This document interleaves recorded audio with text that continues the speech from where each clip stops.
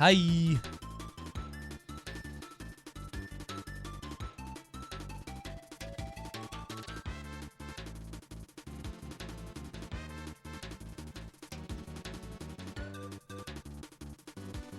Everyone drop your licenses, please. Y'all are getting crazy storms. Yeah. Dude, I've had like a storm advisory warning every day for the past like 5 days. It's been insane. Or like a wind, it's like air quality warning or something. I don't even know what it is. I don't even know what that means. I guess it's the heat wave, yeah. It got hot out of nowhere. Nuts.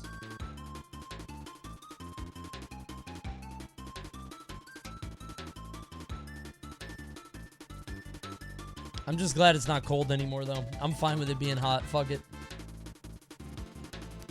I don't even care. Guys, how do we feel about Wheel Champ Tuesday? My voice is still gone.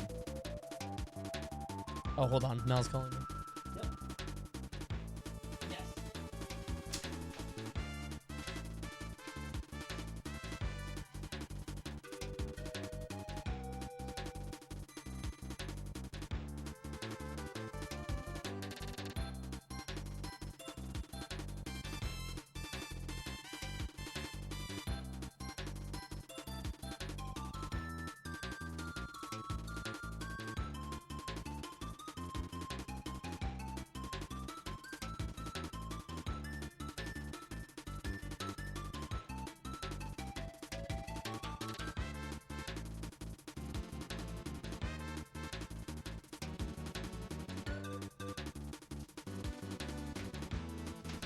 Okay, sorry. Had to say goodnight. So how do we feel about Wheel Champ on Tuesday? I kind of want to move it because my voice is almost gone. I'd just rather move it because my voice is still gone from Friday. Delayed again, I know. But that means tonight is YouTube night. Tonight's movie night. We haven't had a movie night in a little while. And by that, I mean like a week.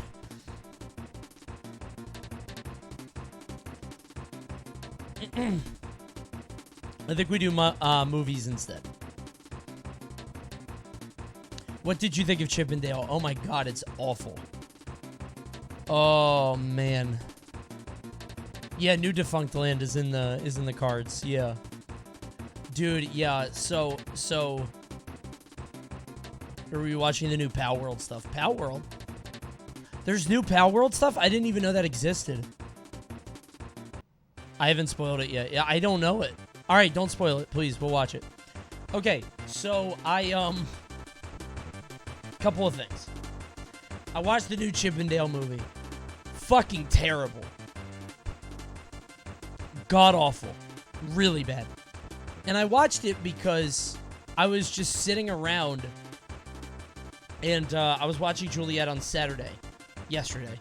And I realized, you know, I have a couple hours because Mal's gone. Let me just put something on. Whatever. I watched it. Terrible. The writing is some of the laziest, most... I don't even know how to describe it. Like, the entire movie has these moments where it could be setting up for a good joke, right? There's a moment early on that, like, oh, God. There's a moment early on where it's that classic cutaway where Dale says something like, oh, I should probably get the gang back together and talk to Chip. I wonder what Chip is doing with his life. And it cuts to Chip, and Chip goes, life is the worst, which is why you need insurance. Which is like, okay, I get the joke you're trying to go for there, but it is the most hackneyed, like, lazy, life is the worst? What the fuck is that? That's not even like there's no joke there, you know what I mean? Like, it's just, It's fucking awful. And that's throughout the entire movie. The entire movie is just that. It's so lazy. All the jokes are just so, like... There's a big to-do. I'm not doing Subula. Come on. I owe you one. I owe you one. There's a big to-do where Chip is like, oh my god, all these rapping animals in the movie. Rapping animals, isn't that so silly? They make all the animals rap. All the cartoons have to rap. And they, like, make a big deal about it, which of course means that later they're gonna rap. And they do the rap and it's terrible. And it's, like, not funny. Chip and Dale washed. It's so bad. You could have put them into any... You could have put any two characters into these roles, as long as you have a straight man and a weird, like, a silly guy. It was insane. Thank you, E. Compton. Thanks for the 5 gifties, and thank you, everybody else that gifted. No Subula, not tonight. I'm sorry. I can't... the Subula, I need my voice. I need my voice here. It is really bad. John Mulaney just doing his normal voice. Did you like the mystery plot with the bootleg movies? It's a fun idea. It's a fun idea. And it's clearly just to set up an excuse to have a bunch of other people on screen. Fine. Not a big deal. But yeah, it's a, ooh. It's bad. Did you watch it with your daughter or by yourself? I watched it with my daughter in the room. She didn't really care about it. I just put it on in the background and, like, passively watched it while we played. But it was really bad. It's just bad. It's not funny. Like, there is one... The one thing that made me laugh was... I don't even know if I want to spoil it. It's not even a big deal. There's a moment early on where Chip is walking home from work and he has AirPods in his ear, and he gets home and he takes the AirPods out and he's listening to, like, screamo death metal. But it's only for a second. He takes them out and he puts them on the table, and they don't acknowledge it at all. Like, nobody ever makes a joke about it or says anything about it. Like, it just happens. And I was like, oh, that's pretty silly. That's funny.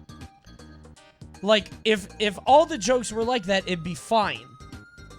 But there's a joke later in the movie where, okay, there's a point where the Gumby police officer gets hit against a newspaper, and he peels his face back, and he has newspaper on his face. Like Silly Putty, right? And he says in the movie, wow, now I got the newspaper on my face, just like Silly Putty. You remember that stuff? You didn't have to do that.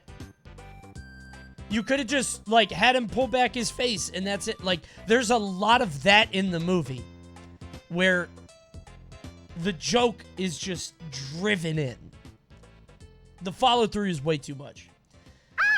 I'm not upset about it. I went to the art museum in Portland, Maine on Saturday, and one of the pieces was a framed TV playing a video of a guy standing in one spot in Far Cry 5 and another one of a hunting game projected on a wall link. What? I don't follow. What? What? Gameplay video filmed in the Hunter called The Wild.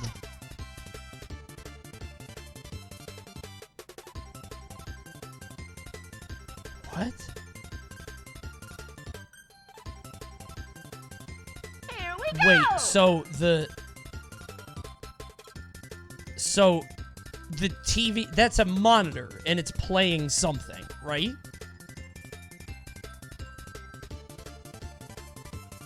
Yeah, 5 minutes loop on guilt frame screen. Razavi, who's not a gamer, was drawn to environmental backdrops used in hunting games. It's kind of interesting. In Dog Days Will Be Over Soon, Razavi pauses the frame, uninterested in the sport of hunting, and explores the nature-inspired screenscapes of forested lands. Okay, I don't know about the Far Cry one. The HUD's right there. That's your ammo. You know, that's kind of neat.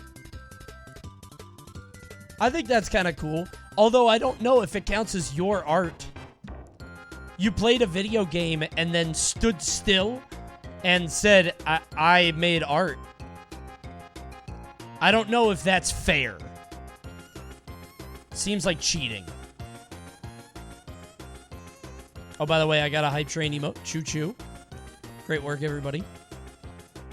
Real quick, do you still have the Cyberpunk jacket? No. No, I do not. Dude, that shit was like $70.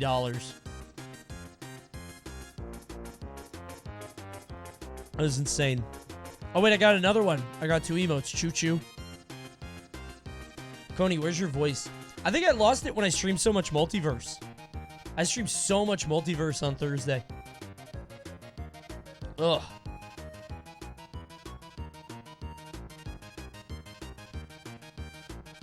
Which is weird because it's like 3 days later. But I streamed, yeah, 10 or 11 hours or something. I was yelling. Yeah. I was yell jamping. Yeah. Yeah, this doesn't feel right. Posting this as art, but thank you for showing this. This is terrific. That's crazy. This is way worse. The Far Cry one looks like shit, but I kind of like the Hunter one. That was one of the first bounties I ever took, was the Hunter. Were any of you guys around for that? That was crazy. That game was impossible to catch any animal in, ever. It was actually like hunting. You had to be all slow and shit. No difference between this and photography. I mean, in this, some artist, probably underpaid artist at a game studio somewhere, crafted these trees and the like. If you go outside, God made that, right? That's a different thing, you know.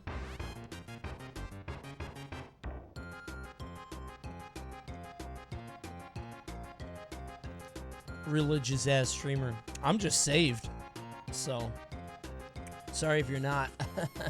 I'll see you in hell. Oh wait, no I won't.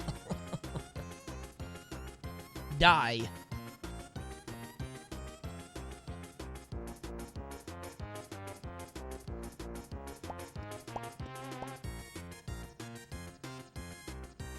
Amen. It takes effort to go into the wild and take pictures as opposed to recording something made by French slaves on your PC.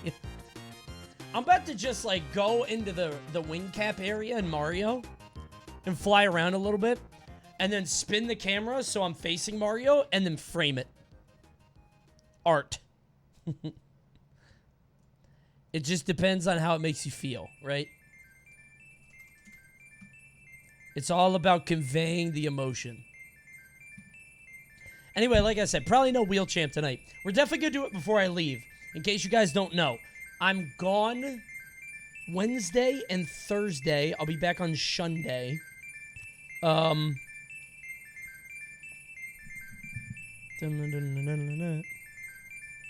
be back on Sunday. I can't tell you what for yet, for some reason. We're still stuck. I'm not gonna be a combo breaker, no. Or Momocon.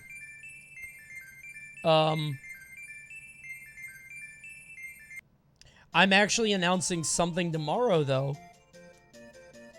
We're gonna have a new sponsor campaign for about a month. So, what this means is, at the end of every stream, for a month, I'm going to be doing something for 2 extra hours. What is that thing I will be doing? You will see. It's long. On Tuesday, Wednesday, and Thursday streams, I'm going to be doing something for 2 hours. So, the stream is normally from 8 to 11 Eastern. Now the stream will be from 8 to 1. Long streams. You'll see. Steak. Gambling, baby. What would you guys do if I took a slot? a slot sponsorship. Be honest. Be honest. Die? Eventually, yeah, I guess so. Become cripplingly addicted. Money is money, I guess. I wouldn't do it. I'll take poker. I won't do slots. Although I do think that, I don't know. I've seen all the stuff about Twitch and like whether people should or shouldn't take it, whatever. I don't blame any streamer for taking a slot or gambling thing. Like, yeah, it's a little shitty. Should you be more responsible with your audience? Yeah, I think so. But ultimately, you can't expect streamers to not do that shit. I think the bigger problem is them not playing with their own money. That's fucked up. If they pay with the sponsorship money. I think it's a Twitch issue. The same way that, like, fucking... that if they wanted to deal with the hot tub stuff. It's a Twitch problem. If you're not going to have any level of regulation on their site... it's their fault, right?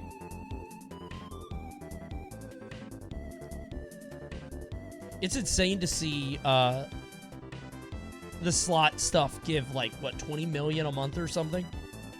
Absurd. The gambling is way more damaging than the hot tub streamers. I'm not saying they are the same at all. I'm just saying it's a similar issue for Twitch in terms of regulation. Because Twitch's whole deal is like, well, do we support 18 plus content? What's the line for 18 plus content? Right?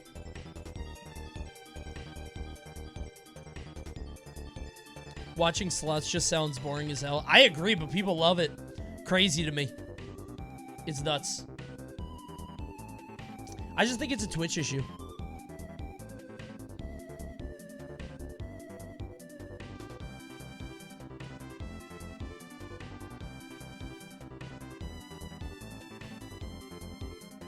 Gambling addiction, Sedge. I feel the bug sometimes when I go gambling. Like, every once in a while. I go very rarely. But I can feel the tickle in the back of my head. I'm like, ooh. And I keep it, like... the way I think about it is it's like a really aggressive bee that I have in a mason jar. And the mason jar's lid is on the floor. Like, the opening is on the floor. And as long as I keep the bee in that jar, we're good. Because he's rattling around in there. And I've never gambled, like, heavy. But if I get that one dub, if I get all sevens, might lose my life, you know? I've had gaming addictions. That's how I know that I'm addicted to shit. Coney, what's one bounty you would say no to? I'll do anything for an hour. If somebody pays me enough, I'll play any game for an hour. People will leave if they want. I mean, they're just games, right? I'm actually doing a bounty tonight. And it's not something people will want to watch. But I would appreciate if you stuck around. It would mean a lot to me. It'll be late, though. Yeah, I mean, like, it would have to be so... I try to take stuff that either I know I can make funny or just let me talk. And we just talk for an hour. I never did Runeterra. Okay, I will not take a bounty 3 times. I took 3 Runeterra bounties and all of them were boring as shit. I can't keep doing that. But I do have another one that I've taken before tonight. And I don't think it's going to be very fun. But I hope you stick around.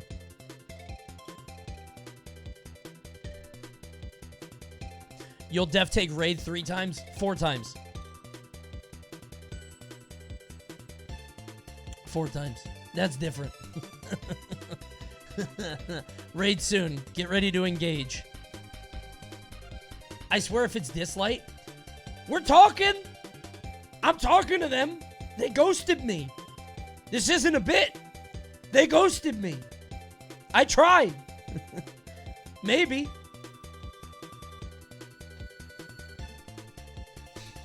They just left me, bro. weirdest bounty I've ever done? I don't know if it's the weirdest bounty. I did a bounty once for 3D Hot Wheels. Not Hot Wheels. What was it? Happy Wheels. You remember that game with the guy riding in the bike?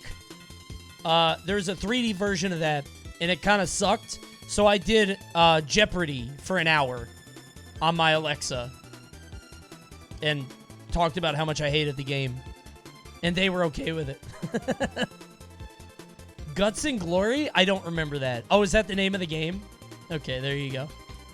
Didn't that get you banned? No. They paid me out. They were okay with it. The one that got me banned, I was very mean to a certain game. And I shouldn't have been. I'm not going to say what it is. I think a lot of you know what it is. But I was a little bit too shitty.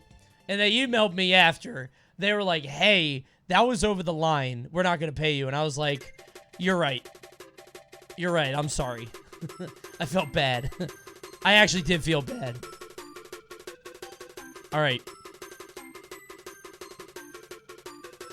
Anyway, in case you're just getting here, tonight, no Wheel Champs. Sorry, my voice is gone. We're going to move that to Tuesday. Tonight's YouTube night. We're going to watch a couple movies. And just relax for a little bit. I know. I'm sorry. I know. It's movie night, though. I'm sorry. It's because my voice is shot.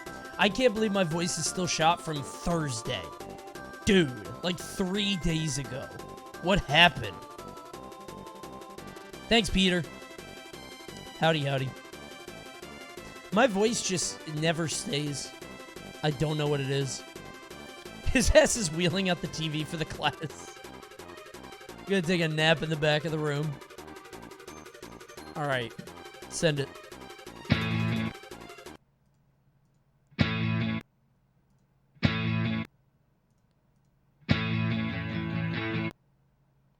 Is that Born to Run? No.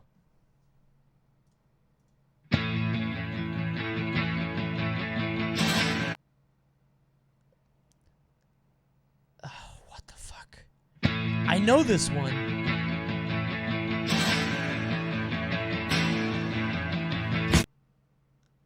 It sounds like The Who, right?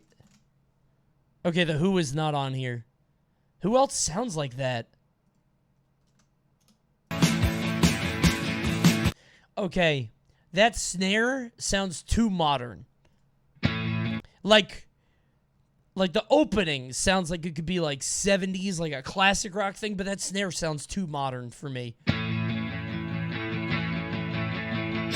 Like the snare sounds so like...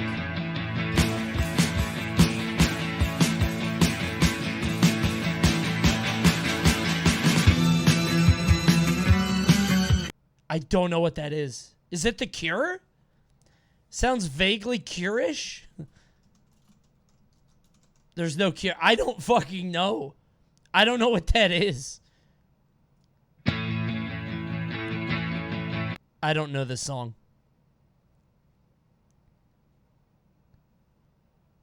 I actually don't know this song. Swear to God, I don't know this song. I've never heard this song, and I'm not joking. What? Love will tear us apart. Song sucks. 2010 remaster. Weird. Nah, I didn't know that song. And I'm not kidding.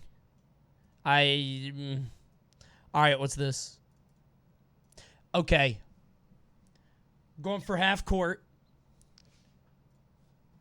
The Last Samurai. Wait. Is that not the name of the movie? With Tom Cruise? That looks like Tom Cruise in the back. Is that not it? I thought I was going for the half court. Huh? Who is that? What? The fuck? Pacific Rim. Oh, is it Godzilla? It's Pacific Rim or Godzilla? What? Wait, where are we now? Is that Brie Larson? Is this Captain what? Brie Larson cheesing. What the fuck is this? Is that Ronda Rousey? That's still Brie Larson. I don't know what this is. Oh. I was thinking Green Inferno too, but no, Green Inferno didn't have this shot. Because Green Inferno was... Dude, by the way, Green Inferno, one of the shittiest movies I've ever seen also. Terrible movie. I saw the Cannibal Holocaust, I think. Right? Which is the movie that's based on, or like a spiritual successor. Green Inferno is god-awful. Terrible. Coney hating a movie is rare. I just talked for like 10 minutes about hating the Chip and Dale movie. Oh, come on. What? Which one do I pick? Oh my, it wasn't either of them. It was neither of them. Why is she cheesing? Why? I didn't get either of them right. She's smiling at me. Is that Brie Larson? Was she in that movie? Ugh. I did not know that. I didn't know who Brie Larson was until Captain Marvel. All right, one more. One more. Look at the movie. E.T. E.T. the extra... Bro, E.T. What the fuck? It's E.T. Swish. Swish, bro. Young Drew Barrymore. By the way, saw The Wedding... Have you guys ever seen The Wedding Singer? Starring Adam Sandler. It's so weird how different that movie is to any other Adam Sandler movie. Because we watch Billy Madison, and then we watch Wedding Singer. We just had them on in the background. Wedding Singer is so different. Because it's so, like, family friendly. You know what I mean? It's so clean. All of his other movies at that time, like Billy Madison, Happy Gilmore, Lil Nicky, whatever, were so, like, you know, kind of raunchy. Wedding Singer is so rom-com, you know? Did you see Funny People? Yeah, it was pretty good. I liked it. What's your favorite Sandler movie? Billy Madison. Absolutely. I fucking love Billy Madison.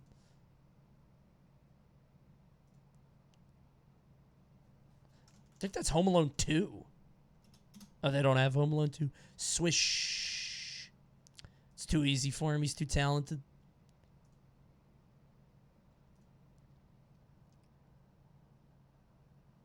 That was Channing Tatum. What the fuck? Right? Oh, it's... Okay, Casino. Okay. Swish. Well, not a swish. Hit the backboard.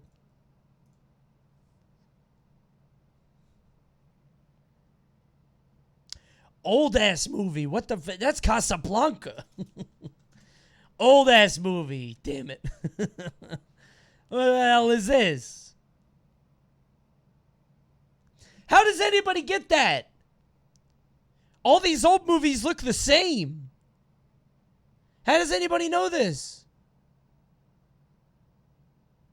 Wait. No. It had the guy running in the field.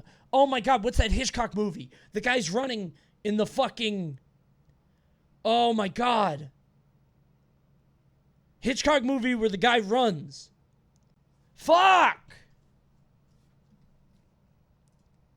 You know what I'm saying, right? Cornfield.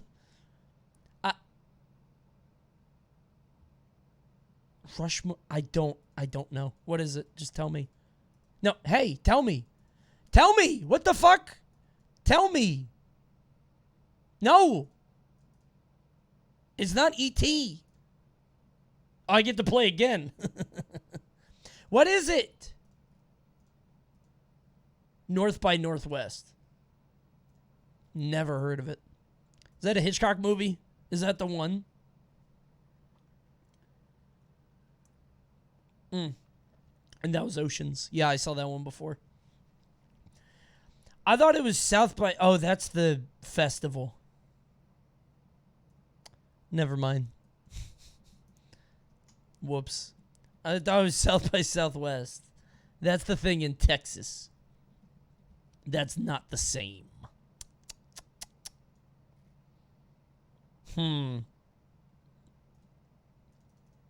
Whoops. The website was wrong. It's Sling Blade. Okay. So, hear me out.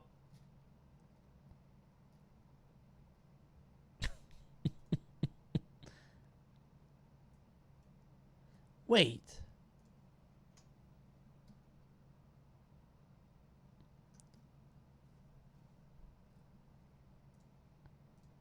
I'm perusing. Is this not the same show the same video we saw? Top 20 dumbest reality TV show ideas. Didn't we watch that? Kiss a Rock? Or was that top 20 worst controversial reality shows? Ah, there's controversial and then there's dumb. Kind of want to save that one.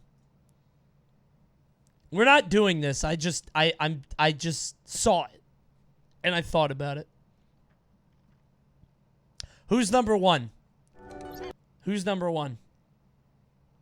I'm not watching this whole thing. It's Mercy, right? Look at all of her in-game skins and the thousands. It's Mercy. Okay, yeah. Yep. Unscripted video game moments. Top 20 video game urban legends. Sonic.exe? It's not an urban legend. Is number one Ben drowned? Whatever, maybe we'll watch this later. We're not watching this right now, though. First up, you know him, you love him. Everybody's favorite cat. Defunctland put up a new movie about the Garfield dark ride. Now listen. When I first saw this video, this popped up in my recommended, and it said, like, the Garfield Tunnel of Love. And I was like, I'm not watching that. I don't want to watch that. I'm not into it. And then he changed the name, and I'm like, oh, it's a dark ride. He changed the title, and now I'm interested. I actually have no idea. I don't know anything about what this is. So this will be a fun experience for both of us. He saw I didn't click, yeah. If you ever see oh, by the way, let me just tell you guys, stop commenting below my videos saying, oh my God, the title changed. Nobody cares. Please stop. You're driving Vince fucking insane. Please. It's so annoying. Why do you comment specifically just to say this is different? Because it just means that you didn't click the first time and you didn't leave a comment. So now you're just like, why do people do that? Why do people do that at all? God. Just comment something else. Like, LOL, good video, thumbs up emoji. That's fine. Just do that.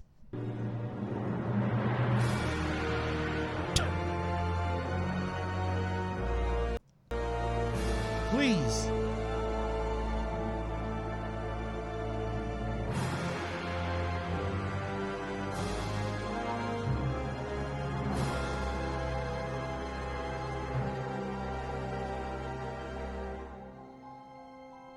This guy really goes all out.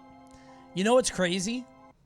I was worried for this guy in the channel because last I checked, his last video bombed. Yeah, that's not great.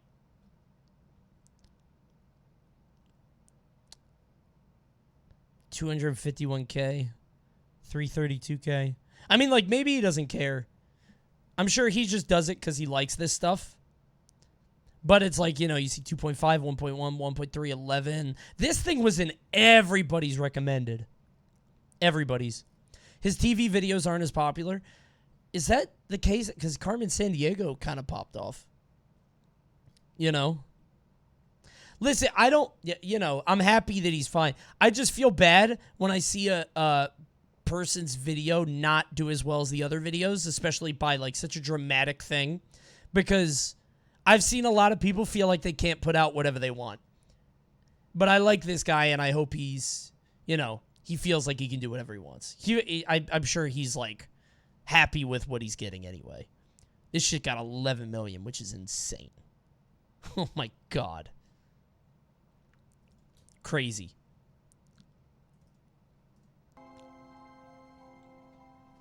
This guy's, like, I feel that way because this guy's, like, an actual creator, right? Like, when you actually put everything into a video, and it's not, like, low effort, it's, like, high effort, and you put everything in, and it doesn't bang, it's like, ugh. It's gotta suck.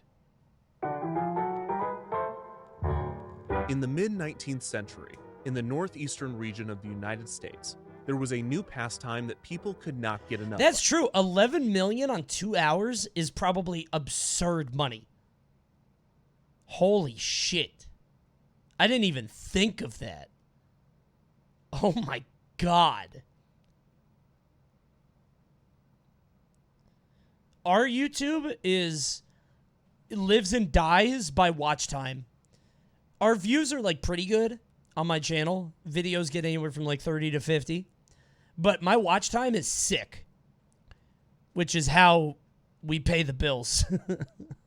The watch time is good. So if he has good watch time, that's ideal. Picnics. While picnics have been a French pastime for over a century, Americans did not begin to indulge in the practice until the early 1800s, and then it was almost exclusively for the upper class. By the mid-19th century, though, people of all means were packing a basket, finding a picturesque location, and sitting on a blanket to enjoy a meal. You guys ever go on a picnic? Kind of sucks, right? I don't like picnics. I asked because when I was, like, in high school, I thought it was, like, such a cool date idea, right? Oh, wouldn't this be nice? It's not fun. Maybe somebody would bring a guitar and play some tunes. Maybe some couples would sneak off for some alone time. Maybe some guy in Kind a of boat boring, would row by to low-key, watch. true. How about we go Everyone see a loves picnic. movie? And for those living near Pittsburgh, Pennsylvania, I'm trying to one of go the see most some popular daring picnic locations exploits. was Kenny's Grove, a beautiful section of a farm owned by a man named Anthony Kenny. Located southeast of Pittsburgh in the Mifflin Township, Picnic. Kenny's Grove was a popular picnic location with a beautiful view of the Monongahela River Valley. The area would become so popular in the latter half of the 19th century that in 1898, the Monongahela Street Railways Company sought to create a picnic park at the end of their Mifflin streetcar Where's line. Garfield? The company leased land from the Kenny family and renamed the picnic area to Kennywood Park. This type of trolley park was common throughout the United States. When and are they were gonna typically get to the created fireworks increase railway factory? profits, especially on the weekends. As with many trolley parks, Kennywood Park would not remain a picnic Damn, this shit's slanted. What the fuck? This bridge going up.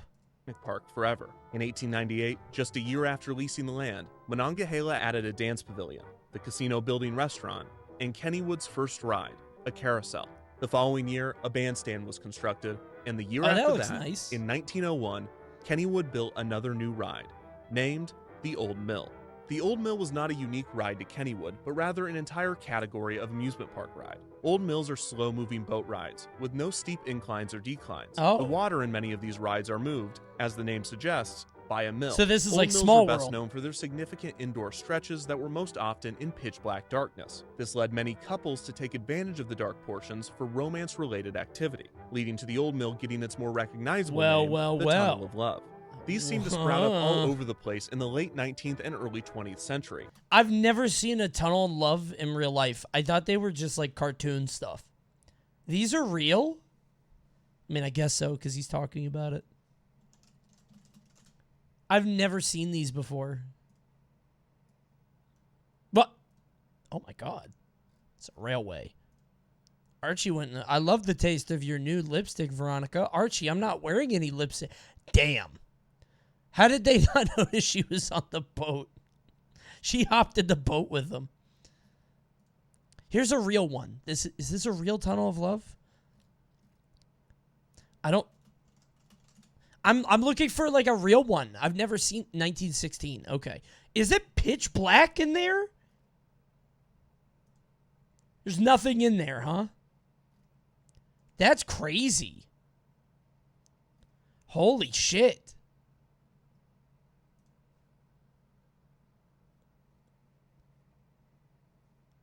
kind of scary, honestly. In World's Fairs, state fairs, trolley parks, and amusement parks, and their reputation soon became a marketing ploy, with more and more old mills receiving branding. How much of the water is jizz? You're not gonna jack off the boat. Romantic or sexual nature. That.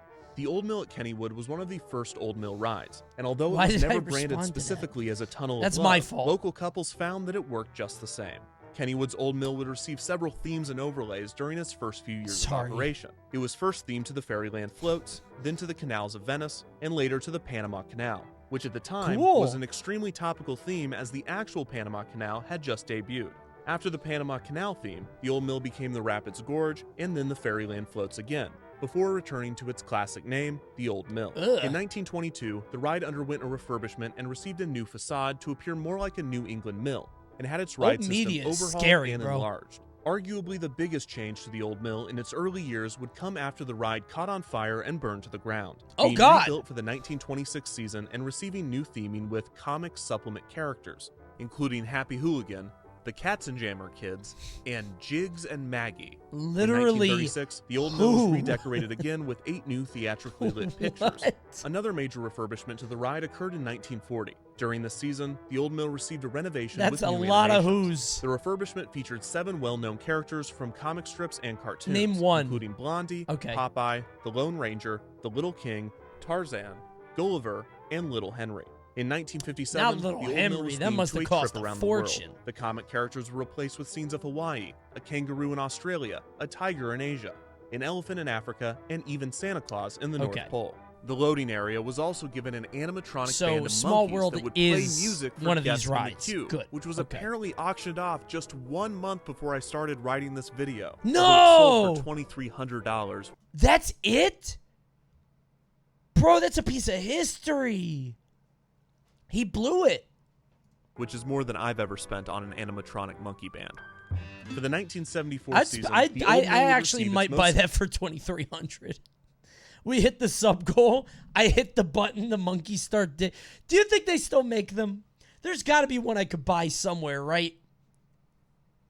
Like if I hit there's got to be one, like at an auction somewhere of like an old thing. Oh my God, it's got to be something. Significant thematic overhaul to date, becoming Hard-Headed Harold's horrendously humorous haunted hideaway. This retheme sent riders through an Old West ghost town, with comical and frightening scenes of skeletons placed throughout the ride. Some of these figures were animated, and sound effects were added to a few sections. Cool. This is the first version of the attraction that has been well documented, and it showcases the creative placement of the show scenes throughout the ride track. The Old Mill's middle section consists of 3 circles. Oh, In the center of these, outdoor show scenes were constructed, with parts of the tunnel being removed and replaced with fencing so guests could look outside. That's kind of There cool. are also 4 show buildings where dark ride scenes have been placed. Amusement Despite parks the are creative neat. theming of Hard-Headed Harold's horrendously humorous haunted hideaway, Please the stop Old saying Mill the whole continued thing. to be known for one thing. Kennywood's director of community and government relations put it best, explaining, quote, "It didn't matter what the theme was. Anyone who rode that ride in the 60s, 70s, and 80s, they were not on that ride to look at the scenes." It's a place for cuddling and to sort of make out canoodle. You're a little bit nervous about getting on the Old Mill with the girl the first Canoodling, time because sure. you might end up getting slapped, but you also might end up getting, a snuggle. In 1984, Not a the Pittsburgh snuggle. Post-Gazette did a feature on the ride's reputation of romance. When interviewed, 15-year-old Missy Stash said, quote, "Everyone goes in there and really goes at it. You should see. Some of the boats come out and there's nobody in them." It really is haunted. What the fuck? That's not sexy. What the hell? It's like a horror movie plot. What's sexy about that? There's nobody in the boat. Trafficking. Bro, Haunted Hardhead Harry is up to something. We need to get a look at that guy's stat. I guess like in the 40s or 50s, like you had nowhere else to go, right? Mom was always home. What else are you going to do, you know? What the fuck kind of name is Missy Stash? That's true. An old name. That can't be her real name, right? 61-year-old Ellen Ammon, recalling her Old Mill trips from the 1930s, remembered that the boys would bring string onto the ride. In the dark portions, they would brush the string along the necks of girls to convince them that there were spiders and water snakes in the tunnels. Oh, in an those effort to tricky hold them boys. close through their terror. Another common occurrence was seeing couples buttoning up their shirts while exiting the attraction. An uptick in romantic activity in the Buttoning Old up Mill was met with an shirts? increase in supervision from the park. What are you Kennywood doing on the employees ride? Dude, there are 6 people to the ride. You don't have privacy even still. You got to sit in the back. You only have a 1 in 3 shot of having any sort of privacy. If you're up here, you're miserable. You got to be a voyeur. Being up here means you don't get anything done. Common occurrence. It's dark, but there's scenes and shit, and there's lights. It's not pitch black. There's stuff going on. Was seeing couples buttoning up their shirts while exiting the attraction. An uptick in romantic activity in the Old Mill was met with an increase in supervision from the park. Kennywood employees would be stationed at various points throughout the ride, armed with a flashlight and a disapproving stare. They would rarely intervene. What if all 6 of you are friends? If all 6 of you are friends, you could probably rent a hotel room for way cheaper. Activity was nothing more than a kiss, but for anything more than that, the young couples would be told to knock it off. At one point in the 1960s, Knock it off! Kennywood employees were given a plastic bat and were instructed that if they saw the naked buttocks of any rider, they were to smack them with the bat. This was very effective and almost always prompted the embarrassed couples to quickly redress themselves for the remainder of the journey. This solution was actually quite popular in Old Mills, as this photo from a different Tunnel of Love proves. Kennywood would later install popular in Old Mills, as this photo from a different Tunnel of Love proves. Oh, no, you don't. This dude shows up with a giant handprint bat to smack your bare ass? This girl has no idea what she's looking at. What's that hand for? High five!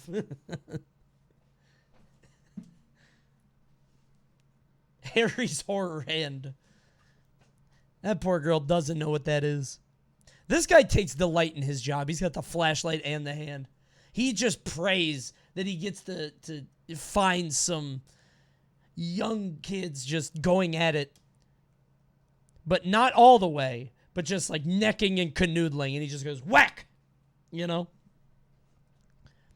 Teenagers in the Tunnel of Love. Kennywood would later install cameras and a PA system so that employees could tell riders to stop their behavior without having to All those people are dead now? Yeah. Yeah. Especially this guy. This guy, dude, he saw the camera and everything. His poor girlfriend. In Old Mills, as this photo from a different Tunnel of Love proves. Kennywood would later install cameras and a PA system so that employees could tell riders to stop their behavior without having to assault them in the dark.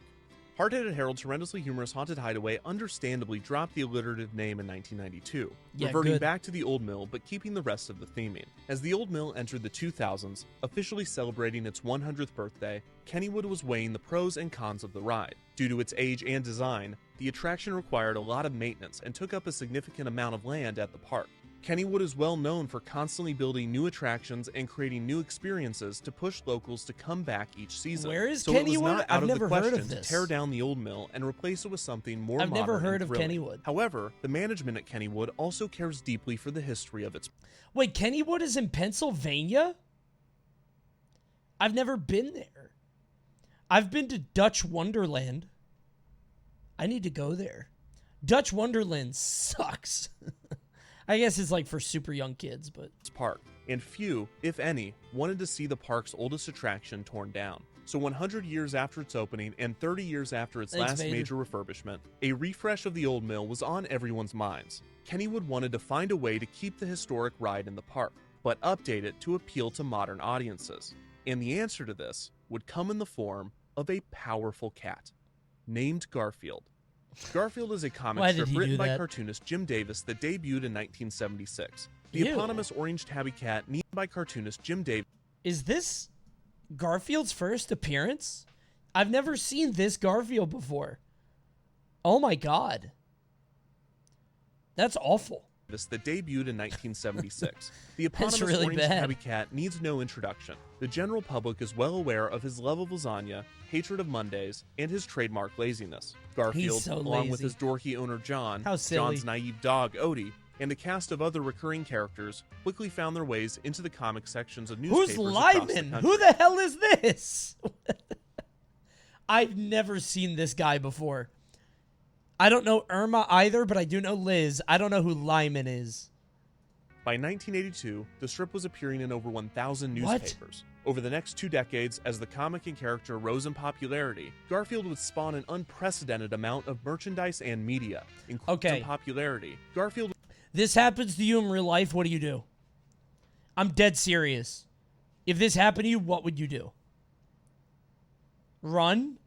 You created it. You're responsible for it now. Torch the studio? Smack it like a fly. I guess you don't know how strong it is. I'd probably try to push it back down into the paper. You know? By the way, this reminds me of a question. I had a theoretical question yesterday in the shower. How do you think the entire might of the United States military could capture Bugs Bunny if needed?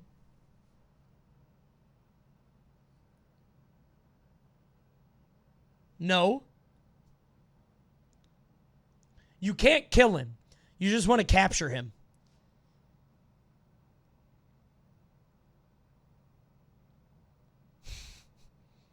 He's too tricky? Okay. I'm just saying, yeah, but like, you know how much we spend on our fucking military? You have the Coast Guard, the Navy, the Army, the Marines. You don't think they could catch Bugs Bunny? Okay. He's simply too loony. Okay, all right. Anyway, I don't know why you guys are assuming Garfield would be antagonistic here. I would ask him politely to go back into the comic, and if he did not accept, I would push him in. It would spawn an unprecedented amount of merchandise and media, including toys, books, video games. Somebody said use the mask. That's pretty funny. TV specials, and much more. Despite Garfield being a household name and his face being on everything from tea kettles to lava lamps, he was noticeably absent in amusement parks. It seemed that every major park chain had a Yo! King's Bro, King's Dominion went fucking crazy. They had a ride called Yogi's Cave, which wasn't a ride. You got to walk through it, and Yogi would sing and dance, and it sounded like the song at Pianta Park in Super Mario Sunshine. And every time I play Super Mario Sunshine, I think about Yogi's Cave. That shit goes crazy. King's Dominion rules. A classic cartoon character as a mascot. Disney had Mickey Mouse and Friends. Universal had Woody Woodpecker. Cedar Fair had the Peanuts Gang. And Six Flags had the Looney Tunes. Garfield's omission from the Cedar Fair had the Peanuts Gang, and Six Flags had... Something about this Tweety isn't right. Something about this Tweety is hitting me a little strange. Also, the Taz. For some reason, the Taz's eyes look fabric-y. Everybody else looks kind of plastic, but... Something about the Big Tweety.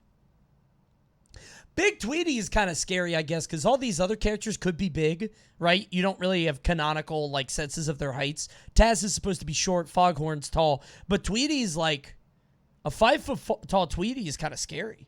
The Looney Tunes. Garfield's omission from the medium was not lost on his creator. In 1988, when asked if Garfield would enter the theme park business, Davis said, quote, "I wouldn't touch it. Never." And that's the history of Garfield and theme parks. Wait, 8 years later, he changed his mind. Wonder why. In 1996, plans were announced for a 535-acre theme park to be located in Davis's home state of Indiana, near Indianapolis in Hendricks County. The project was named the Heartland Festival Entertainment Complex. And at the heart of the park would be Garfield's Universe, a land dedicated to the character. Garfield's Universe? Name 5 Garfield characters. You gotta dip into the barnyard shit with the pig, Orville, I think. Was that his name? Lyman. He doesn't count. You didn't know about the Lyman guy until tonight. What is the Garfield extended universe? There's like a pig, a rooster, a sheep, I think. You're going to have to give Liz the vet a ride.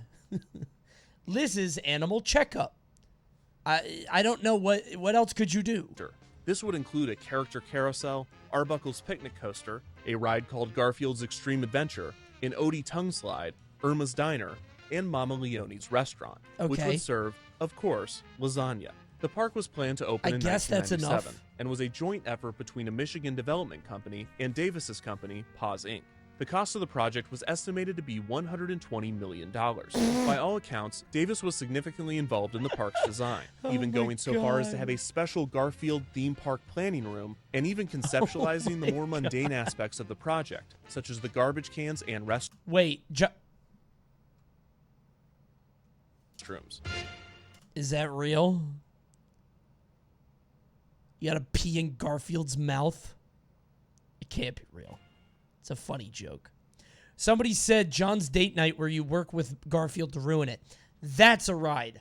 You should work for theme parks. I'm thinking like one of those 3D rides you put on the glasses, like a motion simulator. John went out for date night, but he forgot to make me lasagna. Let's go catch up to him. Whoa! You know? On top of the design contractors... What the fuck? I can't stop pausing these fucking videos. This fucking guy lives in agony every day of his life.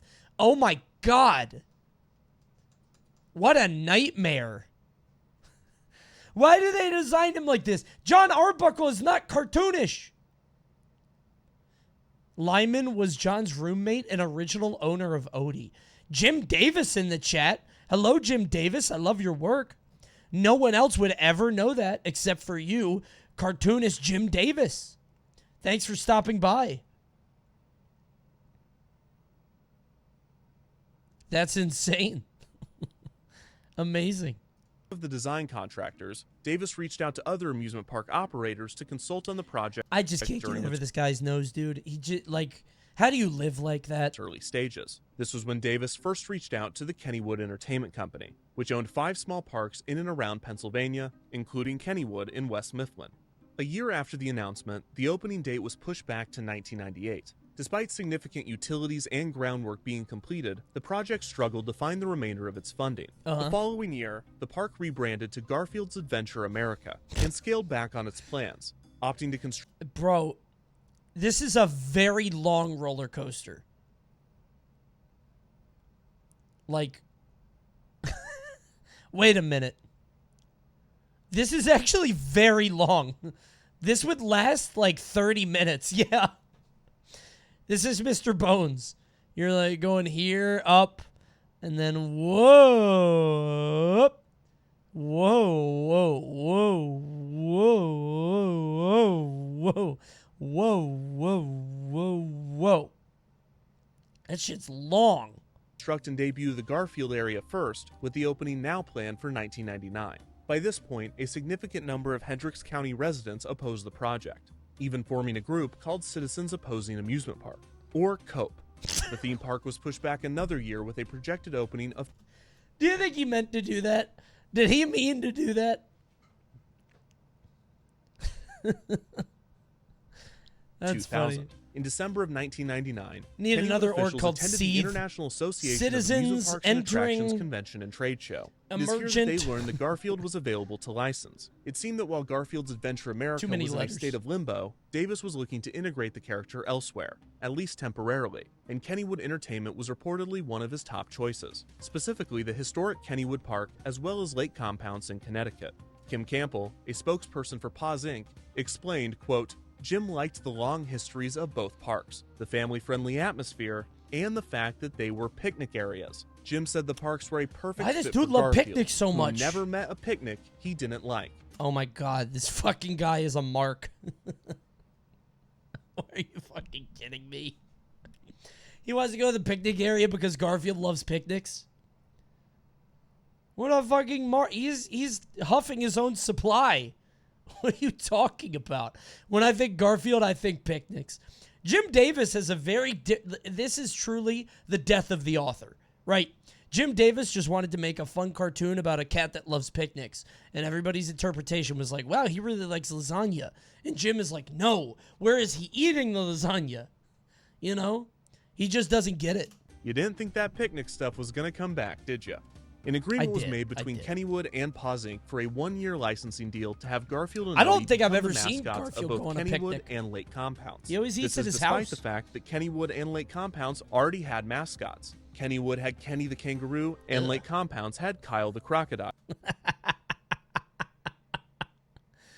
Oh. You know, sometimes I'll see like Five Nights designs. I'll be like, damn, That's silly. Nobody would ever make that or look like that.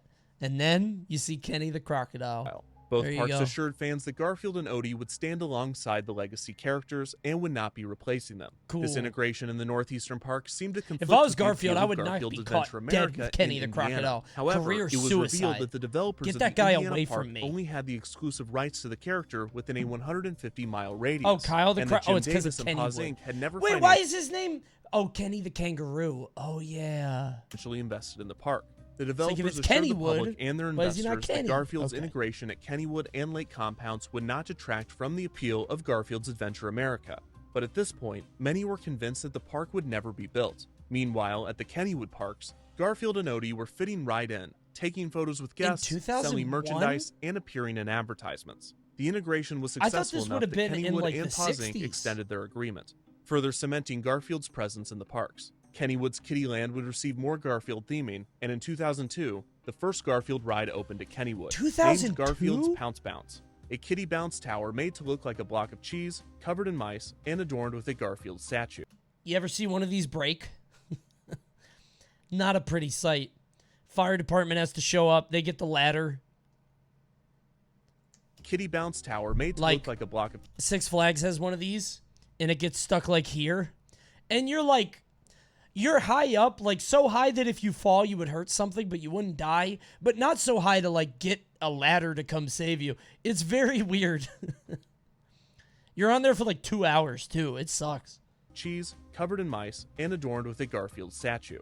As Garfield continued to increase his presence at Kennywood, the park in Indiana was finally canceled. The developer had been sued by one of its contractors for lack of payment, and not long after this, it was revealed that the park Imagine owed this, but 100 feet tall. There's a lot of those. $166,000 in back taxes. There's one at King's Dominion, The park was soon actually. foreclosed on, I and hate the those development rides. Fuck company that. filed for bankruptcy. By 2003, the project was dead, and the county was redistricting the land where the park would have sat.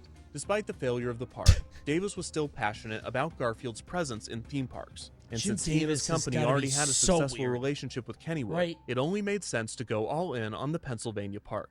It was time for Garfield to get his own dark ride. It was at this Passionate. point that the history of the old mill and the history of Garfield collided. This shit is scary. I watched this as a kid. This is from the Halloween special with Garfield. He runs into ghost pirates, and there's like a weird jazz soundtrack. This shit's scary, bro. Davis and Paws Inc. wanted a Garfield dark ride, and Kennywood wanted to retheme the old mill. The timing was perfect, and even Jim Davis has to be the most normal dude. Like, too normal. What, like Patrick Bateman? You think it's all like a mask?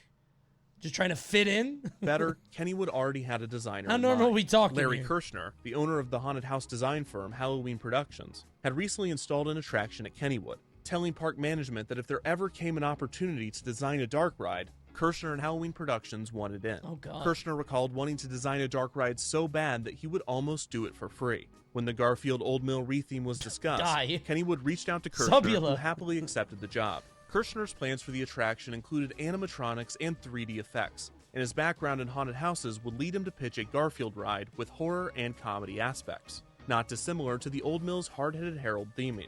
However, Okay. Kirshner's plans were too ambitious. He recalled, quote, "We wanted to make it look like a billboard smashes open and there's a Frankenstein food character, and then we squirt them all with water. I wanted to do other CGI effects so it wasn't so static and so the characters were interacting What with are you them. talking Obviously, about? big effects like this were difficult to achieve in the retheme's limited What the budget, fuck is but the this team guy ran into talking another about? issue entirely. Kennywood officials Just have explained Garfield, to Kirshner like, and Halloween Productions scrambling that, quote, to make "We food can't or make something." it too great because too many people would want to ride it. It has a pretty limited capacity since it's a boat ride." Oh my God. Now this is cope. Don't make the ride good. The lines would be too long. Don't make the ride good. Pete McEnany, the general manager of Kennywood Entertainment, remembered, quote, "One of the things we had to do was not make it too spectacular because it doesn't have a high Make the capacity. boats bigger, So with or a small just budget and an longer." explicit directive to make the ride no better than good, the team marched forward. Kirshner imagined guests riding through No the old better mill as than though they were good. riding through a Garfield book. The premise for the ride was that Garfield was having a nightmare, which would give the team an excuse to incorporate horror elements Oh, and God. retain some of the dark portions. Kinda One point scary. of contention in the ride's history was the involvement of Jim Davis and Paws Inc.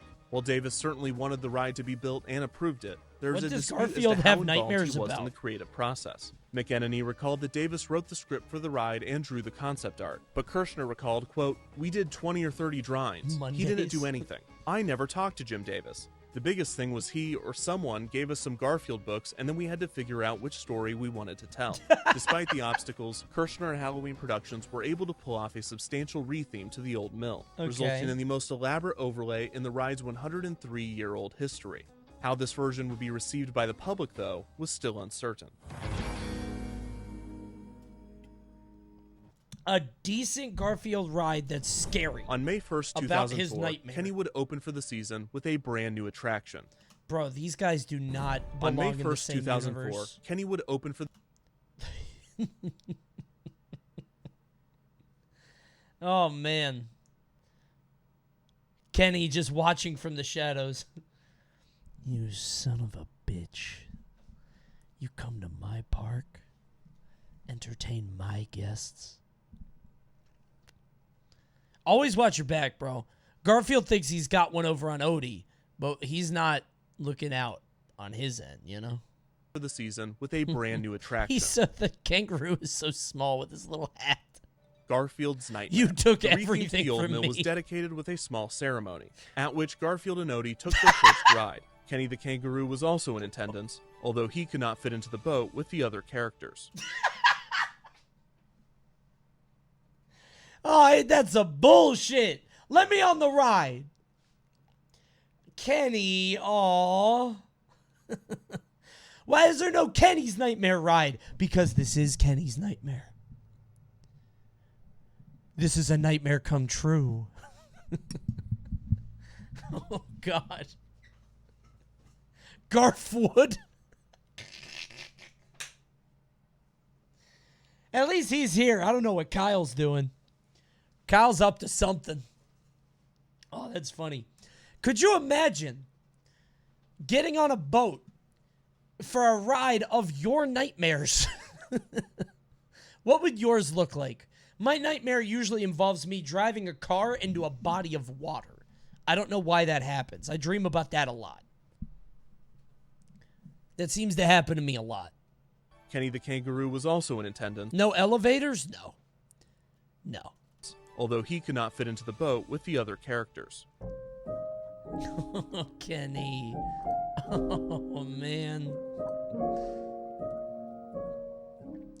Is this Wheel Champ Day? It was supposed to be, but we're going to do it Tuesday instead. Sorry.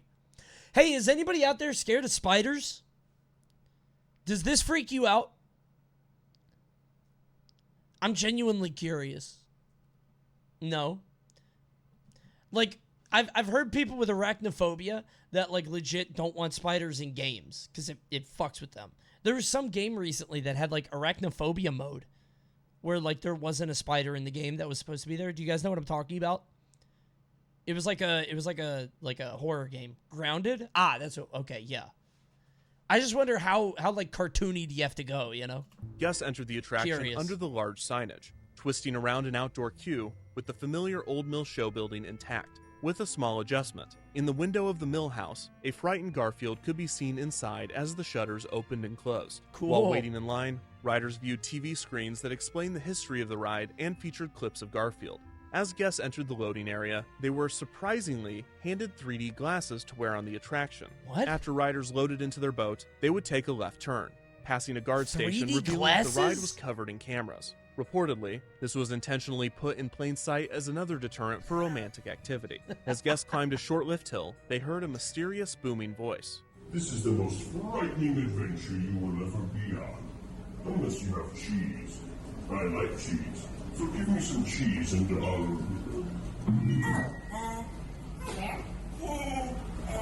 Enjoy your ride.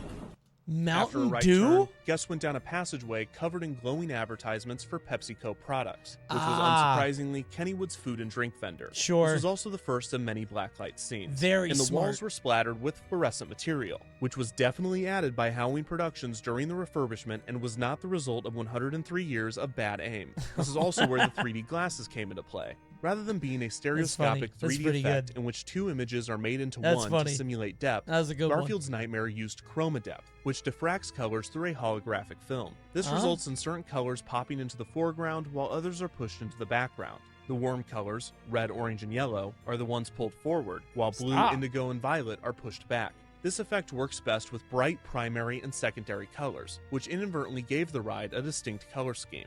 The chroma depth effect is commonly used in haunted houses, and Kirshner and his team are industry leaders in the style. A benefit of the style is that unlike stereoscopic 3D, riders could view the ride without glasses, and would not have the ghosting effect seen when watching a polarized or anaglyph 3D setup without glasses. A nice, possible coincidence was that Garfield was famously orange, so the character would always pop to the foreground, while the background and other characters in the ride would be painted with blue or green colors. If you'd like to try this out for yourself, you can find cheap chroma depth glasses online and watch a POV of the ride with the brightness turned all the way up. It's just like the real thing. After the product placement tunnel, riders encounter their first Garfield strip, which depicts Garfield falling asleep after a big meal, thus beginning his nightmare. The strips appearing in the ride were previously released Garfield strips and not created specifically for the attraction.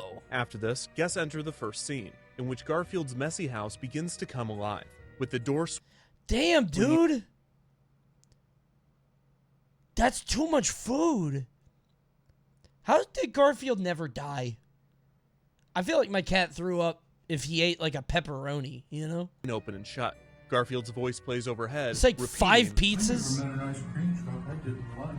Another strip depicted Garfield depressed that he couldn't catch the ice cream truck. In the next scene, the ice cream truck finally appears, but in a twist, the truck, driven by ice cream cones, is chasing after Garfield. Another strip depicted Garfield scaring the mailman, a running gag in the comics. The next scene shows the mailman smiling as an angry dog opens Holy shit. And closes its jaws. Oh the my next strip God! features another running gag from the comics, in which Garfield torments spiders. Predictably, the next scene is of a large spider tormenting Garfield. This pattern continues with another running gag, Garfield eating a fish in a fishbowl, followed by a scene of a fish eating Garfield. The most terrifying part of the ride. That looks expensive. Like to have the little legs dangling out and shit? Oh my God. Is arguably this chair. While not explicitly referenced in the ride, another running gag from the comic strip is Garfield using John's chair as a scratching post. And it appears that this chair, while not getting direct revenge on Garfield, is having a great time watching. The next scene shows Garfield's vet Liz holding a giant needle, with Garfield tied up by a rope held by an Igor-type character. The needle would blow a puff of air onto riders.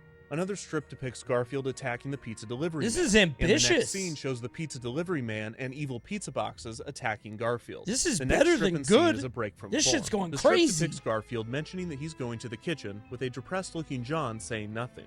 The next scene is one of the most difficult to decipher. On the right side of the boat, the appliances in the kitchen have come to life in menacing fashion, while boxes of lasagna have formed a kick line on the table. On the left side of the boat, a terrified Garfield is surrounded by an evil-looking John and a monstrous Odie, who appears to have torn off his long tongue and wrapped it around his body like a coat. There is also a zombie hot dog monster strapped to a table wearing sunglasses. The final strip and scene shows John asking Garfield to strapped to a table. What? Okay. Yeah. Table wearing sunglasses. This must be a reference. I don't watch the comics. comics. And scene shows John asking Garfield to Maybe catch if mice, you've read the which Garfield comics, you refuses get that. to do. I don't know. In the If comic you're a strip, Garfield superfan, Garfield will please eat explain. just about anything besides mice. Despite this, in Garfield's nightmare, the mice still want revenge on him, cooking up a cat stew. As the ride nears its end, the characters that were tormenting Garfield moments ago are now lined up, smiling as the boat passes. Garfield's voice instructs guests that a photo op is coming up. This fucking sausage. He's still a Frankenstein. Oh yeah, got a photo opportunity coming up. Doesn't get any better than that. The mouse from the beginning of the ride instructs guests to smile as a large camera is clearly placed so that guests may pose for the picture. As guests reach the end of the ride, a final strip appears on the wall. Garfield says, quote, "What a great ride. It was kind of scary, but it's over now." Wow. While the creatures from the ride follow close behind. This Frankenstein. I didn't get that. Thank you. Appears to be the only Garfield strip created specifically for the attraction. That was good, Garfield's Nightmare I guess. was drastically different than the old mill Kennywood regulars were used to, and any significant change would have its detractors. However, Garfield's Nightmare almost immediately developed a cult of hatred among parkgoers, with many citing its cheap effects, product placement, and overall bizarre nature. It's it was Garfield. too scary for many What the fuck? children Product and too placement? Garfield for many adults. For longtime Kennywood fans, it felt like a betrayal of the historic old mill. But in all fairness, they probably just weren't around for the 1920s version that featured Jiggs and Maggie, the Garfield and Odie of the 20s. As far as a Garfield ride goes, it successfully featured many classic characters and famous scenarios from the comics. Yeah, like the and the pizza original guy art that Kirshner and his team and the created male for the dog. ride looked like it was pulled straight out of a Garfield strip. Despite the low budget, the attraction featured solid gags and some terrifying imagery. But who cares what Kennywood regulars, Garfield fans, or even children think? What did the Jim real demographic Davis that think? matters is the one that gave the old mill its century-long reputation. Young couples. In a Pittsburgh Post-Gazette report before the ride, No way you could still make out on that ride. Even if you could get away with it, I feel like I couldn't. I can't canoodle on the Garfield ride. It's too bright. And also Garfield's there. Especially with that puff of air from the syringe. You're like making out with a Hey, stop. ride's opening. Kennywood officials assured fans that, quote, we haven't messed with what They made should the have had old more mill shit the that old would mill, mess with the which riders. The Gazette took to mean that, quote, couples will still be able to find a suitable spot along the way to... Bro, Shaquille O'Neal keeps shit. To the house to make your speakers bounce. Boom shakalaka. It's great to have you here. Let's show them some of the things you can do. Hey, Shaq, can you tell me the weather? Here's your Shackcast. When we're together, it's always sunny with a 110% chance of fun. I'm impressed. What else can you do? Not everything that you do, but I can set alarms and timers, tell jokes, tell you stories about my life, and give you advice. Plus, you can ask me for some raps or sports updates and more. Wow, that's amazing. Thanks. It's good to be on your team. If you'd like to hear more from Shaq, you can enable his voice with a one-time payment of $4.99 plus tax. Would you like to buy it? No. I already bought this. Dude, this goes off like every night at like 9:30 p.m. I've had it go off in work meetings. I don't know why Shaq keeps activating. It's so weird. It'll just like, Shaq is in the house to make your speakers bounce. At 9 p.m., Shaquille? Take it easy. It's the weekend. It's the Lord's Day, Shaq. It's so bizarre. Why does he want to make my speaker... Do it on a Monday, Shaq. Make my speakers bounce a different night. I don't use this thing for anything but the time. Ahem, exchange pleasantries. This persistent mentioning in official media of the ride's reputation as a love tunnel sent me down a rabbit hole that I could not have anticipated. Full disclosure for anyone that is not can't aware, fuck on the every Garfield amusement ride. park No ride way. you have ever been on or will ever go on has been the setting for some funny business. No. Whether it's at your local amusement park or at Absolutely Walt Disney not. World. If No. you can be seated with There is no funny way business, there whether has it's at been your funny local business on amusement It's a park or Small at World. Walt I will never believe you that people have gotten down on It's a Small World. There are 50 people in the fucking boat. No. No. This guy is bullshitting. Bro, It's a Small World has fucking 50 people in the boat and it's bright as day. This is broad daylight. What the fuck? No. No one goes on it? That's not true. Alexei, what time is it? She's not listening to you. I have headphones on. It's not time to make your speakers bounce. You think that stops people? I think the security stops people. I think you try to get down on It's a Small World and you get ejected from the park post haste. Also, the boats get all cramped up with each other. You have hundreds of people. It's not just one boat. You ever ride Small World? At the end, there's like 9 boats in a row. You're going to jail.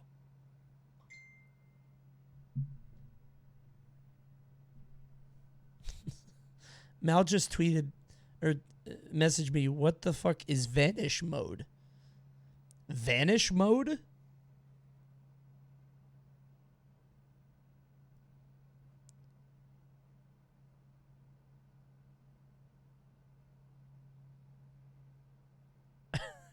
Do not let her activate it. I don't know what that is. Vanish mode. Weird. Anyway, no, you can't do that on Small World. There's no way. Look at this. Insane. Unless you're alone on it. Maybe. Disney World. If you can be seated within Your arm's reach wife of will disappear. I won't let her turn it on then. another person, someone has found a way to do something on that ride. No, I talk not about true. amusement park rides all the time, and I never mention this because it's never notable. It's just not a true. given. It doesn't However, happen on in Small all World. of my research, I have never come across a ride in which major publications, journalists have reported consistently. Come on. Them gave me the full Kardashian when we got to Spain and made my small world big. That's a good one. That's a good one, Kanye. Put that on the next track. Constantly on a ride's reputation like the Old Mill at Kennywood. I found a newspaper article from 1934 talking about how the ride is a great spot for couples. And the 1984 article in which couples were interviewed about their romantic activity pushed me over the edge. Not what I meant. After hearing mention that sometimes boats would pull into the station with no one inside, I knew that I had to go deeper. Yeah, what Dang does it. that Look, mean? if you're just interested in the physical history of amusement park rides and you don't care about the culture attached to the Old Mill, Oh, I I'd want to recommend know. skipping to this time Nope, code. I'm For staying. those remaining, there I'm was a sticking significant around. amount of documentation as to how Kennywood attempted to police young lovers on the ride, but little was known. Bro, there's 9 more minutes of this on the Garfield video. On how these riders were able to accomplish some of the feats that they were boasting How did they about. stay on were the these ride? legends true or were they fiction? In the name of research, I tweeted the following: Have you or someone you know ever made out or made love in the Old Mill Made Dark love? Ride at Kennywood Amusement Park? If so, please email your story to imadelove@defunctland.com. I followed up this tweet clarifying that I didn't want details of the activity. I wanted to know where Oh in my the ride God. people jumped out. And either no one saw Making this reply or they whoopee didn't care. in the because Old I did Mill? receive many emails, and most of them contained graphic detailing of activities that took place in the Old Mill. To borrow a bit of Pittsburghese, yins are nasty. Of the 56 messages I Old Mill rocking the boat. Oh, damn. He was messaging back on this one. received, only 3 were obviously fake, and the vast majority contained details far too specific to be made up, mentioning school trips or special events that I verified were Oh accurate. my I'm God. not going to share any of these and assert that they are 100% Come on! true, but here are a Share few of 'em the more all! interesting submissions with redacted bits for anonymity and appropriateness. Feel free to pause and read at your Who's own pace. making out on the Garfield ride? Hold on. And appropriateness. Excellent. Feel free to Good. pause Thank you for the content. God bless you, and Kevin. read at your own pace. Oh, thank you. Sorry you were looking for stories while we didn't make love. Me and my partner made sweet, passionate, gay kisses on the Old Mill because it was dark and the skeletons were kind of cute. Okay. Making out. My name is blank and I'm 48 years old. Don't normally share. Like your vids. Recent tweet was surprising. My lover, ex-husband, don't marry your assistant manager. LMAO. Went through the line normally as more and more people went. Got my downstairs got as slippery as the log jam. Oh my God. I shouldn't have read that. Jesus. We were subtle grinding in line. Played handsy, hotsy, totsy on the actual ride. This person is not 48. This person's 80. Handsy, hotsy, totsy? Let me tell you, even though my ex-husband was a general disappointment in life, Garfield and I were both screaming by the end of that ride. What the fuck?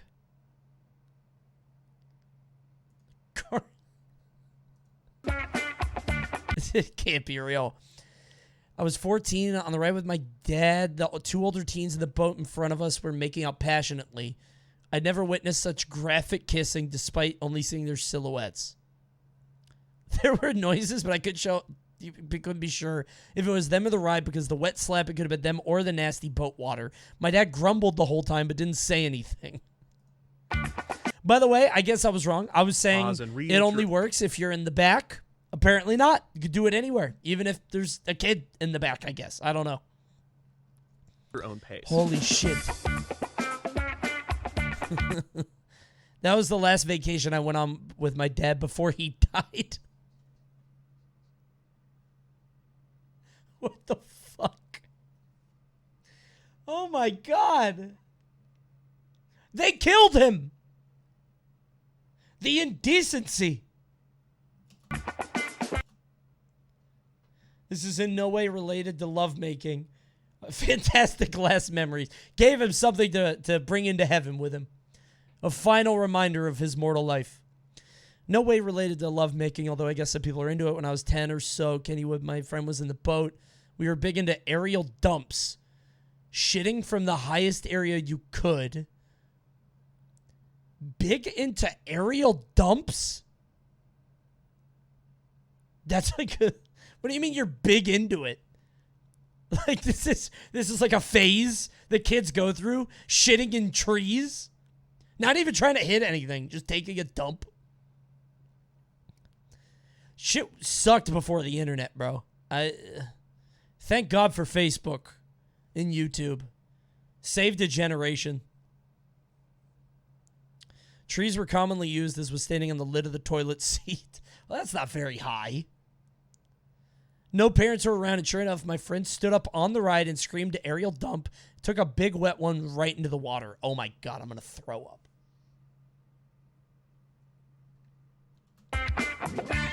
Things I've done in Garfield's Nightmare. Made out with 2 different people. Was blank felt up? I don't know what that means. Felt...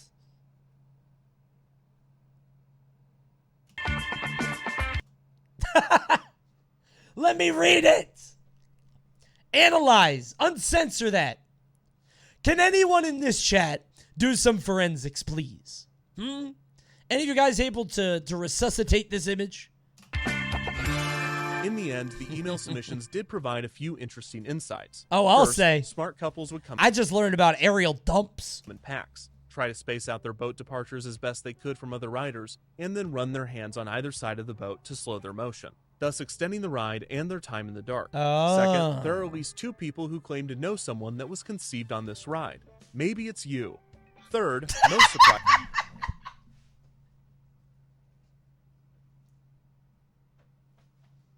claim to know someone that was conceived on this ride. Dude. Maybe it's you. Bro, Kevin fucking rules. I love this guy. This is so funny. I fucking love this guy, man. That's so good. Excellent timing. Excellent joke. He's so talented. This is the funniest thing he's ever said. Yeah. Dude, it's because he doesn't make jokes often, so when he does, they're just fucking haymakers, dude. Oh, this guy rules. Third, most surprising, the Garfield overlay did not deter many people from treating the old mill as the same tunnel of love previous generations had enjoyed. That is kind of shocking. In fact, the majority of my emails were about acts of passion that took place in the neon-lit tunnels of Garfield's Nightmare. It's so Some people bright. noted that the Garfield theming diminished the aura of romance, while others admitted that they believe it added to it. Some even purposefully sought it out. Oh my God. You should send this email to the police. This person is unwell. Dude, sometimes I think about this. Sometimes I'll be like watching like a documentary about serial killers or something or whatever, you know, true crime stuff. And it's like this couple that had this big crime spree. And I'm like, okay, if the guy is a killer, how did he find a woman that he was able to open up to and be like, hey, I'm a murderer. Will you do this with me? Right? That always shocks me. The fact that seemingly normal people will get roped up into that stuff. This is weirder. You found a Garfield fan in your life that not only loves Garfield as much as you do, but wants to fuck on the Garfield ride. Right? That's even more of a stretch. I don't know what fan means. Wait, the fan in quotation marks makes me wonder what that means. Our Garfield hookups. GarfieldFansOnly.com.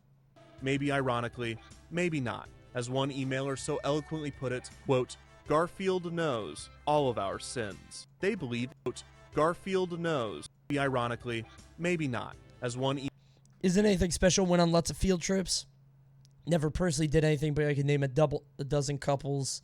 It was the makeout spot. Okay. Emailer. Perhaps the greatest sin, Garfield though, was didn't the say lack of shit, upkeep though. and proper maintenance that Garfield's Nightmare experienced. Within just a few years, the screens in the queue were removed, and many of the effects in the ride stopped working. The audio cues were off or missing, and the video of the mouse at the beginning sometimes wouldn't play. The neon paint started to fade, diminishing any effect that 3D glasses How hard is had. it to keep the a 3D ride glasses up? themselves would often not be handed to guests, and it seemed they were eventually phased out altogether. Dude, that shirt goes crazy. You could release this shirt right now and sell it for $250. I feel like you can find this shirt on Grailed. Although they would reappear infrequently. When That guests shirt's were given crazy. 3D glasses, the often rambunctious riders would make a game out of throwing them onto the ride. You could Were given 3D glasses, the often rambunctious hide behind Garfield. Now I know where the people are going. That's a big Garfield stand. You could get behind him.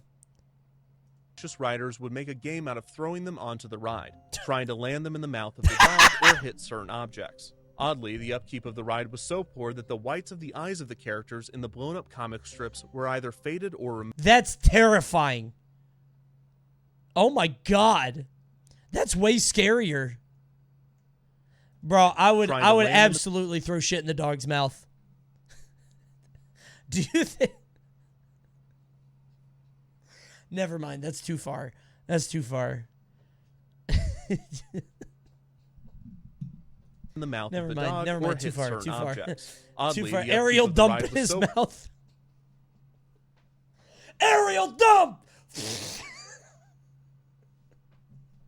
poor that the whites of the eyes Oh of the my characters God. in the blown-up comic strips Had were to either yell faded it. or removed, resulting in them appearing permanently blackened. That's All of this terrifying. somewhat added to the uneasy nature of the ride, but it really just showed the attraction's lack of upkeep. Ariel Other than dumping this, the ride Garfield's lived a eyes? quaint, quiet existence, with no major changes or updates. Year after year, Kennywood would open for the season, and Garfield's Nightmare would open with it. In 2007, a Nintendo DS platformer named Garfield's Nightmare Sick. was released.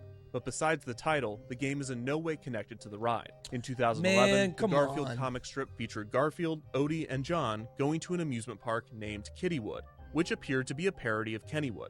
After 2008, Cool. Garfield and Odie were phased out as Kennywood mascots and stopped appearing in advertisement. Kenny's like, yeah, you shithead, it's my park. Kenny Get the fuck Kangaroo outta here. reclaimed his throne in West Mifflin and even got a Bro. sidekick. Does he look familiar? No. It's the sign. It's the Kennywood sign. You can meet the sign. What? See, a lot of people have asked me when I'm putting out merch, and I've said that, it's kind of hard to come up with merch as a variety streamer because, I can't tie it to any games. It's just my name. This is kind of what I'm talking about. They don't have any ideas. They could have just picked an animal. But no, it's the fucking sign. Kennywood would eventually integrate Thomas the Tank Engine and the Pittsburgh Steelers into attractions at the park. And the new properties fit into Kennywood much more effortlessly than Garfield ever did. Despite Garfield and Odie no longer appearing in the park, Steelers? Garfield's Nightmare continued to operate, year after year, with no end in sight. This was until 2019, when news broke that Paws Inc. was being acquired by Viacom, and the rights to Garfield would be utilized by I remember Viacom looking that up. subsidiary Nickelodeon. Yeah, This yeah, also yeah. put Viacom in charge of the Oh, character's shit! licensing. Oh, shit! Viacom subsidiary Nickelodeon. This also It's our put- fucking boy. Do you guys remember during the first Nickelodeon stream when I told you he was coming to the game and everybody said, no, he's not. They wouldn't put him in. He's not going to do that. You guys remember that shit? Told you so. Viacom in charge of the character's licensing. Viacom immediately began tightening Nobody the brand's said that. Yes, you did. Yes, you did. Everybody said that wasn't going to happen.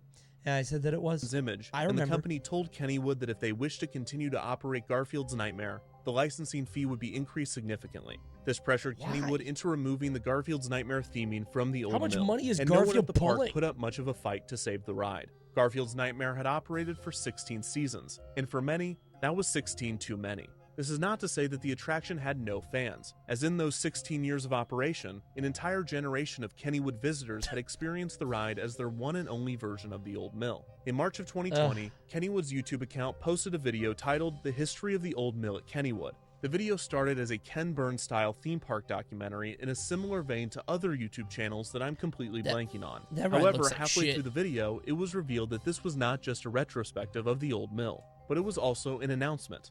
We're going to be bringing back the Old Mill as so many of you have requested and restoring the ride to the retro Western theme.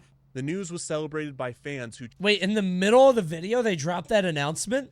Cheered. That's the weird. Nightmare is over. And the Pittsburgh City Paper's headline read, "I hope they serve lasagna in heaven." Oh, that's During the sad. off-season, the ride was gutted and completely rethemed. Unfortunately, all of the props from Garfield's Nightmare with a direct tie to the Garfield brand were destroyed at the demand of Viacom.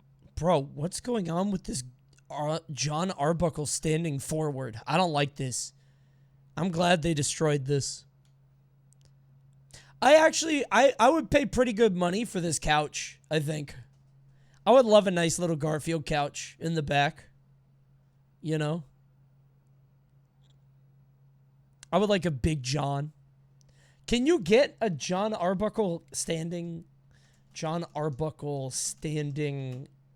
I don't... What... Guys, how do I even search this? John Arbuckle... Is John Arbuckle depressed? Wow, that's fucked up. First thing that comes up. John Connor net worth? John Connor, like from Terminator? What? Standee. Can you get a John Arbuckle? Oh my god, it's Joe. What the... John Arbuckle, Daffy's Bizarre Adventure. Fandoms are a fucking curse. Stand paperback writer, sheer cardiac arrest. This is so stupid. Oh! You sound a bit raspy today, so here's some tea money. Thanks. Take care. Yeah, that's why we didn't wheel champ tonight. I don't think you could get a... Oh my god.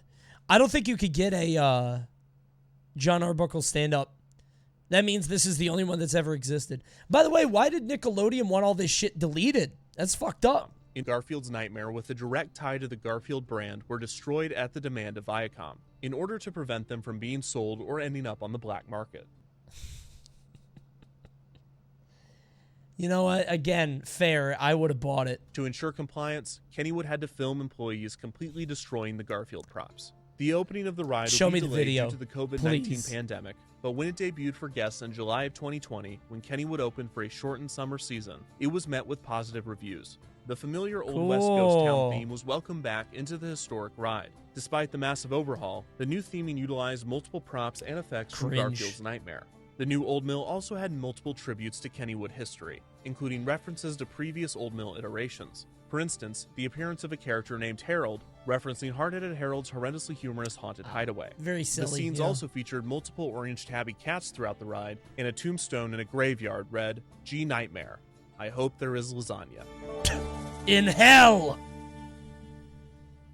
The Old Mill at Kennywood is the world's oldest operating Old Mill attraction, and this is not by coincidence. Why is it Western? Kennywood It's is a in fucking historic park whose Pennsylvania. employees and That's not visitors the care West. deeply for its history. That's like While one of the Garfield's most Nightmare east was states not you can go necessarily to. a beloved attraction, The people there are retheme played stupid. an important part in extending the life of Oh, this historic ride. Pittsburghians. While some might remember Garfield's Nightmare for its neon paint and surreal visuals, like any Old Mill retheme, most Kennywood guests will remember the attraction for something else. While most of the emails I received detailed explicit and often discussed... Coney, people pretend to be country too much here. Actually, I think you're right.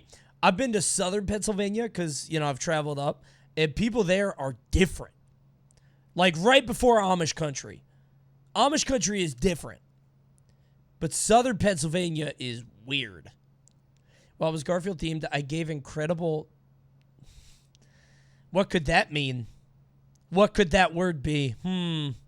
What could it be? She gave somebody an incredible something to a guy on the ride. After the first bend, once you're properly in the tunnel with the Garfield panels and the Pepsi ads, Oh. I think I know what happened on this story. Oh, God. Ariel dumped. Oh, no. Disgusting acts of passion that took place on the old mill. That's My tough. takeaway was not that the ride should be burned That's to the like ground a for the cringe good of the confessional general type public. beat. In fact, it was quite the opposite. The romantic activities that happened within the walls of the old mill, as humorous and crass as they could be, reminded me of something that I've always believed. Theme and amusement parks are special environments, where some of our strongest memories are formed, whether that's thrill, imagination, or even love. Hearing people of many different generations share how this one ride impacted them was surprisingly moving. Aw, that's To hear sweet. stories of young angst, the nerves of going on the ride with someone you had a crush on, the scariness of having your first kiss, and even missed opportunities, lost loves. For one rider who grew up in a small town, the dark tunnels of the Aw. That's sweet. attraction were the first place he felt safe kissing his boyfriend. For a married couple, a trip on the old mill made them laugh and feel like they were in high school again. When the messages weren't overtly erotic, Good for they them. were actually beautiful, and a good reminder of why I love talking about these parks. They are memorable and exciting places where it's as much about riding the attractions as it is who you are riding with. And sometimes the most memorable experience one can have is getting a kiss while riding a boat through a dark tunnel. And sometimes it's getting a kiss while riding a boat in front of a neon Garfield. And sometimes it's getting a kiss while riding a boat while a 10-year-old yells aerial dump and shits in the water. That also can occur. Down by the old... I wonder what the highest dump I've ever taken is. I went to Colorado for a little bit. I mean, like, if we're talking, like, above sea level, like, that's all it takes. Probably that. On a plane? Yeah, that's true. I don't think I've ever shit on a plane. Actually, I probably did. I had a 19-hour flight to Australia. So I probably have. I've never used the toilet on a plane. You should. It's kind of fun. Airplane toilets are fun because it feels like you're stepping into like one of those Japanese capsule hotels. You go in and it lights up. It's magical. You guys don't know what I'm talking about? When you go, bro, fly Delta, you feel like Tom Cruise on Minority Report. Like you close the door and it goes and everything turns on. Toilet, engage. Seriously. Also, when you flush the toilet, you think you're gonna crash the plane. If you've never flushed an airplane toilet, bro, you are in for a surprise. I thought I blew up the engine. I thought somehow the toilet was connected to, like, the motor or the propeller. I hit the button and shit was crazy. Now, I think in the future, on my next flight, I'm going to stand on the toilet seat, yell aerial dump, just to get a couple more feet. And that'll be the highest dump I've ever taken. That's good. Good movie. Where I first met Good movie. Well done, Kevin. with your Another banger. eyes Big fan. of blue, dressed in gingham too. It was there I used to think it dropped out of the plane. Me too. I thought I was just dumping on people way below me. Garfield consultant. my village queen by the old mill stream. If you... Look, I can't think of another way to say this. A lot of you were gay in the Garfield Dark Ride. I forgot about the Palworld info. Hold on. Where's the footage? Is there more on YouTube? Gameplay moments. Here we go. Is it this? Is it this one? Guys, in case you don't know... I always make sure to use the bathroom on a plane. You're performing the most primitive action 30,000 feet up at 500 miles per hour. That's a really good point. My ancestors would be so proud. My Neanderthal cavemen brethren. Me on Big Bird in the Sky, taking heat big shit. That's incredible. That's really good. So Palworld is a Pokemon game, but with a twist. I've been following it semi-closely, and apparently some new information just came out. See if you could spot the difference between this and mainline Pokemon. Oh, caught a sheep.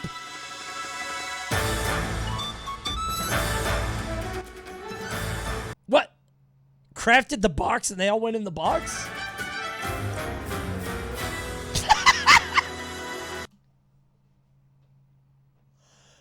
Oh my god. Bro, one, this Pokemon's dumb as shit. This Pokemon's dumb. Two, this is Horizon Zero Dawn they're going for. That's crazy. Holy shit. Build! Build! Build! That's definitely a Unity animation. Wait. I've seen that animation. I've seen that in the $1 Unity games that I've played where they go like, yeah. I've seen that before. Oh my god.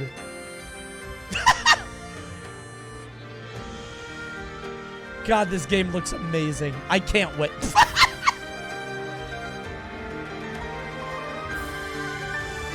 The shotgun is just so different.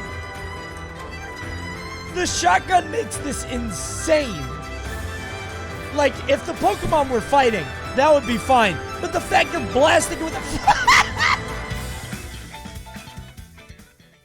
I can't wait. Dude, he has a fucking minigun. I genuinely cannot wait for this game.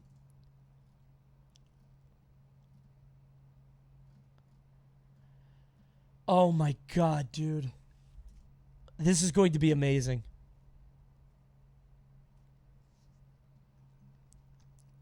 When did this come out? Bro, everybody in chat, when I started showing this, everybody was like, this is old. We've been seeing this. Shut the hell up. This is brand new. You guys just want to say shit. You just want to be the first on it. This is brand new. It just came out. Just give it a second. Jesus. Why everybody got to be the first on it, huh? I want to play this so bad, dude. I can't wait. It's been so long, though. This has been in June 5th, 2021. You think it's coming out this year? That unironically looks really good. Okay. Maybe a little ironically, right? I don't know how unironically we're talking. It looks very funny. Relaxasaurus. Relaxorus. Oh, that's his name. Relaxorus. That's it. Animations and models look canned as fuck. Good. Good. That's funnier. I can't wait. Eikthyr. Eikthyr. That rules. Okay. Next movie. I'm actually very excited for this. This one's a little different. This one's a little different, but I'm very excited. So, a while back, a few months ago, we watched a video on the stream that it just randomly popped up in my recommended and I was very interested in. It was about Spider-Man the musical. And turns out that channel called Wait in the Wings just put up another one about Batman the musical. Now, the Spider-Man one was an excellent video. That Spider-Man video was insane. And apparently there's also a Batman musical, and I can't wait. Batman. I truly can't It's wait. a polarizing question, but it really does reveal a lot about a person. If someone loves Christian Bale, then they probably consider themselves a connoisseur of fine cinema. My favorite Batman is... Hold on. Who all played Batman? That's a lot of Batmans.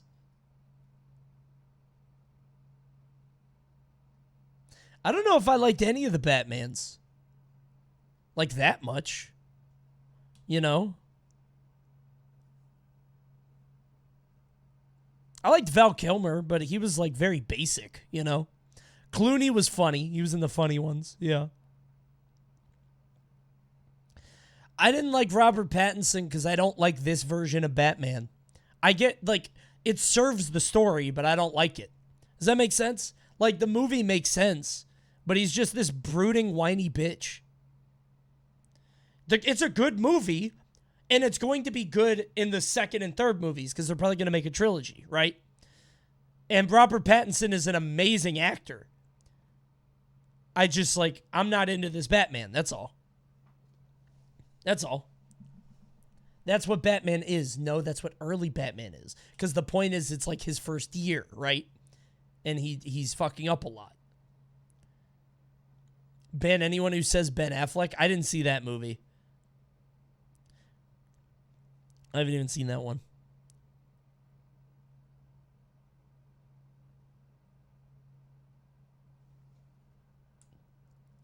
I don't even know. I don't have a favorite Batman. I have a favorite Joker. Jack Nicholson went crazy, bro. Who loves following the difficult and nuanced journey of a hero. If they say Ben Affleck, then they probably love Frank Miller's gritty Dark Knight comic run and enjoy getting into super passionate Twitter debates. And if they love Ben Adam Affleck. West, then they probably really love drugs. Oh wait, I forgot about Joaquin Phoenix. It was a good movie. Track record. Leaked Palworld script. Hold on.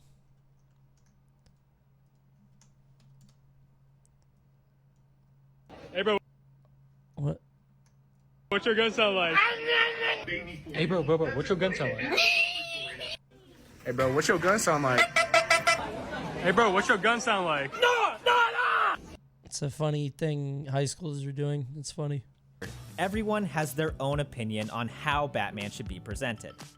And in 2012, a theater troupe named Team Star Kid flipped a middle finger to them all. Compared to the recent hyper-serious representations on film and a majority of the comics, the Caped Crusader and Holy Musical Batman is a multicolored jackass. It's called Holy Musical Batman? He ruthlessly beats up people just because he can, harbors a deep jealousy over Superman's strength, and doesn't shy away from lamenting his loneliness. For 7 angsty minutes, the musical follows this troubled hero on a twisted journey of friendship that pits him against other comic book icons and a massive rogues gallery even more ridiculous than the Bat himself. Do I want to watch this? This looks like this was put on at like a fucking high school. I thought this was like an actual Broadway musical. Look at this Mr. Freeze. What the who's the king? Who in Batman is a king? What the fuck? Is that an actual Batman villain? It was a college production. Do I want to watch this? It's ironic. I like if it's silly, like these videos are good because like the Spider-Man one was funny because it's all this budget and it's like really trying to bring the comic book experience, right? But if it's just a fucking college production, you know what I mean? But to fully understand and appreciate the absurdity of Holy Musical Batman, we first you could have do to anything, meet Team you Star know? Kid. 2009. The Black Eyed Peas' I Got a Feelin' played on an inescapable loop. Glee just started airing, and everyone lived in a constant fear of spontaneous flash mobs. Meanwhile, a group of 4 friends from Michigan grappled with sudden internet fame. I don't think so. Nah, I think I'm going to pass on this one. You know what? I'll drop a like. I wish you the best. Everybody check out this channel. It's a good channel, but a very silly musical about very silly internet stars, you know. Not for me. Unfortunately. You know it is for me. This is a weird pivot. Check out the Hot Wheels Switch backpack. 2017 Hot Wheels Portable Nintendo Switch Backpack. Choose one of your favorite fortune tellers, and I can assure you, not even they would have thought that they would hear that string of words. Oh my And I can god. assure you, What the fuck? The screen is so small. not even they would have thought that they would Oh hear my that string God. of words in our lifetime. This device is everything its title implies. A backpack, a portable Switch dock, a Hot Wheels product, and a thing whose creator does not deserve basic human rights. What? How does this...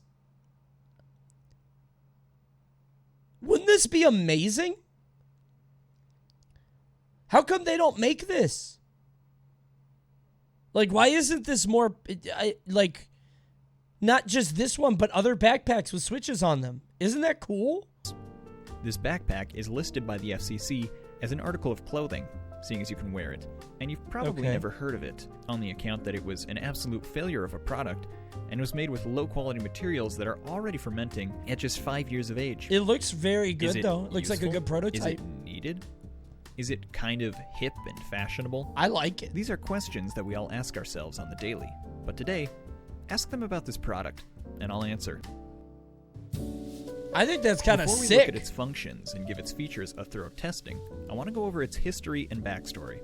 I think it only polite to preface a public execution of a thing or person by acknowledging that they were doomed to fail from the moment of their conception, and I will give this backpack the same respect.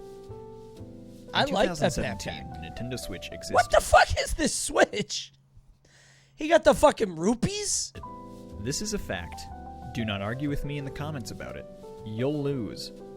This same year, developer Milestone began to work on a Hot Wheels racing game to be released on all current-gen consoles. And that game went within the next crazy. several years. That game was Many excellent. Of you know that game as Hot Wheels Unleashed, which didn't release until 2021. That game But during rules. this time, the project was codenamed Mario Killer.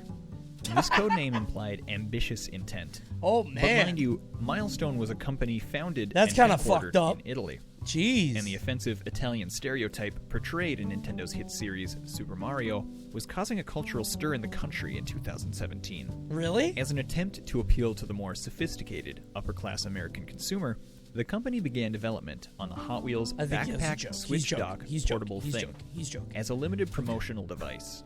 They would sell for $980. What? And only up to 300 would be manufactured at most. The company ended up selling only 3. And since rich people only want to buy items that are made after they pay for them, only those 3 exist. One, I have no idea who bought or where it is now. The second, I also have no idea or clue. And the But third you have the one third. is the one I have here. Okay. I want to know nothing about this product, and much like you viewers watching, I would have been more ignorant and dumb on What are these forward, back, power options? What the fuck?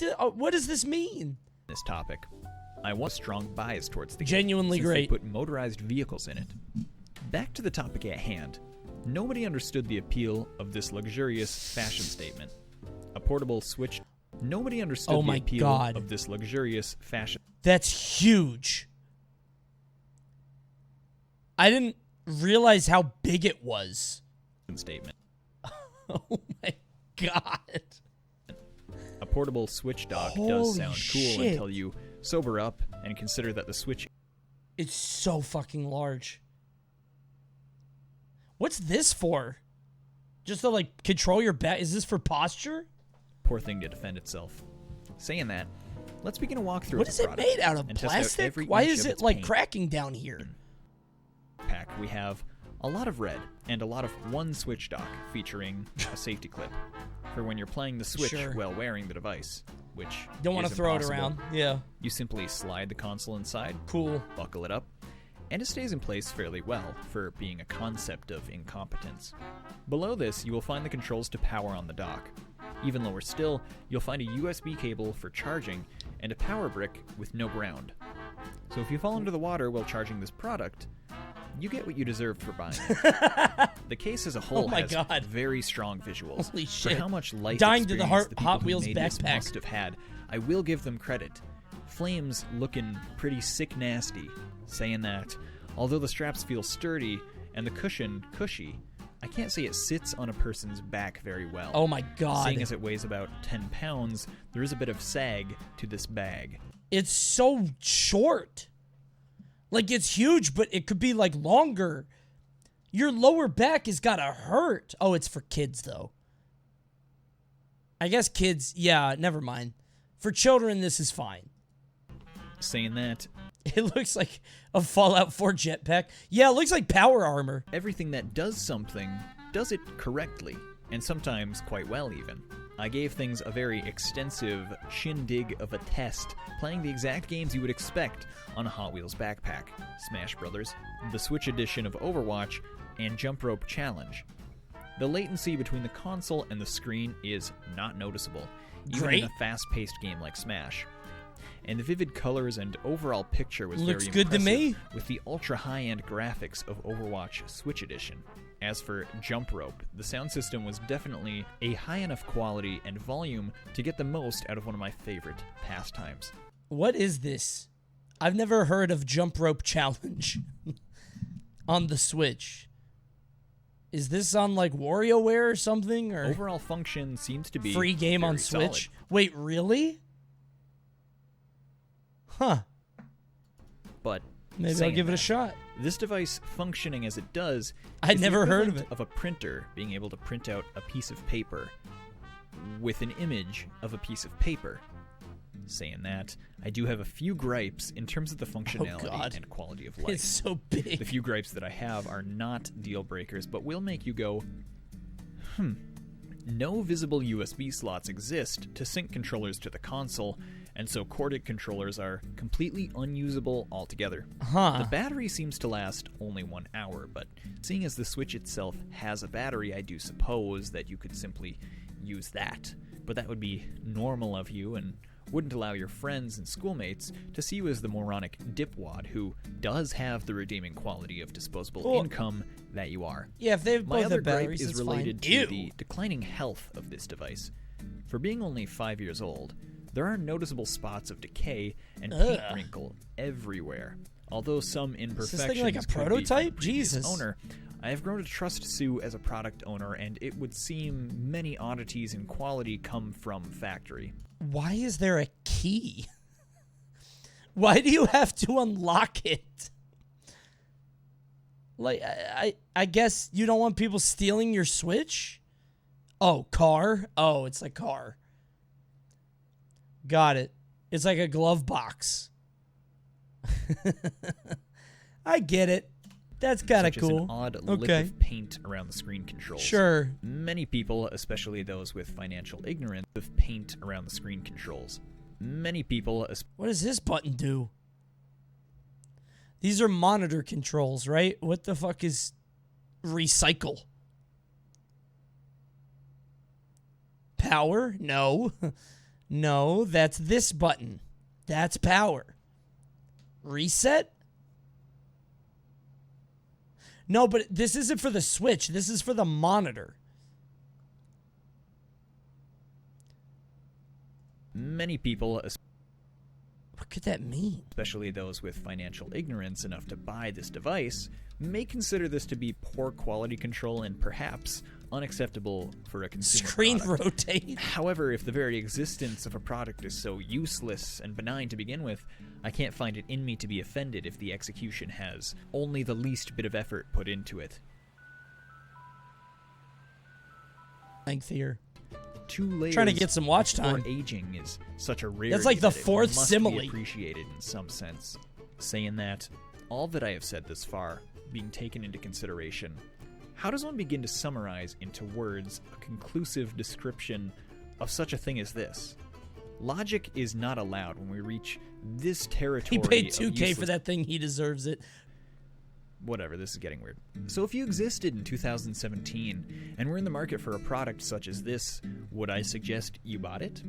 If your heart's true desire was nothing at all, then yes. How much was it? $1,000, right? Like $950 or something. Well, that is the end of... Pretty good movie. Yeah, $980. Seems like streamer bait. Right? I got the Hot Wheels backpack. Right? Pretty good movie. I liked it. All right, bit of a change here. Well, hold on. This one? Yeah, I want to do this one. You have 40 seconds left. He's gonna shill. And yet of this review, but seeing as some of the aspects of this video do relate to real companies and real products, I am legally required to inform. He's just shilling his channel, which is great. Nothing wrong with that. Peter Netter on YouTube. I'll drop a like. Nothing wrong with that. There you go. I designed this machine. This has been sitting around forfeit. What? No. This has been in my fucking recommended forever. It's pronounced Neater. Oh, I'm sorry, Neater. Peter Neater. Because it rhymes. This has been in my recommended after I watched the Carnival one. So now I want to watch this one. It's Mark Roper again. We watched the Carnival Scam Science. This is the arcade one. To win the jackpot. Especially because Toreba was so goddamn hard. Dude, I could not believe how difficult that was. Unironically, when I did that stream, I did Chloe, and Chloe was fine. Chloe was fine. Toreba was fucking impossible.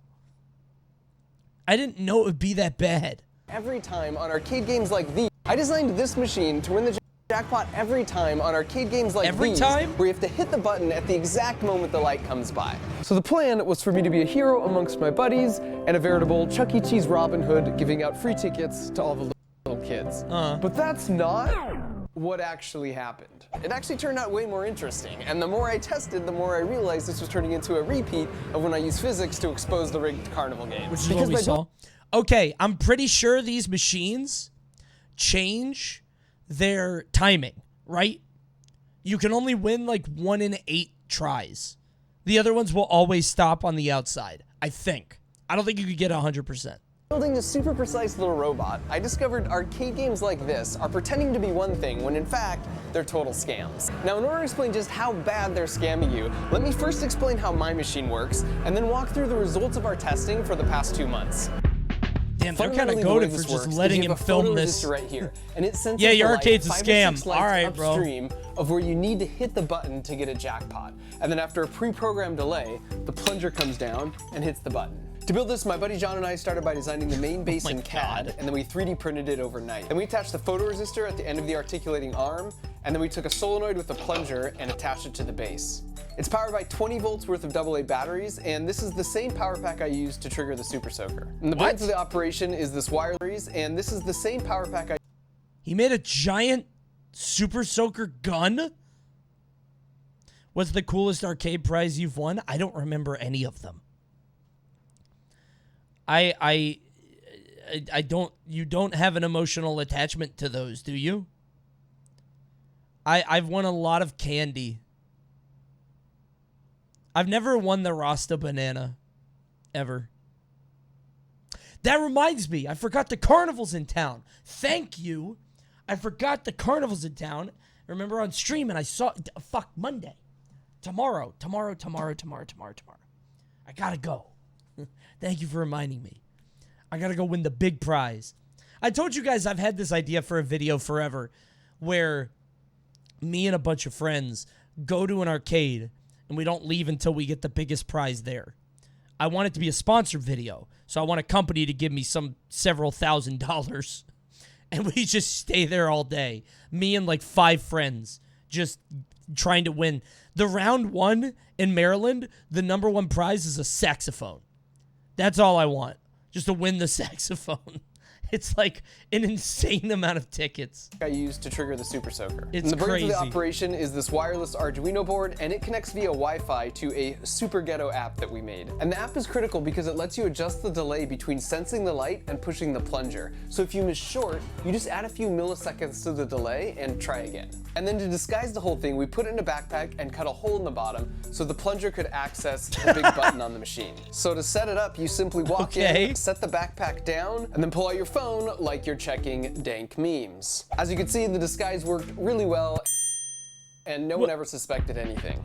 Wait, what could they even do? Is this against the law? How does this work in terms of, like, jurisdiction? Are you allowed to do this? Kick you out? Does the security guard care?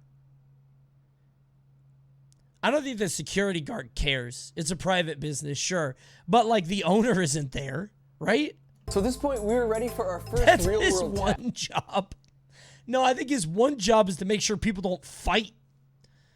Two kids are going to play, like, Marvel vs. Capcom or Street Fighter and get into a fist fight. And the That's different. Were disappointing. We were getting jackpots, but only about every 30 tries. And what was so frustrating is we got the timing dialed in so well, we would miss short by one light and then not adjust the timing at all. And then on the very next run, we would miss long by one light. So for 30 attempts, without changing anything, about half were missing one light short, and the other half were missing one light long. So it cheats. So this That's could be it. only one of two things. Either Period. we had some errors in our machine that was introducing some variability, or there was something shady going on with the game itself. And troubleshooting because things don't go as planned is incredibly common when doing any engineering task. So to fix it, you have to systematically do some detective work to figure out where the error is coming from. In the last interview Carl Sagan ever gave, he said, "Science is more than a body of knowledge. It's a way of thinking." So here was our thought process. I knew if I could prove that my machine was super precise, then the only reason we weren't getting a jackpot would be because the game was rigged. So I needed to start by looking at any potential sources of variability error in my machine. There were only three. So it could be the photoresistor, the solenoid, or the Arduino. There was one external source we considered, and that was light pollution from all the flashing lights in the arcade. This is a Meaning nerd the input video. to the light sensor was too noisy The and heck? therefore not repeatable. Now there's a trick when it comes to troubleshooting where you test several potential error sources at the same time. And if I can get really Because precise it's a nerd results channel. within this Last video wasn't a nerd video. loop, then I know that none of those components are the source of the error, without having to take time to test each I saw individually. carnival So to test all shit. three of these at once, we made a simple app that flashed a white screen and started a stopwatch at the exact same time. And then we set the trigger for exactly 1 second later. And sure enough, we were getting people results talk with video. 1 millisecond precision.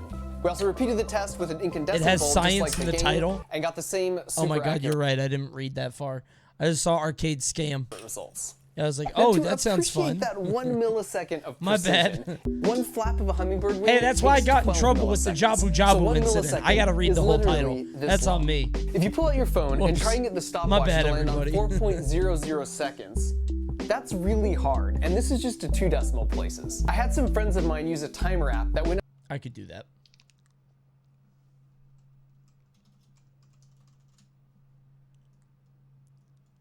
Okay, I can't get it on 4 seconds. I could get it on within 10 milliseconds.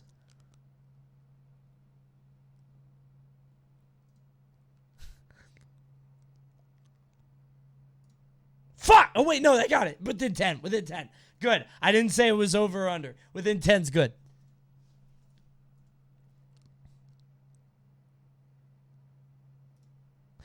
Fuck! Man? Okay. Free subs if you get it on 4? All right.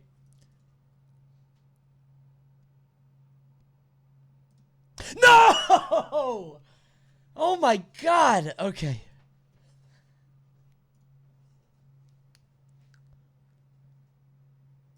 Let's go! I told you it was fucking easy. I told you it was easy. Boom, dead on. Drop the primes. Drop your primes right now. This instant. I earned it. I earned it, bro. Gamer reflexes, it's not difficult. Copium, you do it right now. Thanks, Monk. All right, hold on. I'm going to try it without looking. Okay. Okay. 1, 2, 3, 4. Dude. Dude.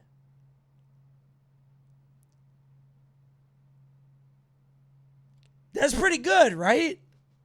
That's pretty good. Are you not going to give it up? While not looking is way harder. Hold on. Okay, here we go. 1, 2, 3, 4. Okay, a little bit worse. 1, 2, 3, 4.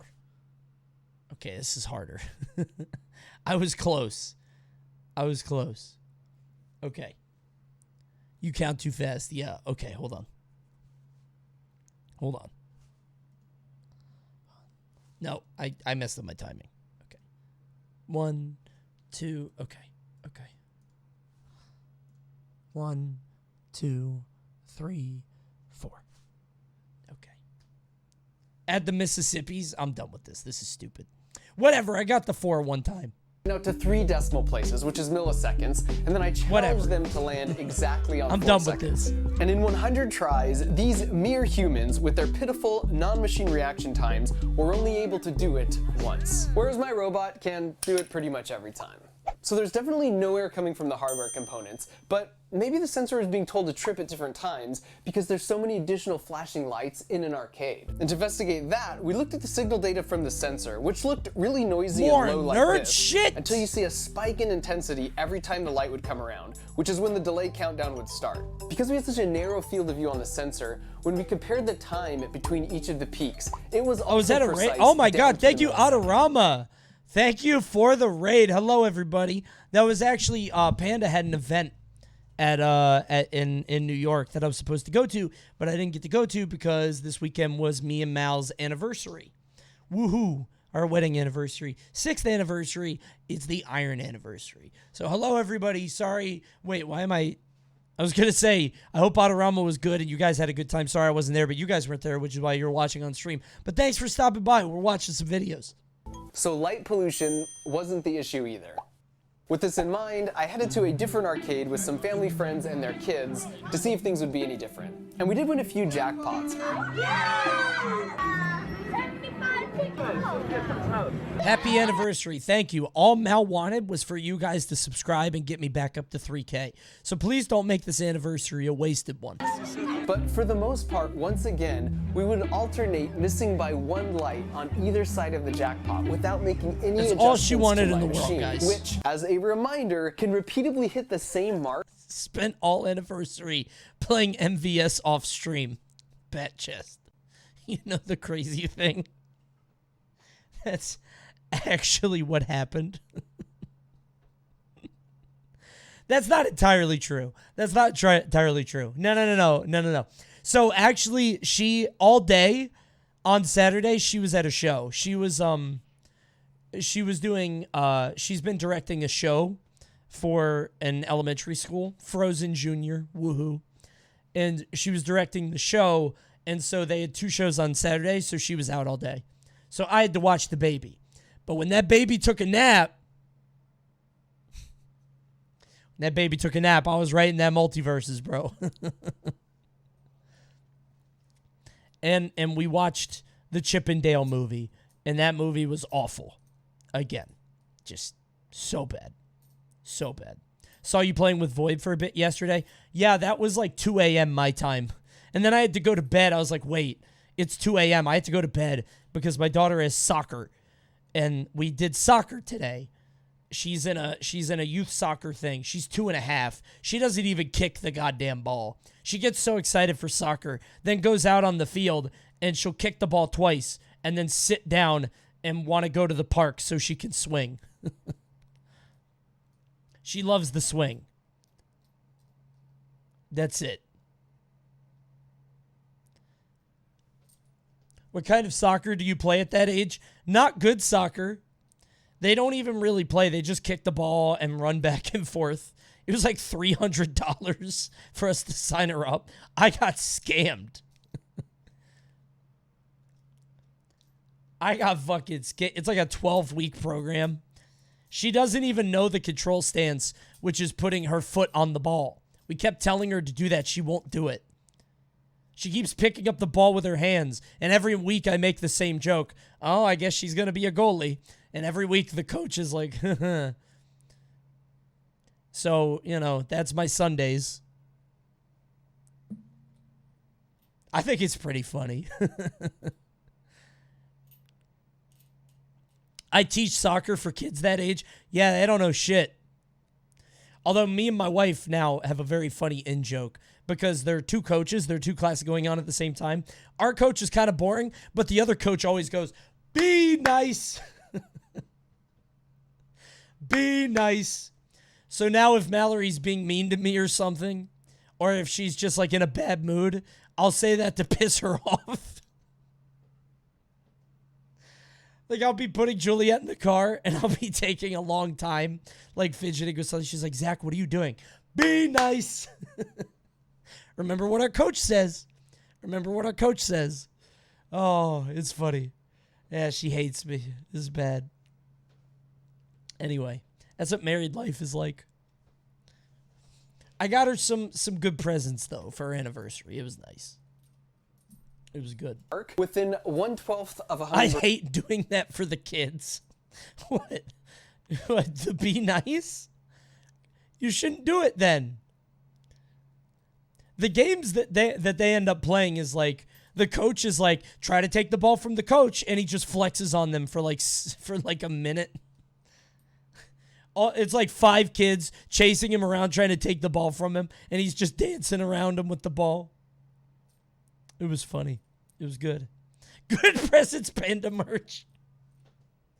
Honey, for your anniversary, I got you the brand new One Day at a Time line, available for a limited time only at panda.gg/getgood, supporting a mental health charity.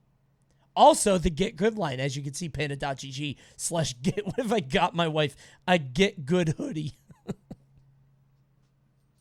for our 6th anniversary? Holy shit, that's a Homer Simpson move.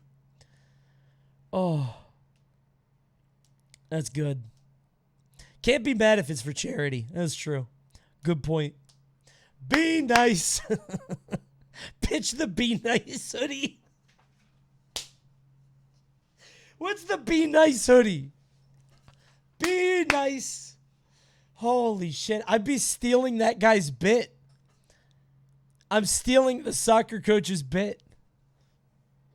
Maybe that could be your merch. A hat with Be Nice on it.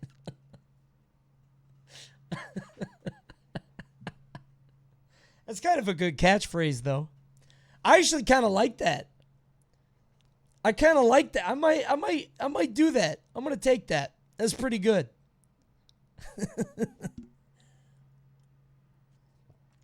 Be nice. I'm a fan of that. That for sure already exists. No way. Cringe. Oh, wait, no, it's the Mental Health Foundation. This is fine then. Again, I didn't read the whole title. I saw the picture and I read shop Be Nice and I was like cringe. And then I kept reading the rest.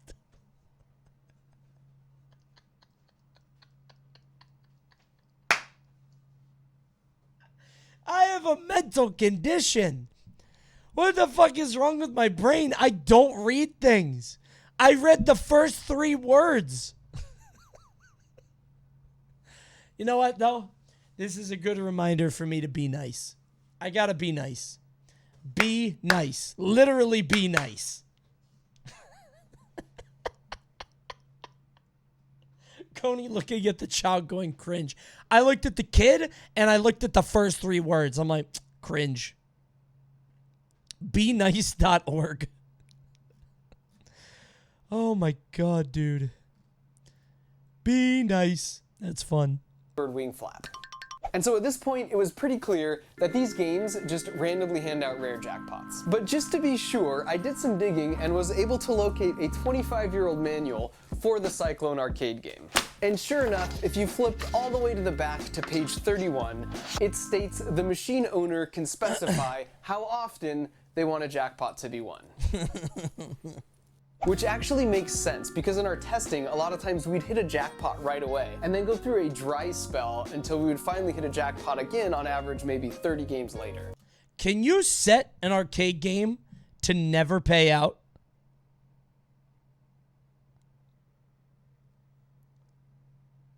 Huh. Because, like, casinos have regulation. Surely you could get sued for that. I would think so. Coney, you're a genius. Nobody's ever thought of this before. This is the first time anybody's ever thought that. Huh. And so in there conclusion, my against issue it? here Okay. isn't that this arcade game makes money for the arcade owner.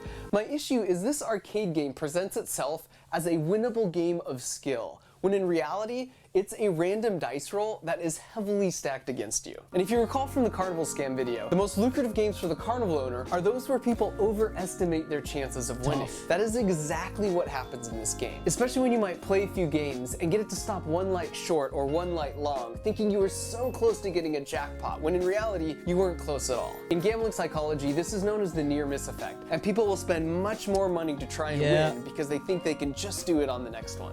And for that reason, it should come as no surprise. What if I announce the slot sponsor right now? That this scam machine is considered the highest earning redemption arcade game ever. Stake.com, new sponsor of the Coney I'd save your stream. tokens for skee ball. There's a plunger in the backpack, and then it pushes down on the thing. Is that cool? So you're basically cheating on me? Well, I mean, cheating's a strong word. You're cheating! I'm using it. Don't yell that. Kid's gonna get them kicked out. Good movie. I like the Carnival one more. I'm going to the Carnival tomorrow, maybe, if we're not busy.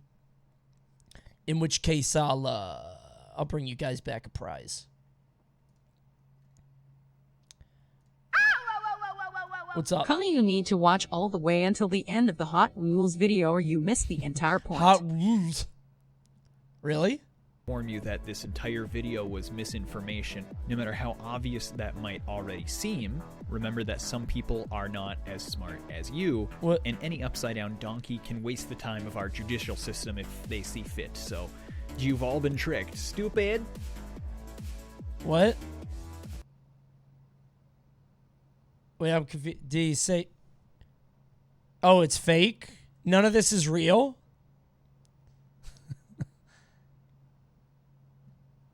This isn't a real backpack?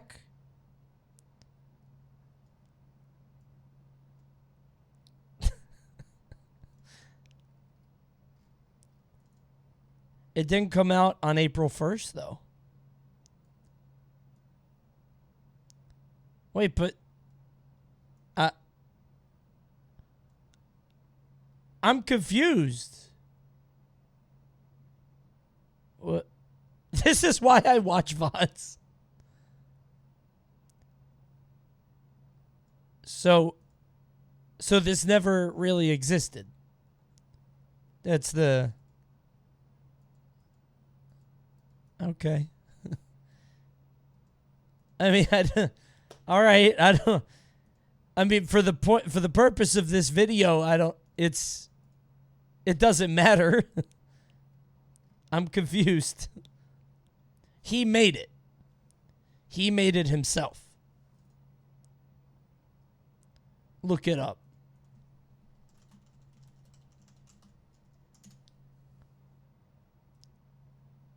Wait, no, it did exist.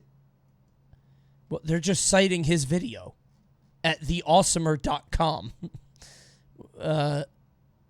What?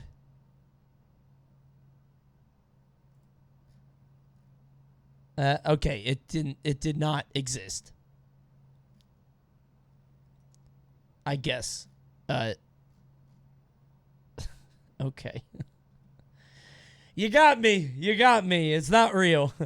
You got me. All right. Oh, no, not the Batman. Palworld. God, now we're going way back. All right, this one's another hard pivot. But these are, somebody suggested this in the Watch This video, and I'm mad curious. 5 pauses that caused chaos in tournaments. Gaming video. This is from Ketchup and Mustard. They're 2 Mortal Kombat guys who make good stuff. I think they were doing multiverses stuff. So we're going to check it out. But first, I'm going to go pee. So in the meantime, as you guys know, what time is it? It's your time. You guys are now the star, everybody. Oh, my God. And if you sub right now, you'll get even more attention. Check it out. Go ahead and subscribe. You're going to be on the big screen. I'll be back in a minute.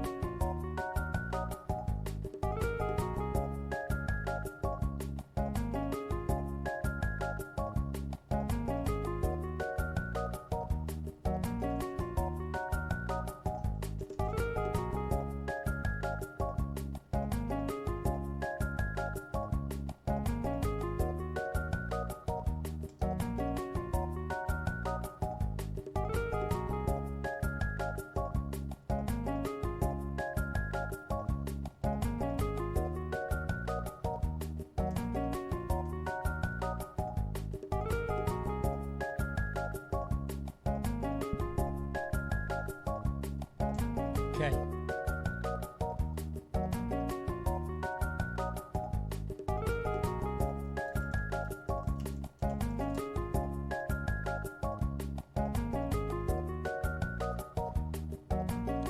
Be nice.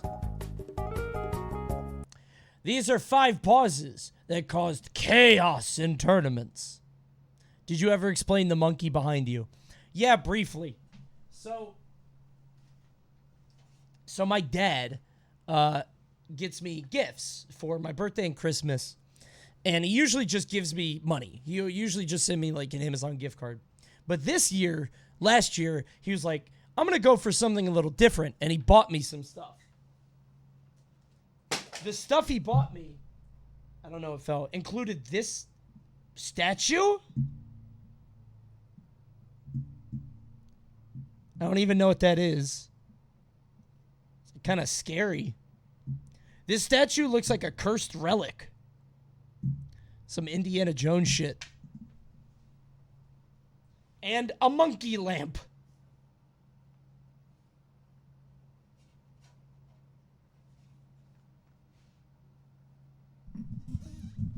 This monkey lamp was $200. Thanks, Dad.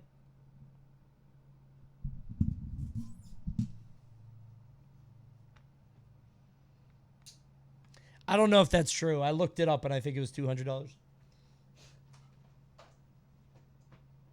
Be nice. That's true. Be nice. That's what we say to our coach. Nesua, thank you for the prime. Dude, I meant to hit you back up. Brother, add me on Nickelodeon. Or Nickelodeon. Oh my god, I'm a terrible show. Add me on Multiverses. My name in that is just Coney. Let's get some games on. Please, please. Does your dad know you don't like monkeys? I think I've told him before. I don't know. He's so bad at shilling. I'm not even shilling. They didn't pay me shit. Maybe if I got some fucking dollars in my bank account, I would actually pronounce the name of their game correctly. I didn't make no money off it. Sponsorship lost. Well, you know, maybe if they hit me up, who knows? Okay. Bag fumbled. They never held out the bag. They need to send me the bag so I can drop it. Pausing in casual video games is important. You never know what's I would going never on. listen. All I'm saying is I would never fuck up a raid sponsorship. I know the name of that game. Someone is I'll playing, never fuck and that there up. could be a laundry list of reasons as to why they might need to take a sudden break. And this is no different in fighting games. Even more so, in fact, as this is where players will find important features such as the command list, options, and more.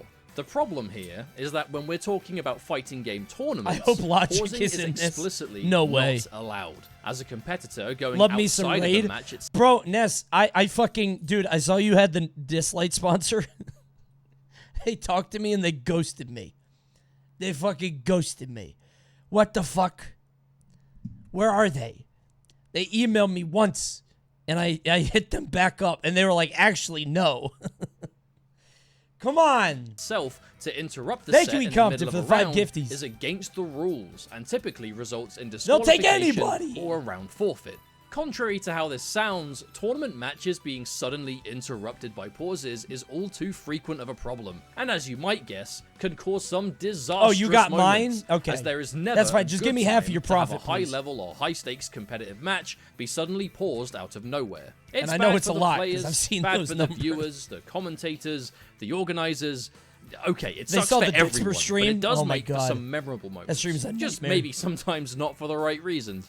We are Ketchup and Mustard, and we're going to highlight 5 instances where a sudden unintentional pause caused complete chaos in tournament. If you like what you see here and want to stay up to date on our uploads and various fighting game related content, be sure to subscribe and hit the notification bell to never miss a thing. Do you guys ever ring the bell? Be honest. Do you guys ever ring the... I never ring the fucking bell. I have never once ring the bell. No. I have literally not once ever rang any bell.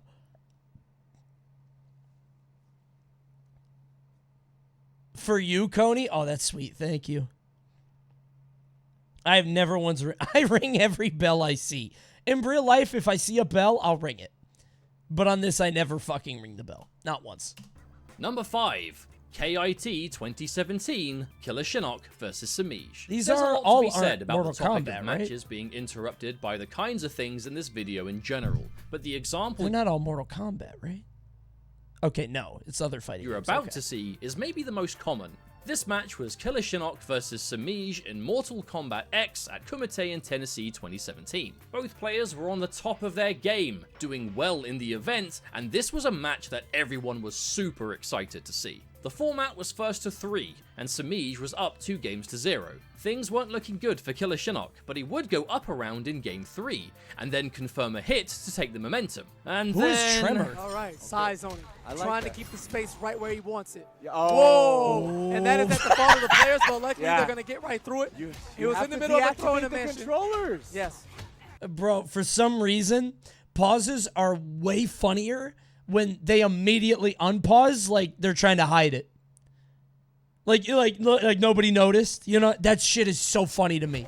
You just turn it off immediately. Ooh, and try thousands something of there. people Maybe watch. that's what he was Look at trying. And this is now the second time. This is the fault of the players. It's the I am fault of gonna the blow players. them Oh up. no, and a rest mode. Whoa! Put that putting shit the to sleep. PS4 Good in the night. rest mode.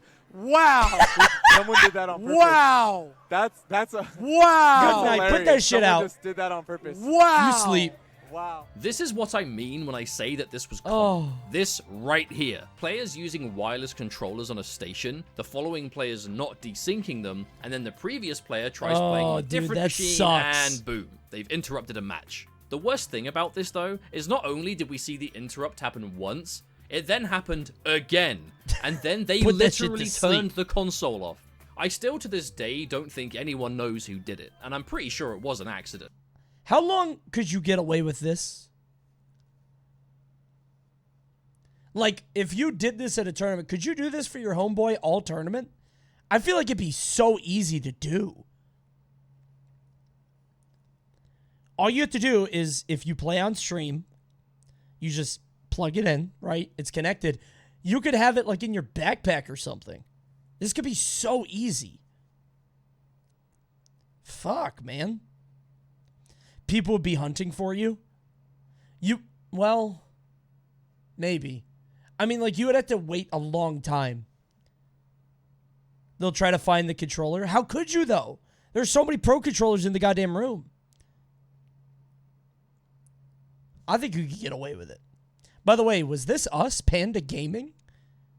Is this like us, but a long time ago? The match was promptly restarted with the round up to I don't think so, right? It's not. Okay, I was going to say, we were founded in 2015, right? Samij would eventually take the set 3-1. But if there's ever an example of getting in the habit of disabling previous wireless devices before you sit down to play on stream, let this be it. Dude, you could get away with that Number forever. 4, Southeast Asia Major 2019, Fenriti versus Noble. Next up is a bit of BB Tag, which funnily enough is actually the first time we've covered this series in any way on this channel. But I do wish it were for a more positive reason, as this is a classic example of how a good old-fashioned pause button can be a huge problem at the worst time. This was grand finals between Fenrich and Noble. Two strong players to be sure, but Fenrich in particular was coming into this after a hard-earned win in Dragon Ball FighterZ at the same tournament, which is where many of the more modern FGC crowd will recognize him from. And he was looking confidently poised to take his second first place at the same event. Not only was this grand finals, but it was also part of the ArcSys World Tour, which is the Arc System Works World Tour. Basically the world championship for fighting games made by ArcSys. Previously seen with BlazBlue Central Fiction, and even in 2022 will be featuring Guilty Gear Strive and I can't tell the difference of any of these games. It's a big deal, and definitely something you'll feel close to when you're And listen, it's me. It's not the game's fault, right? It's my fault. Before anybody gets, LOL Coney does it, all these games, it's me, but I can't tell the difference. Final for one of its events. Noble would find himself down 2 games, but was relatively even in Anime the third. is sin. That was until, well, this happened. I can tell Guilty Gear, yeah, obviously. 45 seconds. He got this thing. Oh, he got to check his moves. The division with the pad players, a pad player. Had to check his moves, bro. Noble's freaking out. How do I do the spin, bro? The match was paused, and suddenly confusion everywhere to be seen. Neither players or commentators knew what caused it. But after a few minutes of talk with the admins, it was discovered that unfortunately it was Noble who accidentally hit the pause button on the face of his stick. And as specifically stated in the rules, the match had to be given to his opponent. And thus, Fenrich would win 3-0 and would end the tournament right there. Credit where it's due though, as Fenrich was winning convincingly in the set as is, it's hard to assume the set would have ended any other way. But ultimately, we'll never know. The cringiest thing, I feel like this doesn't... Thank God that they just said that he lost. Because it fucking sucks when TOs come to you and they're like, do you want to give him the game? Do you want to take the stock? Do you want to... Like, that shouldn't be up to the player. That shit's annoying. Because, like, why should the player have to make that decision? Then it becomes like people are going to be mad at them. It puts them in a bad spot, I mean, DQ. He beat him fair and square. It's in the rules. It's in the rules. You don't press pause. Number 3, Nightmare SF. I love when that happens. I take that shit every time. I'm going to tell my story again. You guys already know this story. I'm going to tell it again. I've only taken a stock from a pause once in my life ever. Once ever. I've never done it any other time. But I'll tell you in a second. It's very quick. Versus Godspeed, EVO 2013. Perhaps a lesser-known example here, but one that deserves its spot in the list completely. I Due love to the position in the bracket it was, and what it means to most fighting game competitors. Let's go back to EVO 2013. Just shy of 10 years ago saw the debut year of Injustice Gods Among Us. the newest franchise by NetherRealm Studios and their follow-up Black game to the Adam. hugely successful I forgot. MV9. This was an all-new fighting game Black that saw Adam one of the was largest crazy. mixed bags of players from all You know what's crazy? Batman sucks in multiverses. sorts of other fighting games at this He's good very in this Evo. format, Evo but wasn't too long after the game came out, and typically experienced fighting It's game so players brown, learn new yeah. games very It's quickly. so ugly, dude. all eyes were on this tournament to see who would make the ever-idolized Who top is your 8 main in spot. Injustice? I think you could guess. Just guess.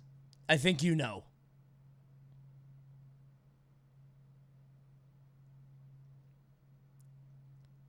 Joker, Batman, nobody has it. Gorilla Grodd, Dibkey. I play Grundy. Of course I play fucking Grundy. Of course I play Grundy. I was a Grundy player. Grundy was, hold on. Grundy was so fucking stupid. He's like a grappler, but like if you get your hands on somebody, it's a one-player game, and he just recites poetry while slamming people. Like he just starts rapping. Hold on. If I could find like a... Oh. I'm trying to find like a gameplay, you know what I mean? Hold on. Try to keep.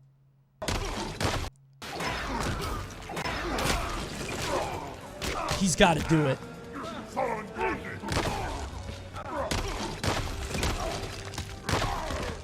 He only said his name. He's supposed to have a whole poem. Solomon Grundy, born on a Monday, died on Tuesday. What the fuck? Married on Wednesday. He's just talking shit the whole time. It was like a series of inputs that you had to put in to get the whole thing down. Hold on. Is Solomon Grundy Injustice full command? I don't know what it is. Combos? No. God damn it. All special moves, meters. Special moves. Here we go. This character is so funny.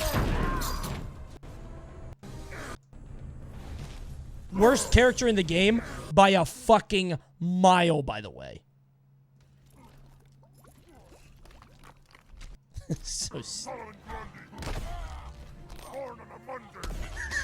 Christened on Tuesday. Married on Wednesday. Solomon Grundy. He's just telling you his origin story while he slams you. Did you guys not know about this? I just assumed everybody knew about this. I played this guy. He's fucking terrible. He's so funny.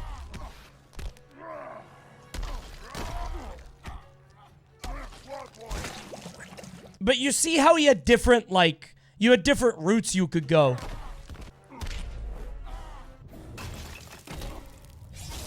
This game is so funny.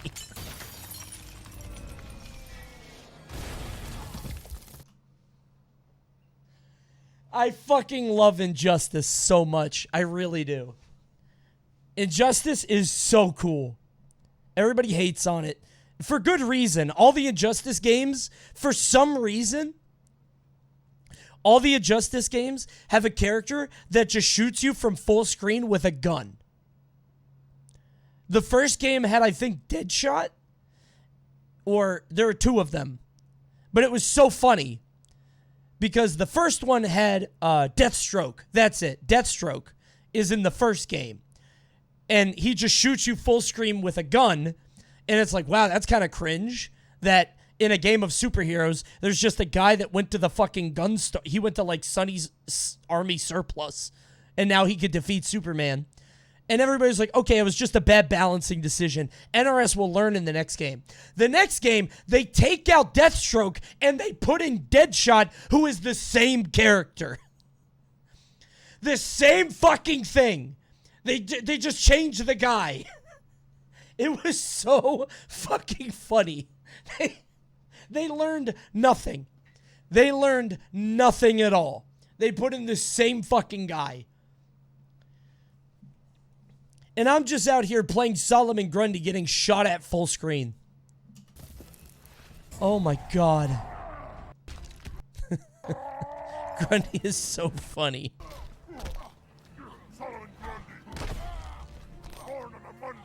He's telling you his origin story. How much damage was that? Not enough.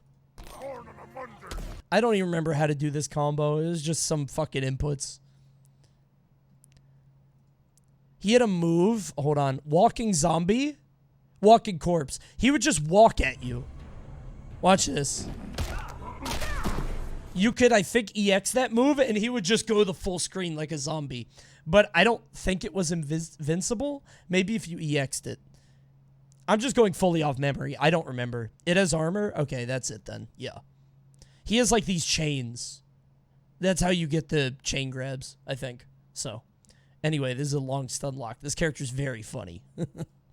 In this breakout year. Now fast forward to the top 16, where we see Godspeed, who you may know from the MKX Pro League commentary desk in future years, versus Nightmare SF. Nightmare SF was definitely an unfamiliar face to the offline. Bro, I remember watching Injustice and being so confused because there was a player named Tom Brady that would win everything. And this was before, like, you know, this is before, you know, his stuff got around. I was like, this is before Tom Brady was, like, really famous. And I was like, is Tom Brady really good at Injustice? I'm not kidding. There were no cams back then. There are no cams or anything. Like, I think they have cams between games. But I was like, is that the real Tom Brady? Community at this time. I don't know why I thought Batman player in the world of I was not young. I was like 25. Rank matches. Always seen playing and usually high on the leaderboards in terms of overall matches played. This was a definite example of an online warrior taking a step into the world of offline. Unfortunately, with it came one of the problems that online doesn't suffer from. Pausing the match online, unintentionally or otherwise, doesn't actually stop the match. The same, however, cannot be said for offline, as we tragically saw a pause happen in the very last match of the set. Yeah.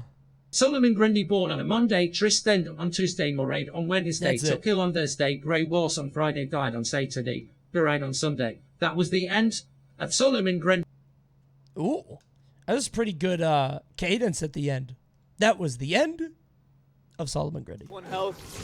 Thank you, Grundy, for showing Black us the Adam days with of that the week. pressure. Oh! Gotta check the moves. It didn't help matters that there was no confusion whatsoever as to who the pause came from, as Injustice literally tells you in writing who paused it. Hell and given yeah. the circumstances, We have as the technology. winner of Analyze. this match makes Evo top 8, Godspeed took the win and advanced forward in the bracket. That's Long assumed to crazy. have simply been an unfortunate hardware error, this one definitely sucks to see given the gravity of what the placement was at stake. This dude is livid.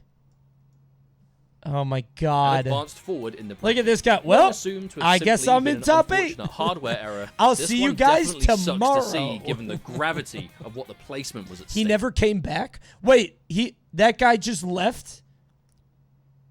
I probably would too. After this. Number 2, Gamer B versus Momochi, Evo 2015. Okay, be honest, you all knew this one was coming. I did. And why wouldn't it? Oh, this one really hurts to watch I don't think back. I know this one. Oh, man.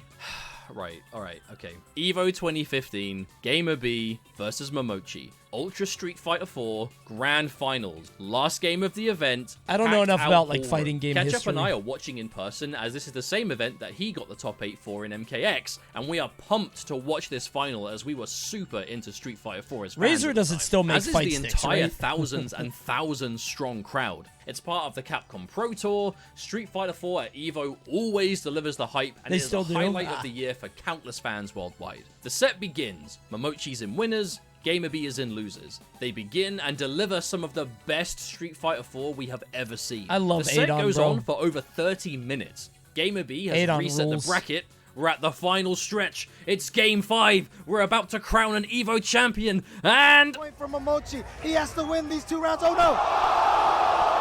Oh, no, James. man. No, James. Not like this. Not like this. oh, it's just so awful, isn't it? Like, I feel so bad for them, I can't describe it. This was hands down the worst time for anything like this to happen, and it did. You can see it in their faces. It's just so heartbreaking, and I really can't put it into words any better than Seth Killian can, honestly. No. Dude. No, James. No, James, not like this. I was there, and believe me, the dismay you hear from the audience in the video really doesn't do it justice. Yeah, Everyone just felt so bad for Momochi and Gamerbee, and it turns out that it was Momochi's stick just disconnecting itself for no reason. After much discussion, the admins awarded the round to Gamerbee, and they played out the final round, ultimately leading to Momochi taking the tournament. Can they not agree to play it out if it's the finals? I mean, I guess you can. But, like, it sort of ruins the competitive integrity if you believe in that, right? Because the idea is, like, it's where the competitive integrity runs into, like, homie culture, right? Because deep down, both of these guys should want to win more than anything. That's the point of this competition. They want to be the number one. So if you don't take a win like that, or even if you do take a win like that, it sours the whole thing. Because if you do take the win, it's like, okay, well, he won, but who knows what would have happened if not for the pause. If you don't take the win and you play it out, it's like, yeah, he won, but he should have just taken the win. You know what I'm saying? It's like, either way, you're fucked. This will always be the most heartbreaking to me, as it truly felt like a complete 1 in a million situation. Neither player physically hit pause. No external player interrupted. You can't make nothing. it was just a random hardware choice. malfunction out of it nowhere. It has to be like a hard set so rule for that reason. Number 1. Ryan Hart versus Gandido, Evo 2008. There is a reason I've left this until last. I figured we'd all be feeling rather sad after the previous entry and thought this video should end on a positive note. This is my favorite example of a pause happening in a match, as it becomes a feel-good moment where so many others end up just being plain miserable. Once again, it's Evo 2008 to be exact. This one is famous. We're going back for this one, but that's because it's the grand finals for Tekken 5 featuring video game Hall of Famer Ryan Hart facing off against Gandido. Another instance of a last game situation. Once again, the unthinkable happens and someone hits the home button, interrupting the final match of the grand final. Hell's feet, Ryan Hart with a comeback. As Reinhardt's device didn't have a home button, the judges assumed that it must have been Gandido at fault, and were about to award the tournament to Ryan on the back. Dude, look at this oh my god. How did we watch this? It's insane. However, this is where he showed arguably one of the greatest displays of sportsmanship the FGC had seen at the time, and he refused the win, firmly requesting that the match be replayed again, as he didn't want to win on a technicality. I spoke to Ryan Hart about this, and it's probably best to hear a quote from him here. Everyone looked lost and confused when the pause happened, me included.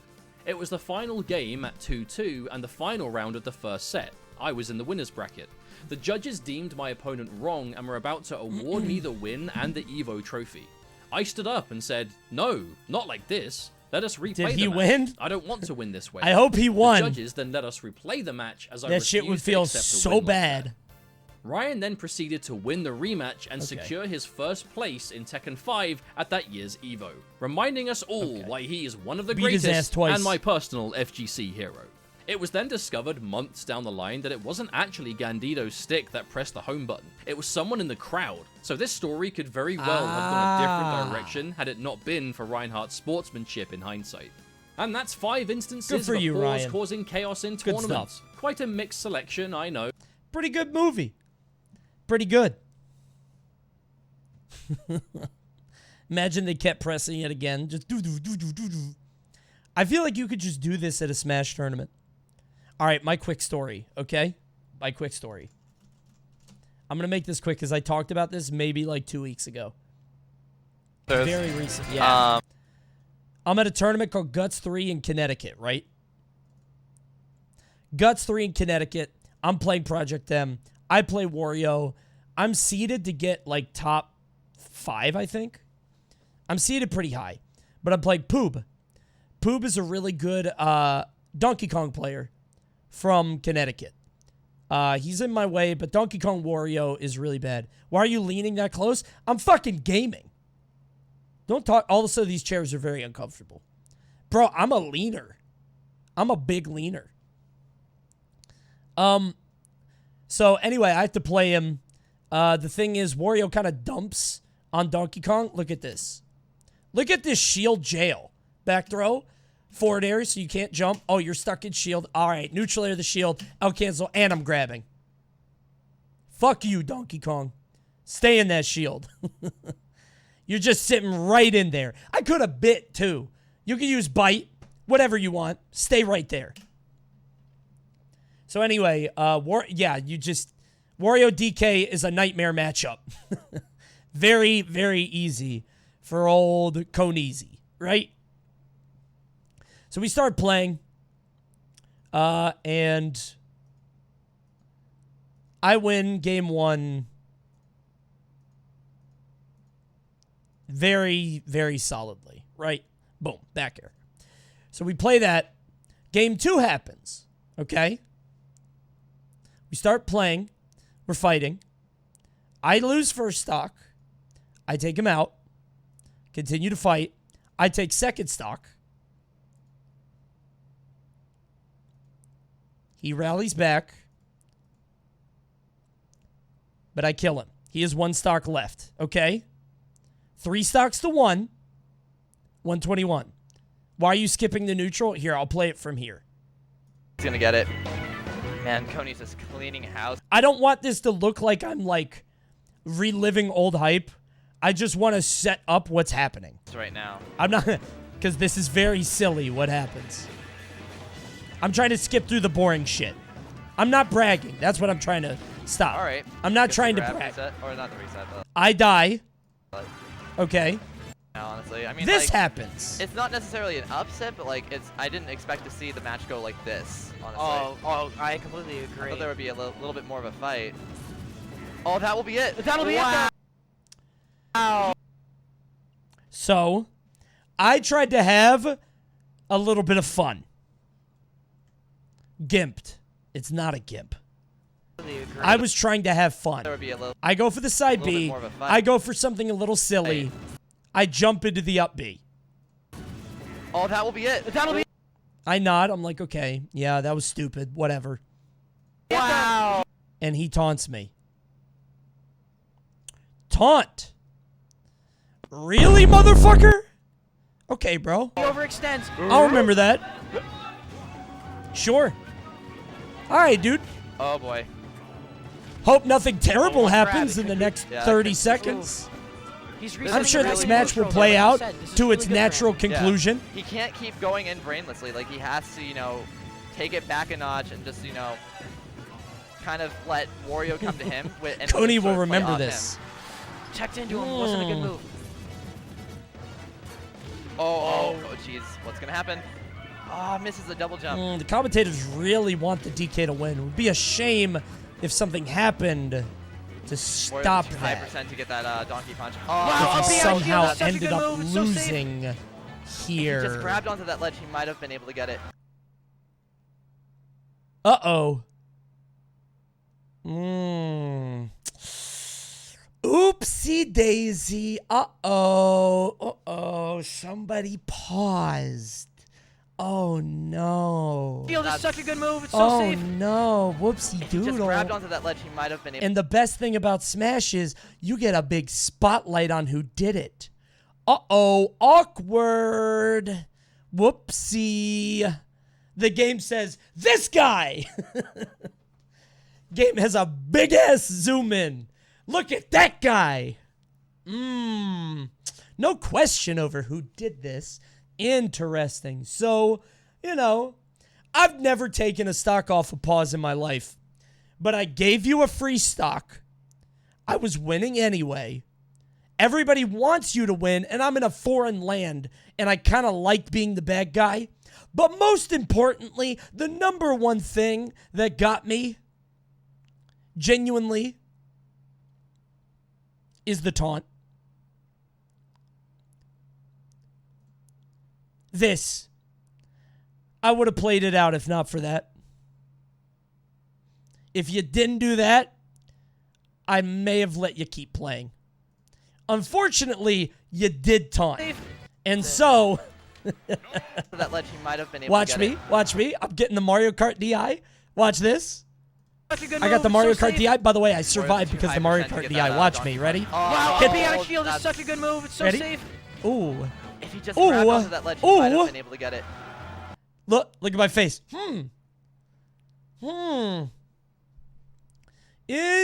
What happened there?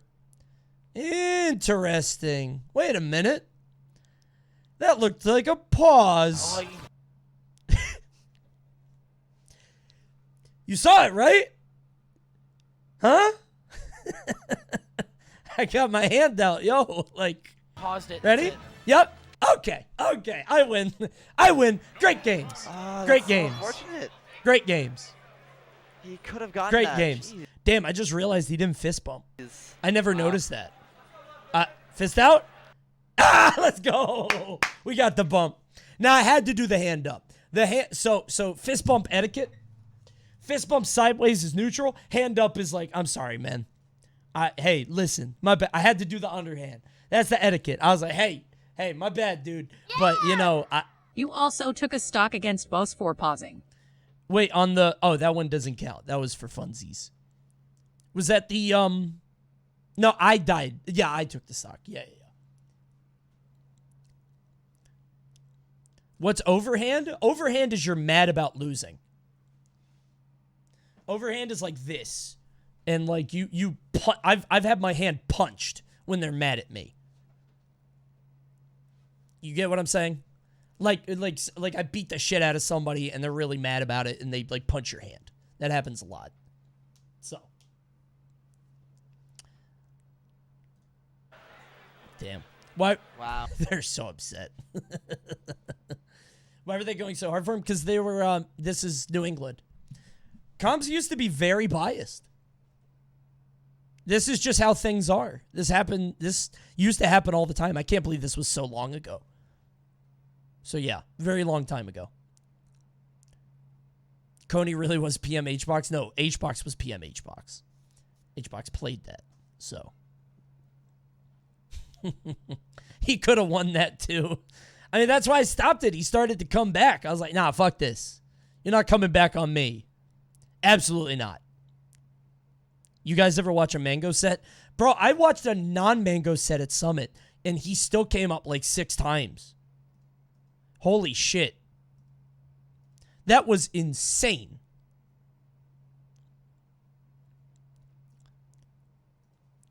Worst state in the New England region, in your opinion? Connecticut. Worst drivers by a mile. Connecticut has the worst drivers in the fucking country. Not even close. It's so bad.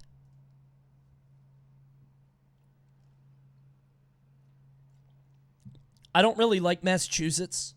Rhode Island is too small. You're right. Be nice. Be nice. You're right. Never mind. It's not Connecticut. It's the peeps that from Massachusetts that moved to Connecticut. Copium. Copiuming. Copium in the chat.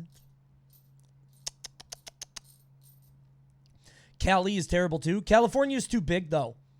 You can't say California drivers are the worst. Because you can't say California drivers are the worst because there's so many of them. It's a huge state. You know?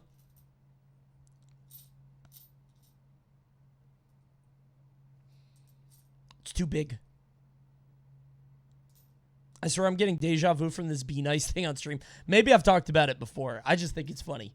The coach, Be Nice. I love that. Shit's very funny.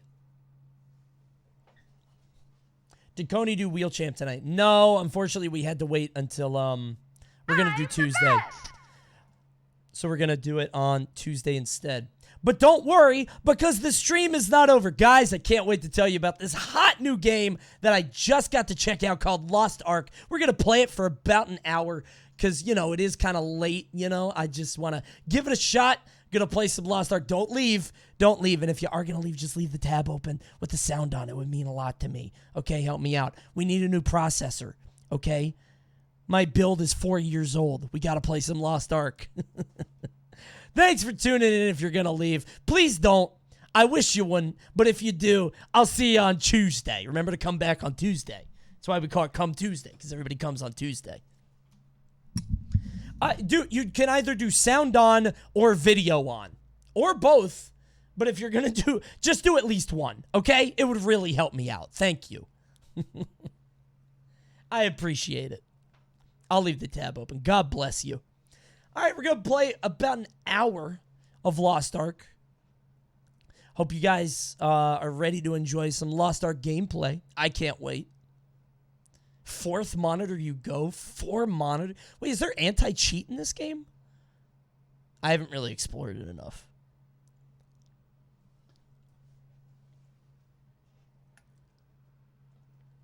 I'm on mobile. I'll leave you on picture in pictures. Oh, damn. I don't even know if that works. Lost Ark, my favorite Coney segment. Me too, man. You know, oh, by the way, look at this. Injustice.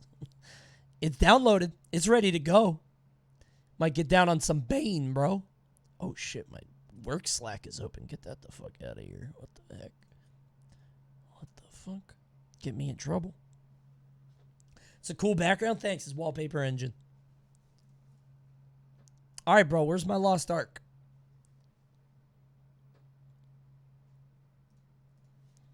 You guys are talking all this shit about Injustice. Hold on. I bet that game's alive and kicking. Honestly? Not the worst I've seen. Not the worst I've seen.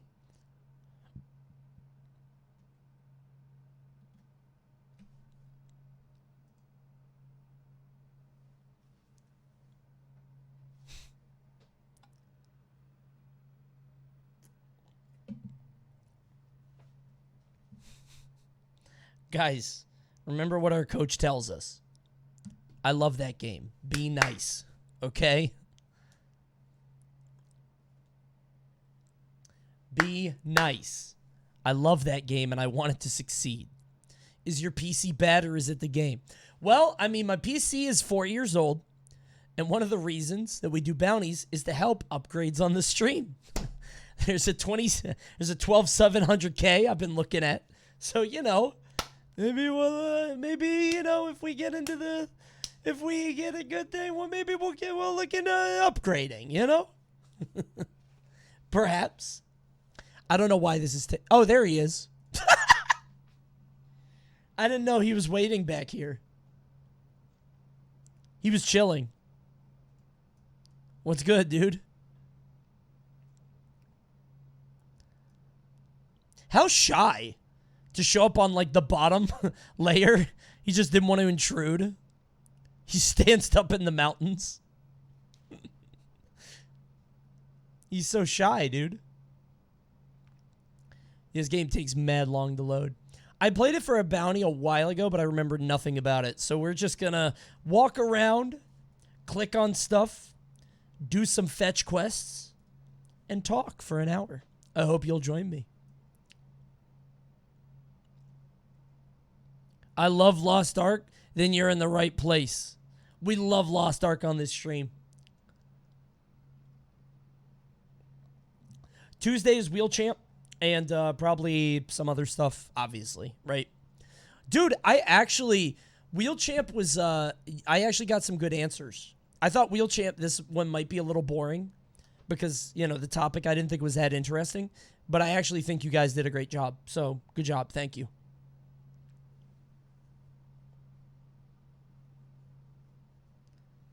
And then no stream on Wednesday for something I can't tell you. What the fuck is Lost Ark? Well, I can't wait to tell you as soon as it loads up. I couldn't submit, but only edit my answer from last time. Wait, really? Oh, maybe because I didn't delete the previous responses. Gonder, try again. Try again because I deleted all the old responses now. Oh, God, but now it's closed. All right, I'm going to open it up right now one more time. Because I'm supposed to delete the old one, and I forgot to do it. Hold on. All right, I'm accepting responses again. Get in there quick. Sorry, that's weird.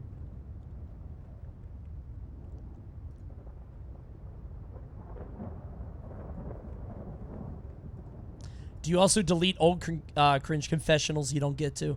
I don't do anything with Critch Confessional. Vince does all that. I guess I go here?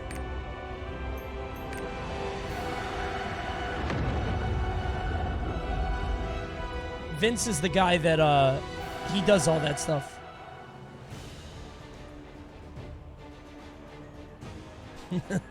Oh, I forgot about my, my character in this game. Some of you may remember him. Old Green Ass. There he is. Oh, Green Ass. Back at it again. And he got the power pass? That's crazy. Use the power pass. Oh, I don't have a power pass.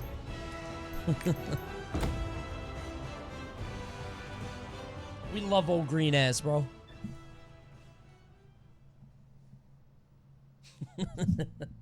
Back at it again. Dude, I can't believe I can't tell you what I'm doing and why I can't stream Wednesday. It's been in the talks for so long. But I'm just like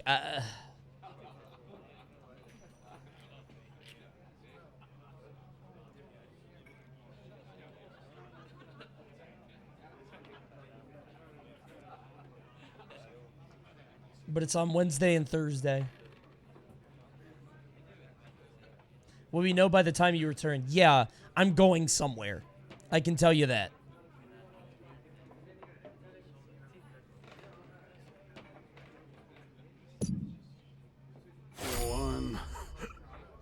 I am going to a place. Bring me more booze. Roster reward is available to only one character. Okay, yeah. Got it. Okay, event. Don't care about events. Uh-oh, login bonus. Sick. All right. And now we explore. This ain't enough to get me drunk. Am I drunk? I see. Is that me talking? So, got any news? I wonder where. You guys don't know what's going on. You guys don't know what I'm doing. Is it going to be streamed? Yes. You'll see. Don't worry about it. Okay, how do I do my quests? I don't remember. There's so many things to do. Adventure. No. Quest journal. Ask Gear Merchant Alayla about the tablet price. Okay. Right here. Got it. She's in the other store. Is it Nintendo related? Well, if it was, I wouldn't tell you. But no, it's not. The stone tablet in But the if it was, cathedral? I would say that it wasn't. The But it's not. slab engraved with something about the Ark, right? Kind of naive to believe a made-up story like that. It's not, but if it was, I would tell you. So, got any news? I would not tell you. So it is. Anything It's exciting not. going on today? It's really not. Leave it alone. Ah, you're an adventurer looking for the Ark. I can't believe it hasn't been advertised. That's all I'm gonna say.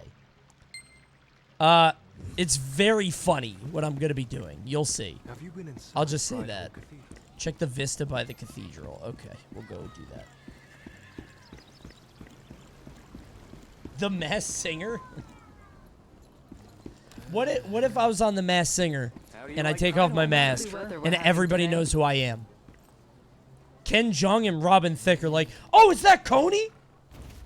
1K Andy on Twitch? He has like 1,000 people watching him on stream. Wow, 1,000 people.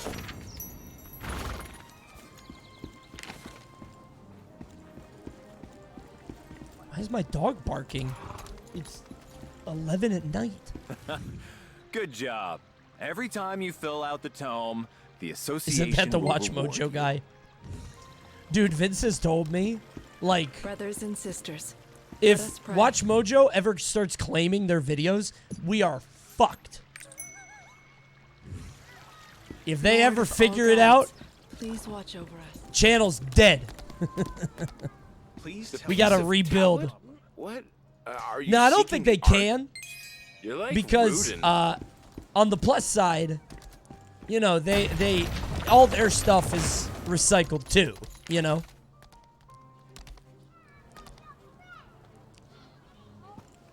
Do Watch Mojo videos do that well? It's not about doing well. It's about, they could make a case for, like, copyright claim. As weird as that is. You know what I'm saying?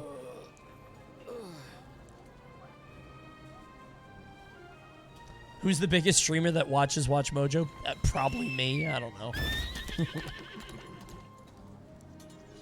What am I doing here? Return. Oh, I got to go to. Did you find anything special? Yeah. You'd think if there was a clue to the Ark. That's true. If the Simpsons start claiming their content, Watch Mojo's fucked. That's a good point. Max had that one video. Bro, stole my whole word for word. My whole flow. Crazy. He was so nice to them, too. Watch Mojo is Disney? No. Hello, adventurer. What? How can I help you? No. You entered his territory of FGC YouTube. I knew what I was getting into. That's a good point. What can I do for you? The tablet. I was gonna say, how is Watch the Mojo Ark? like owned by Disney? How would that even work? That's crazy. I don't know why I believe that person. Use a music sheet? Song of Escape. Cool. The stonemasons of Log Hill might be able to help. You're bought out by one of the media companies? Would you ever buy out Watch Mojo? If I was Watch Mojo, I would never accept a buyout. They've got to be so profitable, bro. That's like 10 videos a day. If you buy Watch Mojo and make them only do Disney videos, oh my god.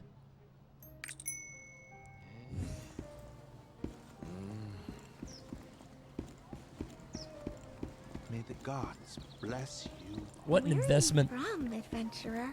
Watch out for the grave robbers.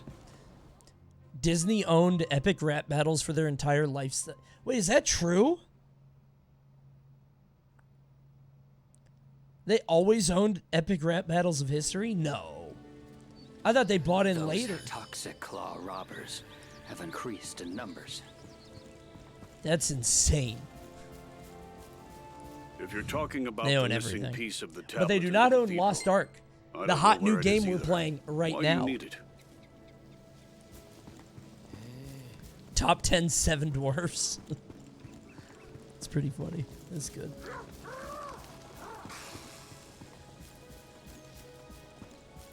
Top 10 times Mickey Mouse went beast mode. Long ago, a horde of demons invaded the mortal world. Thus began what is known as the Chain War, a fitting name for The an U.S. unending National Weather eternal Service has war. issued a severe thunderstorm warning. Bro, why are they so chatty? I get these guys sending me messages every day. Thank you, the Ferd.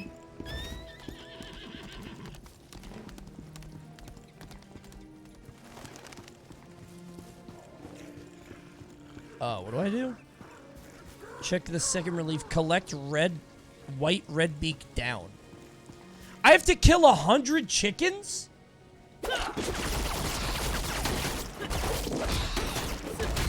No way. Oh, that gave me 9. Thank God.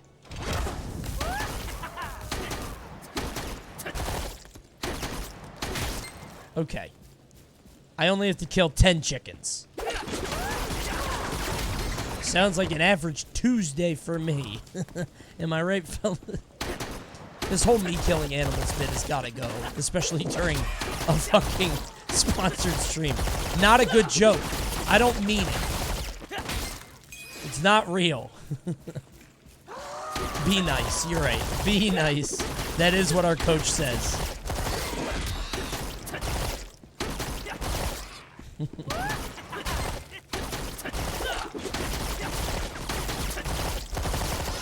Watch Mojo is currently owned by ICM Partners, a talent agency for music and movies. Oh, dude, I gotta get signed. Hell yeah. Chickens, I don't want to hurt you. But I will. I was saying that so much, dude.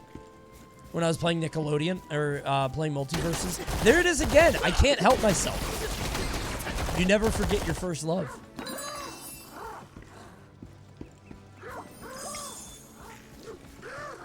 That game is so funny.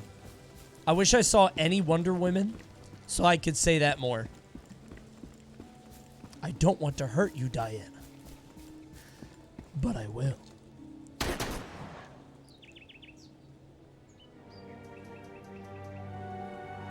The war was so terrible. Thank you, Burn My Mato. Even the gods wanted no part of it. Thank you, everybody that subbed tonight and stuck around for the stream. Sorry we didn't do Wheel Champ. So I just wasn't feeling it. My voice is gone.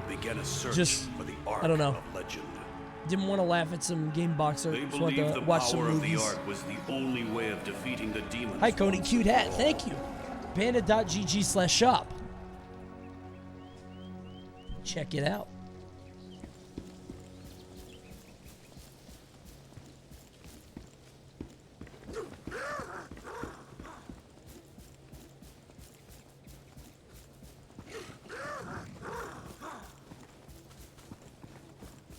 Do I have a video? Oh, tomorrow's Evil Genie, by the way. So be ready for that on the YouTube. Or not Evil Genie. Oh, Shitty Genie. I said Evil Genie because I think that's what it said on the YouTube title. Shitty Genie. He's not evil. He's not evil. He's just shitty. Band of heroes Thanks, Compton. eventually found the Ark. No. He's not evil. He's not evil. He's These just 7 silly. heroes are the Sidereals. He's not malicious. He just sucks. The races of the mortal realm. I love rallied Shitty Genie. alongside the Sidereals to defeat Silly the Genie. demons Yeah, that's the and G-rated finally put an reboot. end to the chain war. Come on, we love Shitty Genie.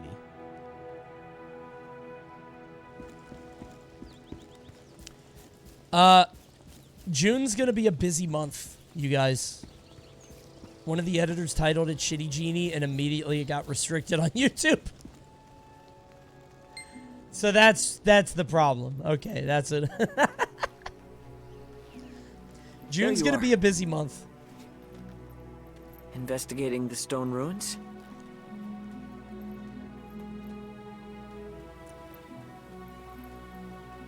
Long ago, the Sidereals used the great power of the Ark to defeat the demons. Learning a lot of lore that here. same darkness has come I was to the wondering mortal world what the deal is with this Ark and where did it go. This is why I have been traveling the world. Glad they patched in all this search of the lore. Ark. This is good. Everyone tells me the Ark is just a legend. But that stone tablet is the key to finding it. Why do you look like a backwoods Joker? I'm glad to finally I'm meet old someone green else ass. who believes the Ark is real. I Now, look if you'll like a excuse me, Bloodborne I must hunter. continue my search. My guy is just really Please into let me know Bloodborne. if you find something.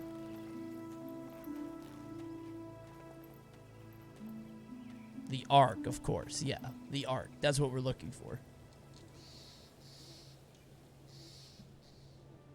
Funny YouTube Dark Souls 1 character. Exactly. Very silly. Very silly indeed. Meet Guard Alm and find clues to the stone. Oh, he's all the way over there. Okay. Who's that? What? Hello, Coney, my boyfriend, and Oh, I love thank your you. content on YouTube. We haven't made it to the stream Thank before. you. Just stopping by to give you some appreciation. Hello, Coney. You're very My funny. girlfriend and I love your content on YouTube. We haven't made it to you. a stream before. Just stopping by to give you some appreciation. You're very funny. Thank you so much, Julius and Lydia, for the generous $30. Thank you so much. I appreciate it. Yeah, this isn't a normal Twitch thing, but, you know, I got hit up by Lost Ark. They wanted me to play the game. So, we're doing a little bounty. We're going to check out what's going on in Lost Ark. Thanks for stopping by. I appreciate it. You know what's crazy? So I've been on Twitter, or I've been on Twitch for like 6 or 7 years. Something like that. And I have like 75K followers. In 2 years on YouTube, I've eclipsed that by a lot. YouTube discoverability is just way bigger. Crazy. Insane. Hey, good luck, guys. Is everybody fighting me? What? What's going on here? Are these bad guys? Are these bad guys? Okay. I think something bugged. These are supposed to be NPCs. Weird. But no, YouTube is those are viewers waiting to be on the stream. Okay. Yeah, YouTube discoverability is just, what am I at? 76K on Twitch. Yeah, on Twitch. I'm at like 82K on YouTube. It's insane.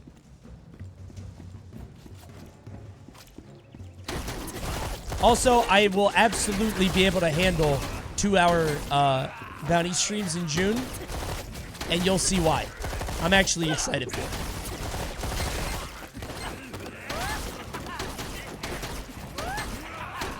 I think I can switch guns, but I don't remember how. Must have been all that growth for the Fortnite video. Bro, that shit bombed. That shit did not... Dude, I can only... If I post Smash Brothers, that shit goes up. If I post anything else, it's a gamble. I got some stuff, though. I got some hitters. But it's always a gamble. That Hunger Games, that's gonna go crazy, bro. Maybe I'll post some Lost Ark gameplay. They would love that.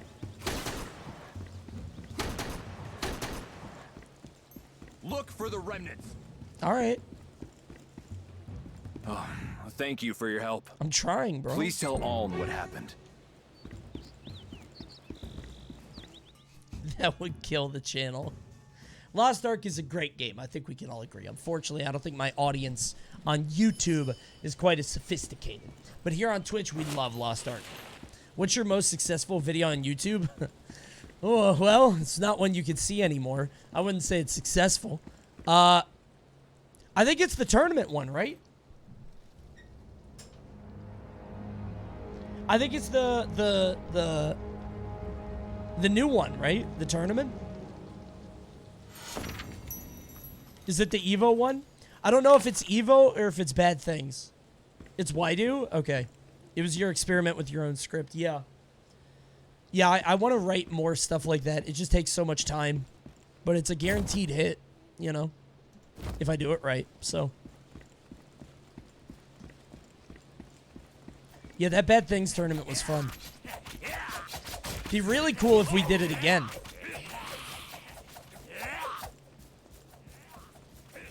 Wouldn't that be cool? If it happened again. Soon.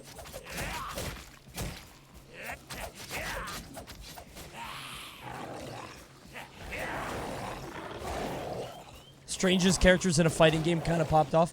It did, dude. I don't know. You know what's crazy?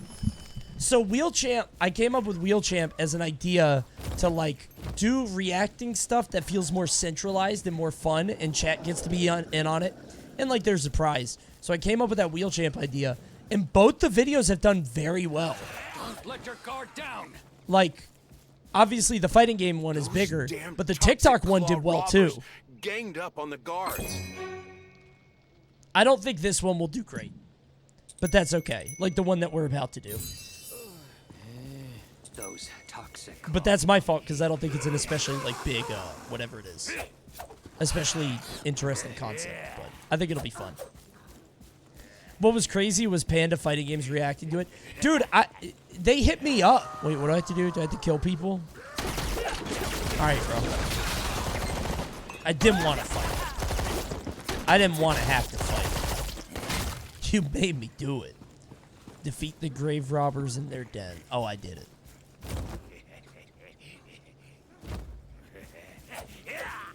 But, they were like, do you mind if we react to this? I was like, no, I don't care.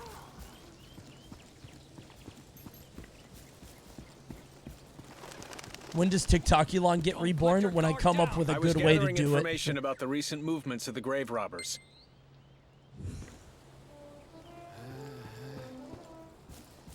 I gotta find a way to I don't know. It's tough. We'll never hit the question mark spaces because the wheel's unbalanced. Dude, okay. I cannot believe we haven't hit these yet. Seriously. I cannot believe we have not hit any of them. There are 4 chance times. And I'm so excited. But none of them have ever come up. So tough. You literally just did? Hold on. Oh my god. Well, if this was actual wheel champ...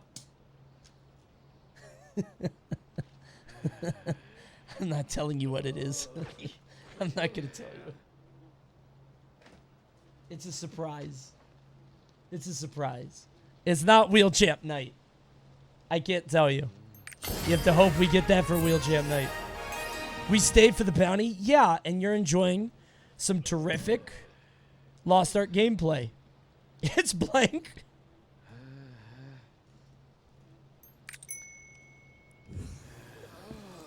Don't act like you're here for me. We're all having a great time.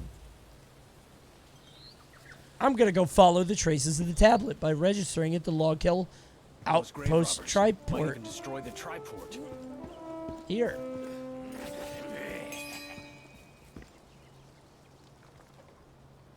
Press Y to open the emote window and dance.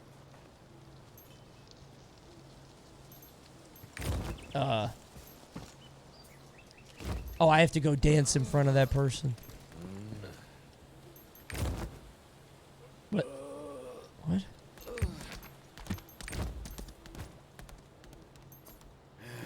I'm confused. It says I have to register at the Log Hill Outpost Triport. Oh, is that this?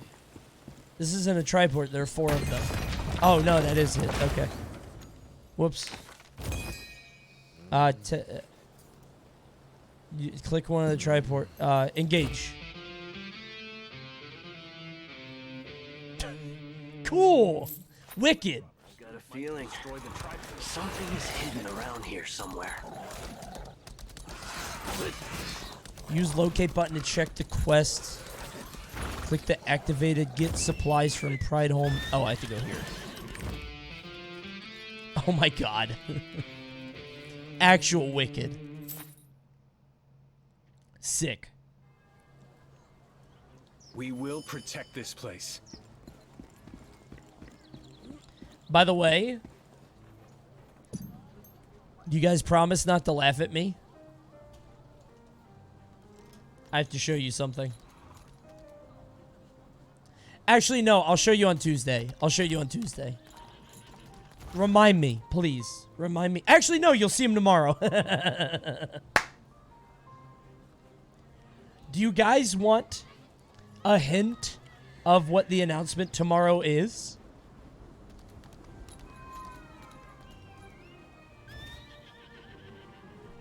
No thanks. Okay.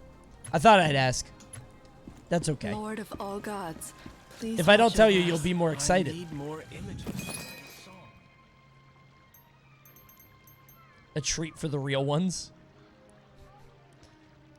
2050 and spoil? No, I'm not going to spoil it. It's not good. 1 sub and I'll spoil it. If you have a Prime, please. I didn't show for Primes at all tonight. Fuck.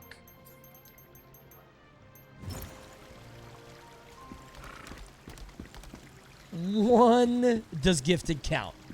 Depends on how quickly people do it.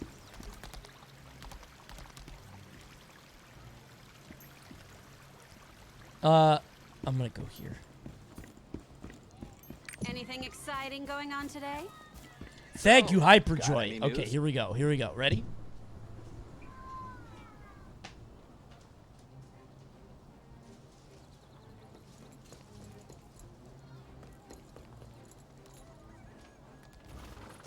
You're not gonna know what this is. You are not going to know what this is. I promise you.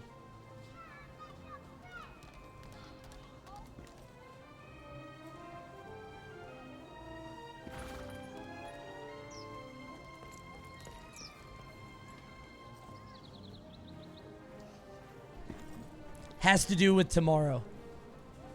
It's a new announcement. It would have been a funny bit if you got up and walked off cam and turned off stream. Yeah, but I'm doing a bounty. I would get in a lot of trouble. I heard the guards there got their hands full. Is that why you came to pick up the supplies? There's a new thing I'm announcing tomorrow. It's gonna go on all of June, and I'm genuinely very excited. I think it's gonna be a lot of fun. Palworld? No. Imagine? Where are you from, adventurer? Watch out for the grave robbers. Oh wait, I shouldn't go here. I have to go to the gear merchant. Okay, yeah.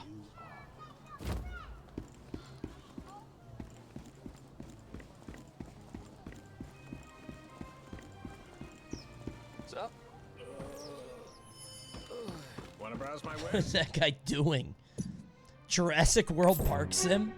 Oh, is that what you're... Because it's a horn? Is that what you think? Well...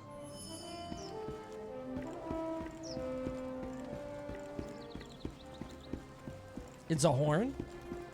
Maybe. Maybe.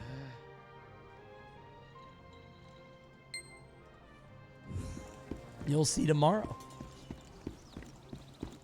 May the gods bless you all. Where are you from, adventurer? Okay. Wait, I have to go show the bard my dance to get a quest.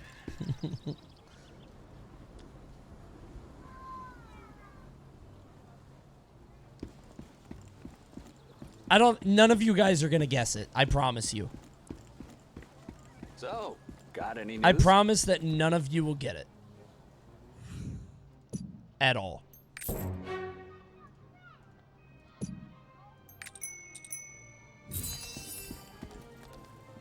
Okay. The dancer is in the... Here? What? Wait, I thought it was here. Oh, it's here. Okay. Anything exciting going on today? Brothers and sisters, let us pray. I need more images to write a song. When are you live tomorrow? I'm not streaming tomorrow. I'm announcing something tomorrow. Thank you, Joplin.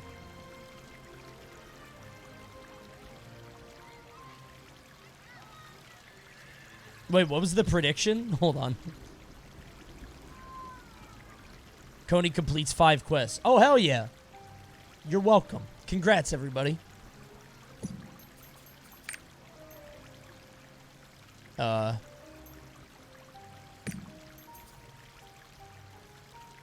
Level that all the way up. And also this. Good, good. Do I not dance here? Okay, I do. What'd you think? Thank you. 6 quests.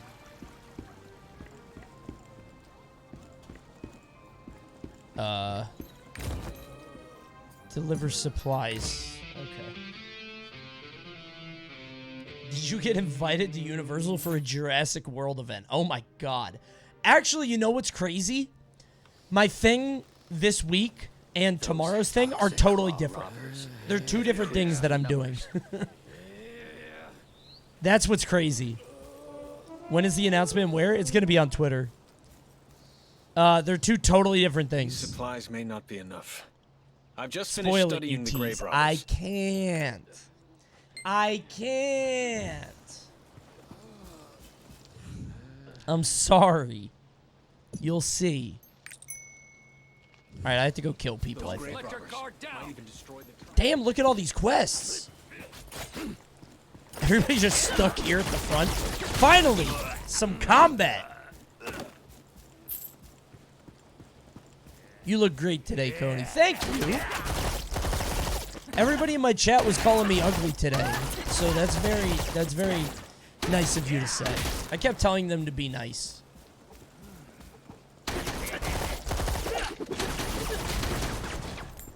All night they were saying how hideous I looked.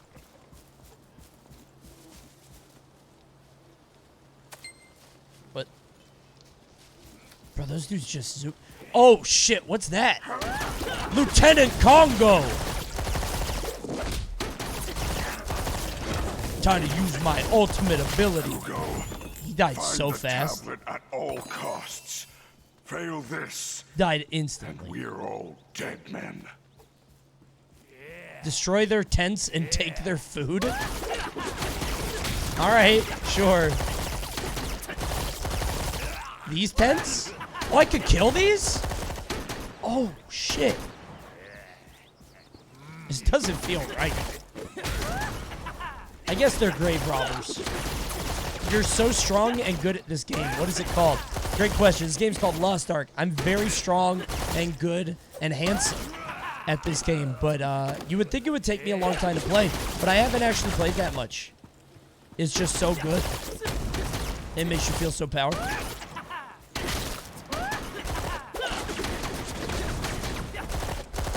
What do you think has made you successful in transitioning from Smash commentator to variety streamer? Seems hard as hell. I don't know. I got very lucky. I got very lucky and had a funny chat. And also, it took a very long time, and people don't remember the long time. Also, I don't know how successful you would call me. I guess it depends, like, your perspective, right? Or your, what you're like comparing to, you know what I mean? And I'm handsome and talented. True. I mean, like, a lot of it is just Twitch meta, right? Like a lot of people would rather watch videos on Twitch and like do YouTube stuff rather than actually play games. Like if I do gameplay, the number goes down a lot. Which is like fine. I'm not upset by it, you know. Like I'm a commentator, I talk for a living. I shouldn't be surprised by people wanting to do that, you know.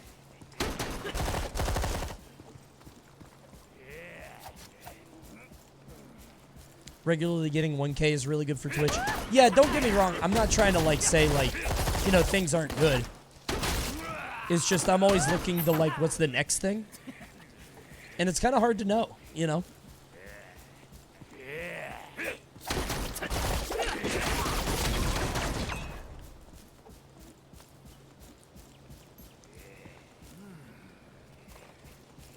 But no, things of in terms of like what makes someone successful, a lot of it is luck. You know, right place, right time, whatever. But I also think that I have some, I don't know. I'm pretty proud of some of the ideas that I come up with because I feel like they're similar to like normal reaction-based stuff or, you know, the typical things that are meta. But I try to change them up enough so that they're interesting. I don't like talking about it too much because it sounds like I'm, you know, sort of bragging or like saying I'm smarter than I am, but you know, I just do stuff that I think is funny or cool, and I'm lucky that I found people who agree. That's all. Have you considered Dreamweaver web design in the future? Sounds like a banger career. That's I don't know if you're kidding. I don't know if that's a joke.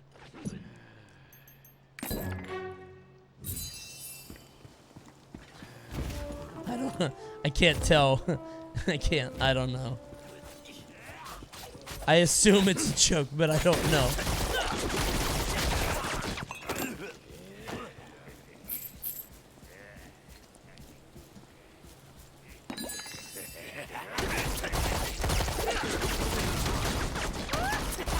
Have you considered Smash commentating? I interviewed a developer who only had Dreamweaver experience. We did not hire him. Really? I feel like that's not bad. If you only know Dreamweaver, it's because it's the most popular one, right? You could probably teach them other stuff.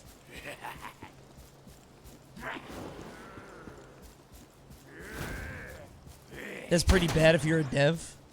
My only experience when I got my insurance job was Dreamweaver, content management systems, and SEO, which was like, you know, Google Places and shit. He didn't know the basics of web dev. Okay, well, that's a little bit tougher. I told you guys, we had somebody that got through the whole hiring process and like did all the interviews, and then we hired her, and she didn't know how to attach a file to an email. This was for a web developer. I had to show her how to do it, and she said, "Oh my god, that's amazing." Amazing? What? How old? Late 30s, early 40s, probably. Not old.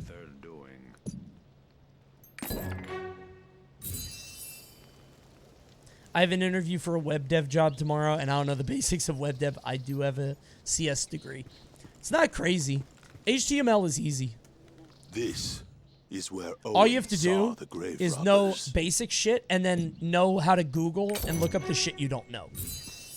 It sounds like I'm being reductive. I swear to God, I'm not. Half of being good at this shit is knowing how to Google. And applying what you find on Google to your project.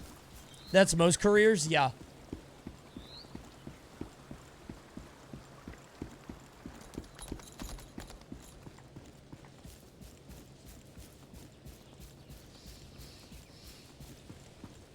I feel like I got promotions year after year because I knew keyboard shortcuts.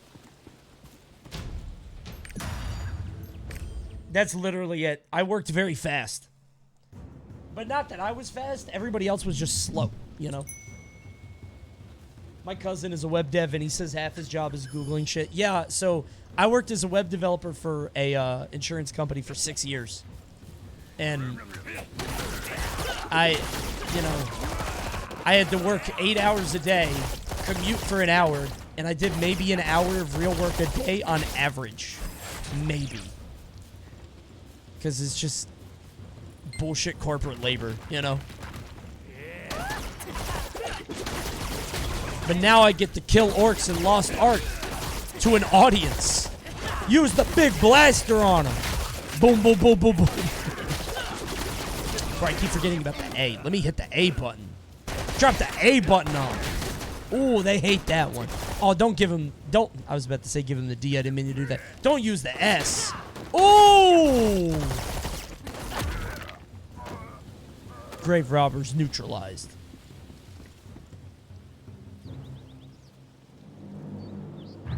Can't you change guns on this class? Probably.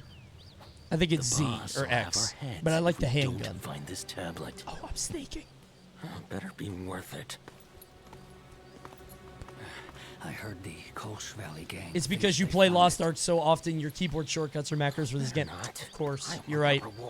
How could I forget? It's just second nature to me. What's that? Looks like we've got an eavesdropping rat. Oh no! You ain't leaving here alive. That's it. Time for my shotgun stance.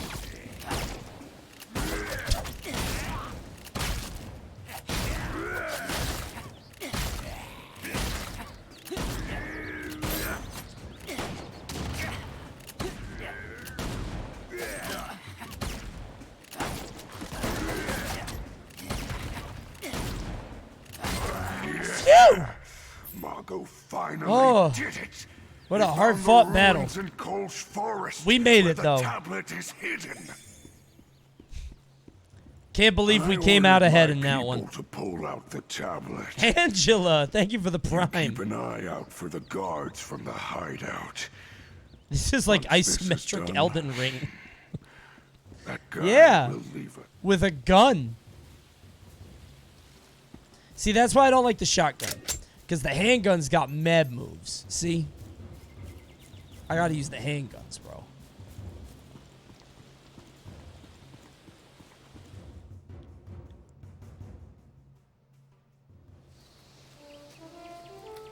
Kind of looks like the battle pass. You know what? I told the devs that. I said it shouldn't look so much like the battle pass. They said, no, that's what we're trying to go for. But they did say that a lot of people agreed with me. They said it did look like the battle pass.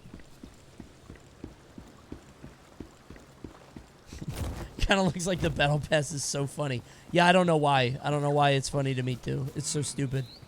I don't know what my mount button is, so I'm just gonna run. I don't remember. I can dodge a little bit faster.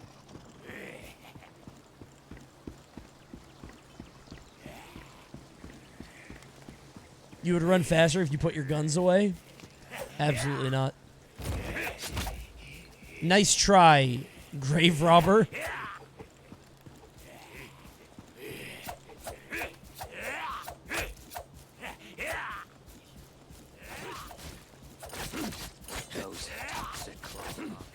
We made it. I could have teleported here. The leader of the Whoops, grave I didn't want to robbers spend the wrote, money. We've located the object in Coles I didn't want to Valley." spend the money. Never mind.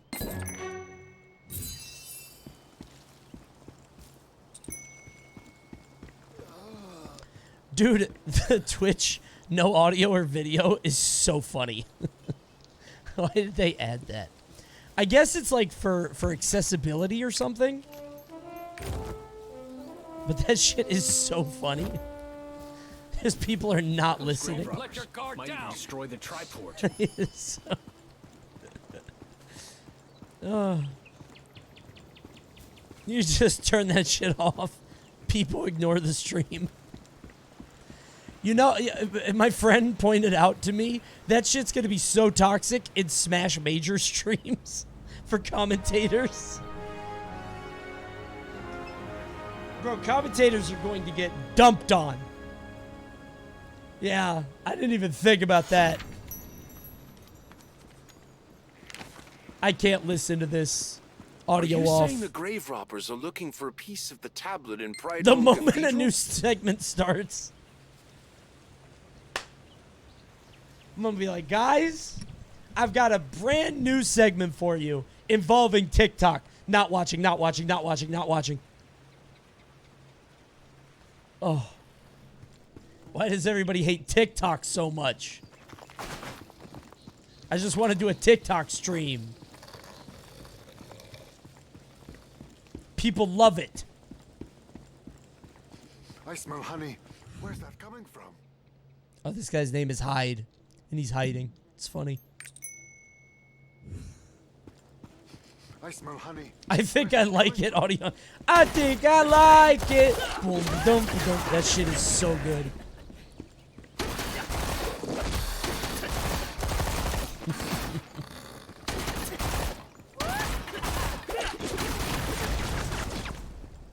Where do I get the honey? Oh, here. Can the bees sting me? No.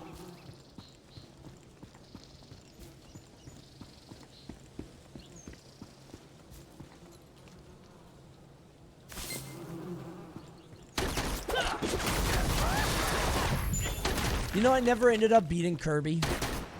I beat the main game, but I didn't actually beat the, like, you know, all the stuff after.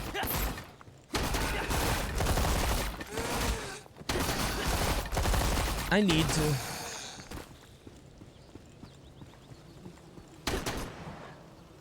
For some reason, Switch games, I don't, like, ever... I don't know how to put it. Switch games, I never 100%, even though I always want to. Too hard? No, I don't even know if it is hard. I haven't played any of the side stuff. Tedious? Maybe. I mean, like, I'm still having fun. I did the same thing with Mario 3D World. Where, like, I was enjoying it. It was good. And then I just beat the game and I didn't do the last world. Oh, yeah, I saw that they added crystal shards. Dude, I would love to do another N64 night. I really would. I love those streams so much. Just playing games. And I feel like playing old games is fun because they're so simple and there's so much to talk about. One of my favorite streams ever in recent times was the Lost Levels stream. That was so fun. I want to do more shit like that. The ruins in Thank you, Coles Julius Forest fellow. are overrun with Toxiclaw robbers. Bring back Cab Nights. Cab Nights are hard because it's like a whole setup, you know. Mel and I are looking to move sometime in the near future. I might like devote time to getting a setup over there, you know.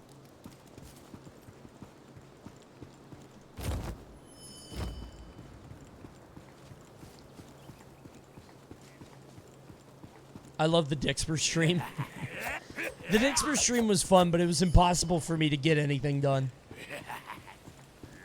Grab bags were my favorite era. Yeah. That's part of the reason why on Wheel Champ, one of the ideas is best game on Itch.io. Because I want to find more ways to do grab bag shit. The problem with it is that grab bag sometimes just was 3 hours of misses. And people don't remember those. Because people only remember the good stuff, you know? But there are a lot of times we would do grab bag for 3 hours and have no good games. And I'm just like, I don't want to waste time, you know?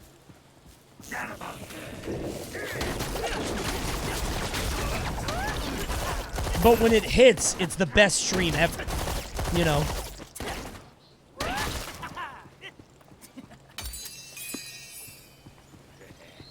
What if it's a grab bag of vetted games? The issue is I can't rely on chat to like vet stuff. Because like,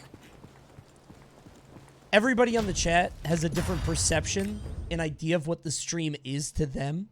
And it like my idea of what's funny might not match up with theirs, you know? What was the slingshot game? Slingshot game, I don't know. Oh, like with the human ragdolls? Maybe that was it. 80% of people think it's Watch Mojo. 80% of people might be right, bro. Looks like we got some competition.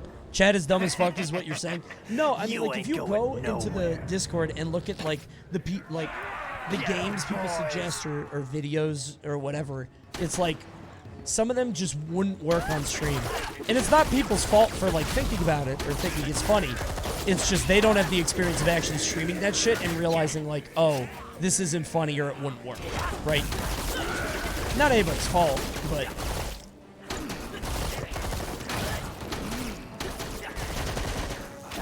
Whoops. Oh, never mind. Am I gonna die? No. Can you die in this game? Oh, I have full health. Never mind. We're good. Is there a link to the Discord? It's just hooked up on Twitch, so if you link your Twitch account to your Discord, you'll be able to access it.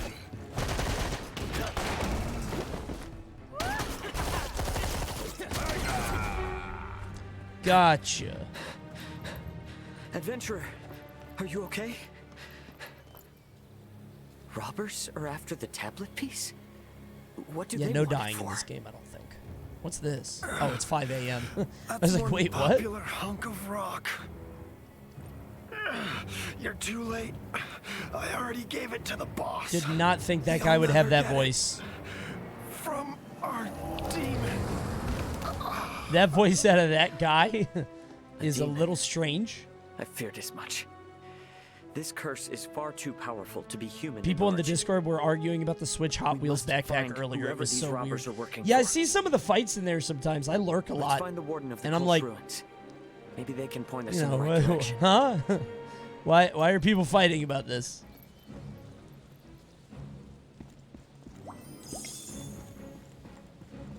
But you know, people are in there for different things.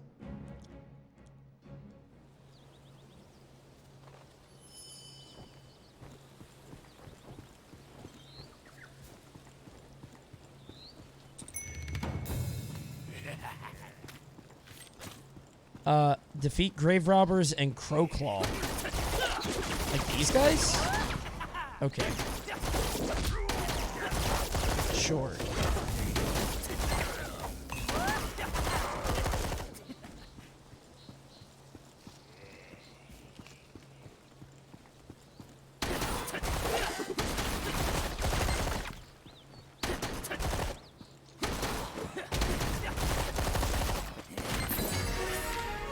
Cool.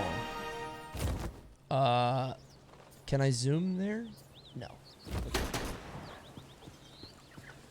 Did you ever finish Arceus? No, actually.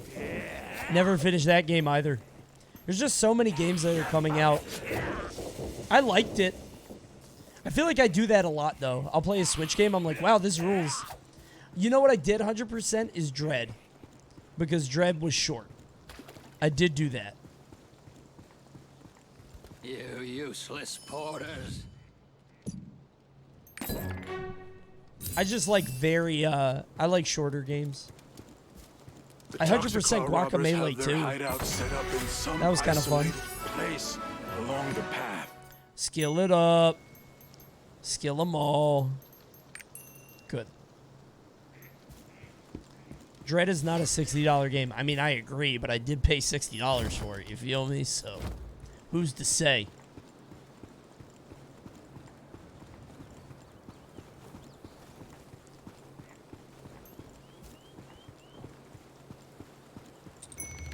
Now, I don't know why you would do that when you have all this content available in a game like Lost Ark. You see? Not sure why you wouldn't just play Lost Ark. Especially after watching your favorite streamer play. Oh, wait, these guys are fierce. Oh, no, just that guy. Never mind.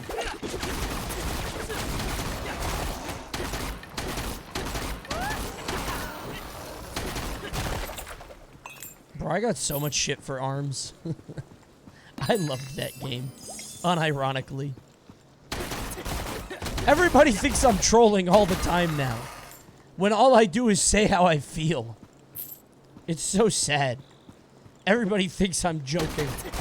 Everything I say, everybody just, I can't. But I mean it.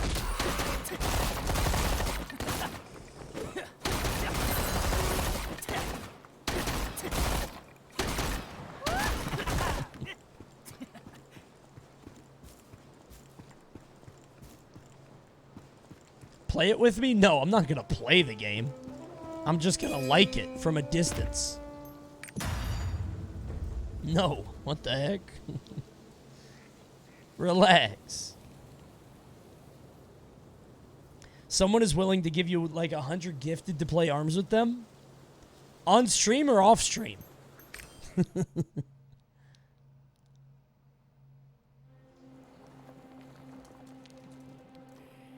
That's important. Important distinction.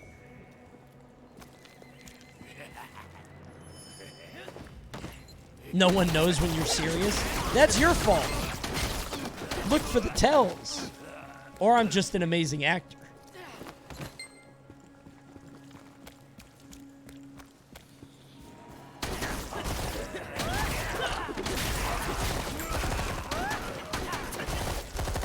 I genuinely mean, I've said this a billion times, I'm never actually baiting.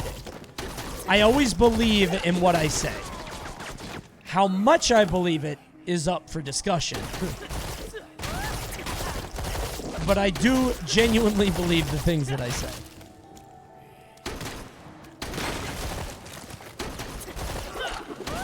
We might do a little bit of exaggeration. That's all.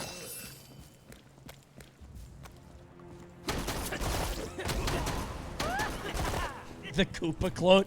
Look, I just liked winged eyeliner, okay? I think winged eyeliner is cute. Overwatch was a very hard time for me because every girl in that game has winged eyeliner. That's all it is.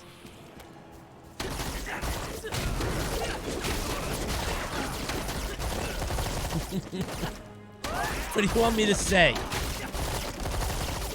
Again, I mean everything I say, just with different degrees of earnestness.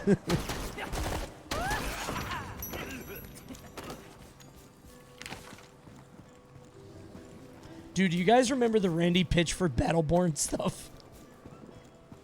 When he found the Reddit? Oh. God. God, what a guy. What a fucking guy. My boy Randy P. Wait, what? I don't know this. The bounty's still on for 45 seconds. I will tell you what it is in 45 seconds.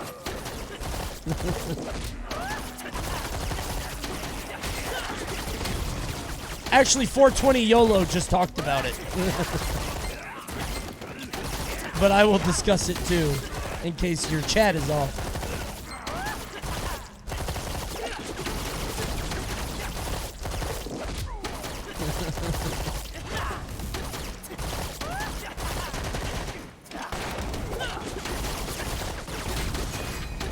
All right, I hope you guys enjoyed this segment of Lost Ark. Be sure to check it out on Steam. It's a great game, very Diablo-like in terms of dungeon crawling. Love to level up skills and play Lost Ark. Check it out right now. All right, so Randy Pitchford once advertised Battleborn by stumbling across a Rule 34 stream, or Rule 34 subreddit of characters from his game, and he's like, wow, this exists? I can't. Wow, look at all these people making porn of our game, LOL. I can't. It's fucking weird. What a goofball. Okay. And the best part of that is, people are like, did Randy make that subreddit? Was that like company money? Why is Atrioc playing Paper Mario?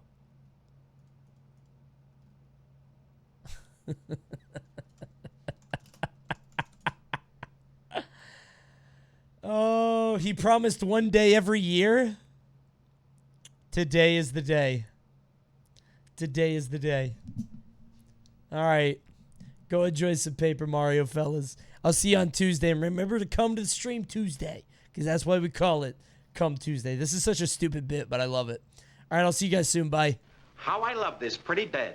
Now I'll rest my weary head. Good night.